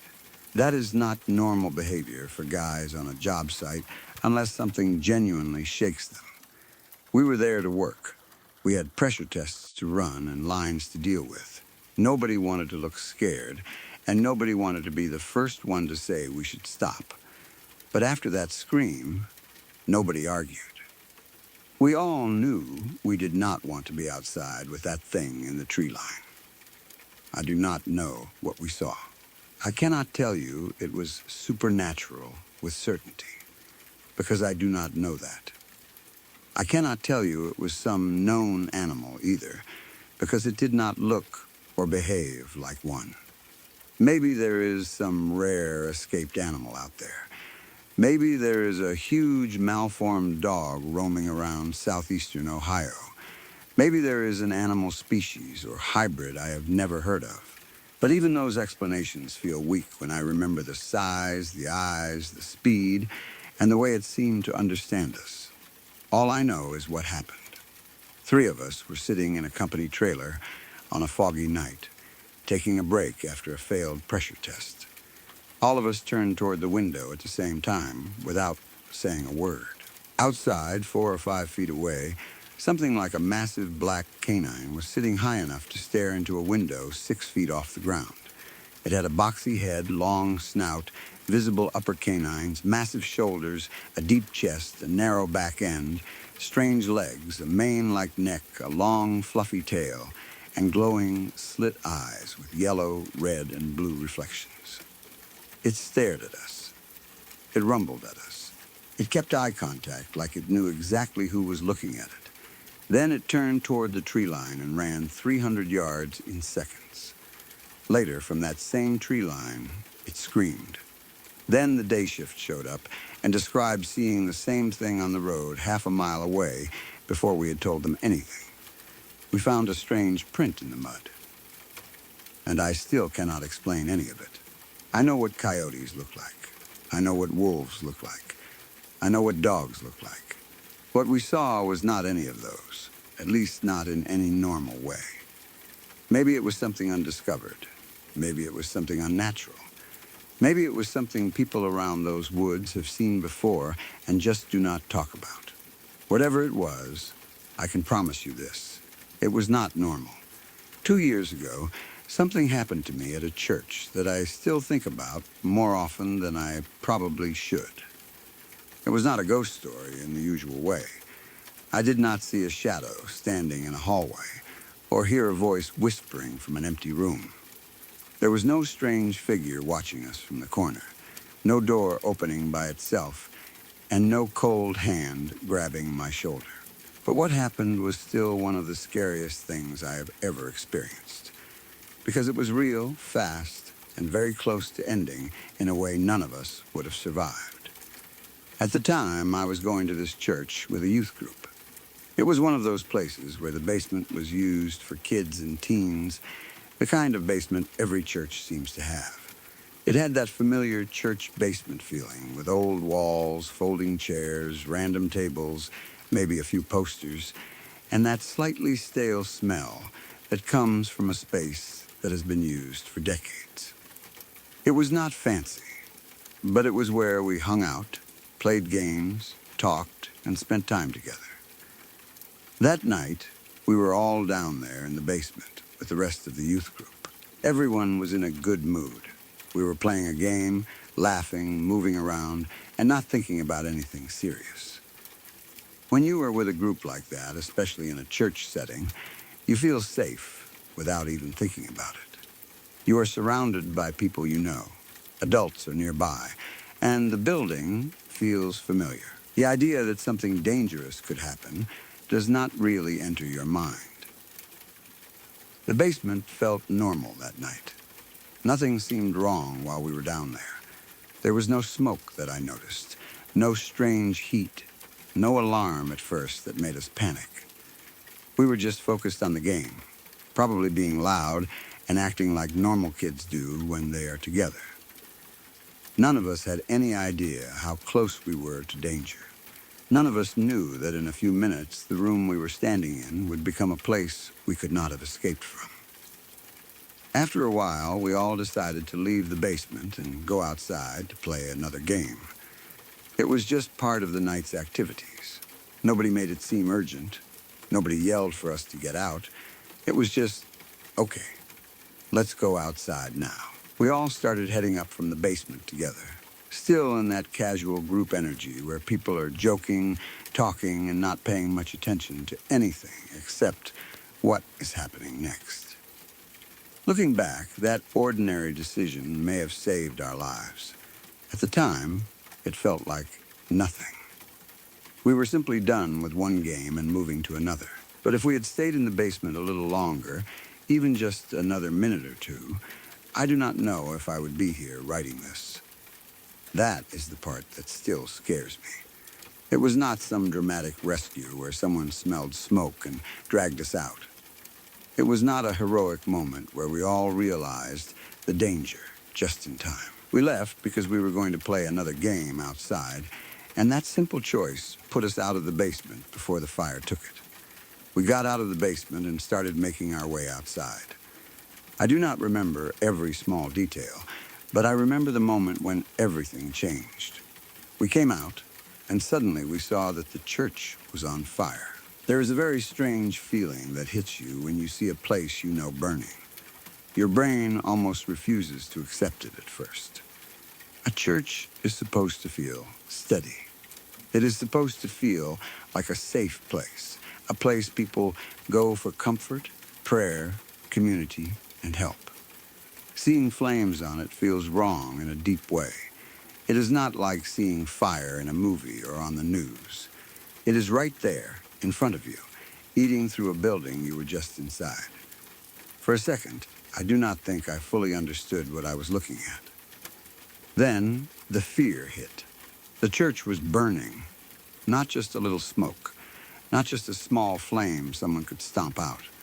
It was a real fire, and it was moving fast. People reacted all at once. Some shouted. Some ran. Some froze. Adults started trying to get everyone away from the building. The mood went from fun and normal to panic in seconds. One moment, we were a youth group leaving the basement for another game. The next, we were standing outside a burning church, realizing we had just been inside it. No one died, and I am grateful for that. I need to say that clearly. Everyone got out. Nobody lost their life that night. But the part that haunts me is how easily that could have changed. Within the next 30 to 100 seconds after we got out, the fire completely engulfed the basement. That was where we had just been. That was where we had been playing. That was where we had been laughing. That was where we could have still been standing if someone had said, "Let's play one more round," or if we had taken a little longer to leave. I still think about that timing. 30 seconds is nothing. A minute is nothing. 100 seconds is barely enough time to tie your shoe, finish a conversation, or wait for someone to stop joking around and follow the group. That small amount of time was the difference between us walking out safely and possibly being trapped under a burning church.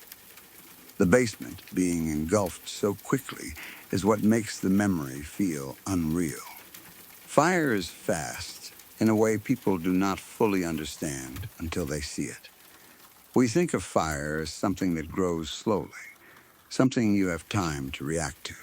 But when a building catches properly, especially if smoke and heat are already building somewhere unseen, it can become deadly almost instantly. The air changes. The exits become dangerous. Smoke fills low spaces. Heat rolls through rooms. A basement can turn into a trap before people even understand what is happening. And we had been in that basement. That thought still hits me sometimes. I imagine us staying a little longer. I imagine someone deciding the game was not over. I imagine the group taking its time, laughing, arguing about rules, or waiting for one more person. I imagine smoke starting to come in. I imagine confusion, then panic. I imagine everyone trying to get up the stairs at once.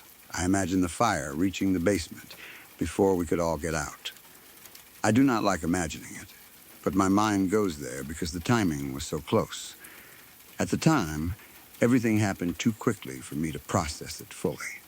There was the shock of seeing the fire, then the rush to get away, then the emergency response, then watching the building burn. It is strange how your mind works in moments like that. You can know something is terrifying, but the full meaning does not hit all at once. You are too busy reacting. You are watching flames, listening to people, making sure everyone is safe, and trying to understand what is happening. Only later do you realize how close it was. Only later do you think I was in that basement. Only later do you understand that a few seconds might have decided everything. I remember the feeling of standing there and watching the fire take over. The heat, the noise, the movement of people, the lights from emergency vehicles, the fear in everyone's voices. A church fire feels different from other fires, not because the flames are different, but because of what the building represents. A church is supposed to be a place people trust. It is supposed to be where parents send their kids without worrying. It is supposed to be safe enough that nobody thinks twice about letting a youth group play in the basement. But that night, the church became dangerous faster than any of us expected. I do not know exactly what caused the fire, And I am not trying to turn this into something more than it was. Maybe there was an electrical issue. Maybe something overheated. Maybe it started somewhere hidden and had already been building before we knew. Whatever the cause was, the result was the same. We walked out, and almost immediately afterward, the place we had been in was swallowed by fire. That alone would have been enough to stay with me forever. But there was one more thing that made the whole situation feel even stranger. After the fire, the only thing that survived was a wooden cross. I know how that sounds. It sounds like one of those details people add to make a story feel more dramatic or spiritual. But that was the detail that stuck with me. The church burned. The basement was engulfed. Things were destroyed. Yet somehow, a wooden cross survived. A wooden cross in a fire. That is the kind of thing that makes people go quiet when they hear it. Even if you are not deeply religious, even if you are skeptical, even if you believe there is probably some physical explanation for why it did not burn like everything else, it is still hard not to feel something when you see that. A wooden cross surviving a church fire after a group of kids barely escaped the basement feels heavy. It feels like a symbol, whether you want it to be one or not. I am not saying I know what it meant. I am not saying it was a miracle, though some people probably would. I am not saying it proves anything, one way or another. I only know that after nearly being trapped in a burning church basement, hearing that the wooden cross was the one thing that survived gave me chills. It made the whole event feel even bigger than it already was. The scary part for me was not just the fire. It was the timing. It was the fact that we all left the basement right before it became impossible to be there. It was how normal everything felt before it happened. It was how one simple decision, going outside to play another game, became the thing that saved us. People talk about close calls like they are dramatic, but sometimes they are quiet until afterward. Sometimes you do not know you are having a close call while it is happening. You do not hear scary music. You do not feel a hand pulling you away. You just make a normal choice. And later you find out that choice separated you from something terrible. That is what happened to us. We were not brave. We were not clever. We did not know. We just walked out. And then the church caught fully. I sometimes think about how many little things had to line up. The game had to end when it did. Someone had to suggest going outside. People had to actually follow. Nobody had to stay behind in the basement. Nobody had to run back for something. We all had to get out before the fire overtook that lower area. If any one of those details had been different, the outcome could have been awful. That is why I cannot treat it like just another scary memory. It was too close. When you are younger, you often think danger will announce itself. You think you will know when something bad is about to happen. You think you will smell smoke, hear alarms, see flames, or have someone warning you. But danger does not always give that much notice. Sometimes it is already near you while you are laughing with your friends in a church basement. Sometimes it is behind a wall, above a ceiling, or moving through a part of the building you cannot see.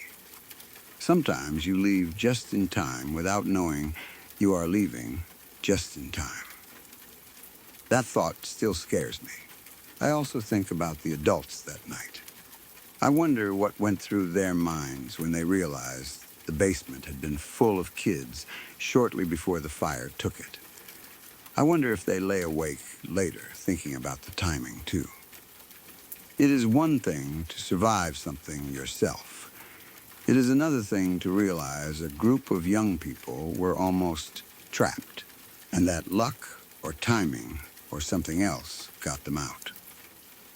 For me, the memory comes in pieces. I remember being in the basement with the youth group, just playing a game like it was any other night. I remember leaving to go outside.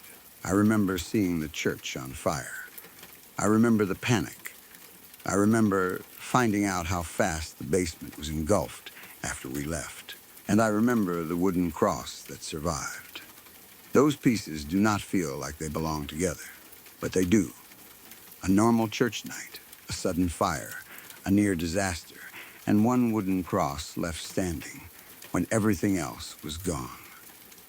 It is the kind of thing you carry with you because it reminds you how thin the line can be between a regular night and a tragedy. No one died, and I am thankful for that.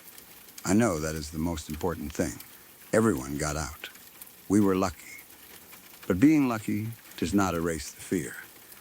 Sometimes being lucky makes the fear stronger because you understand exactly what could have happened.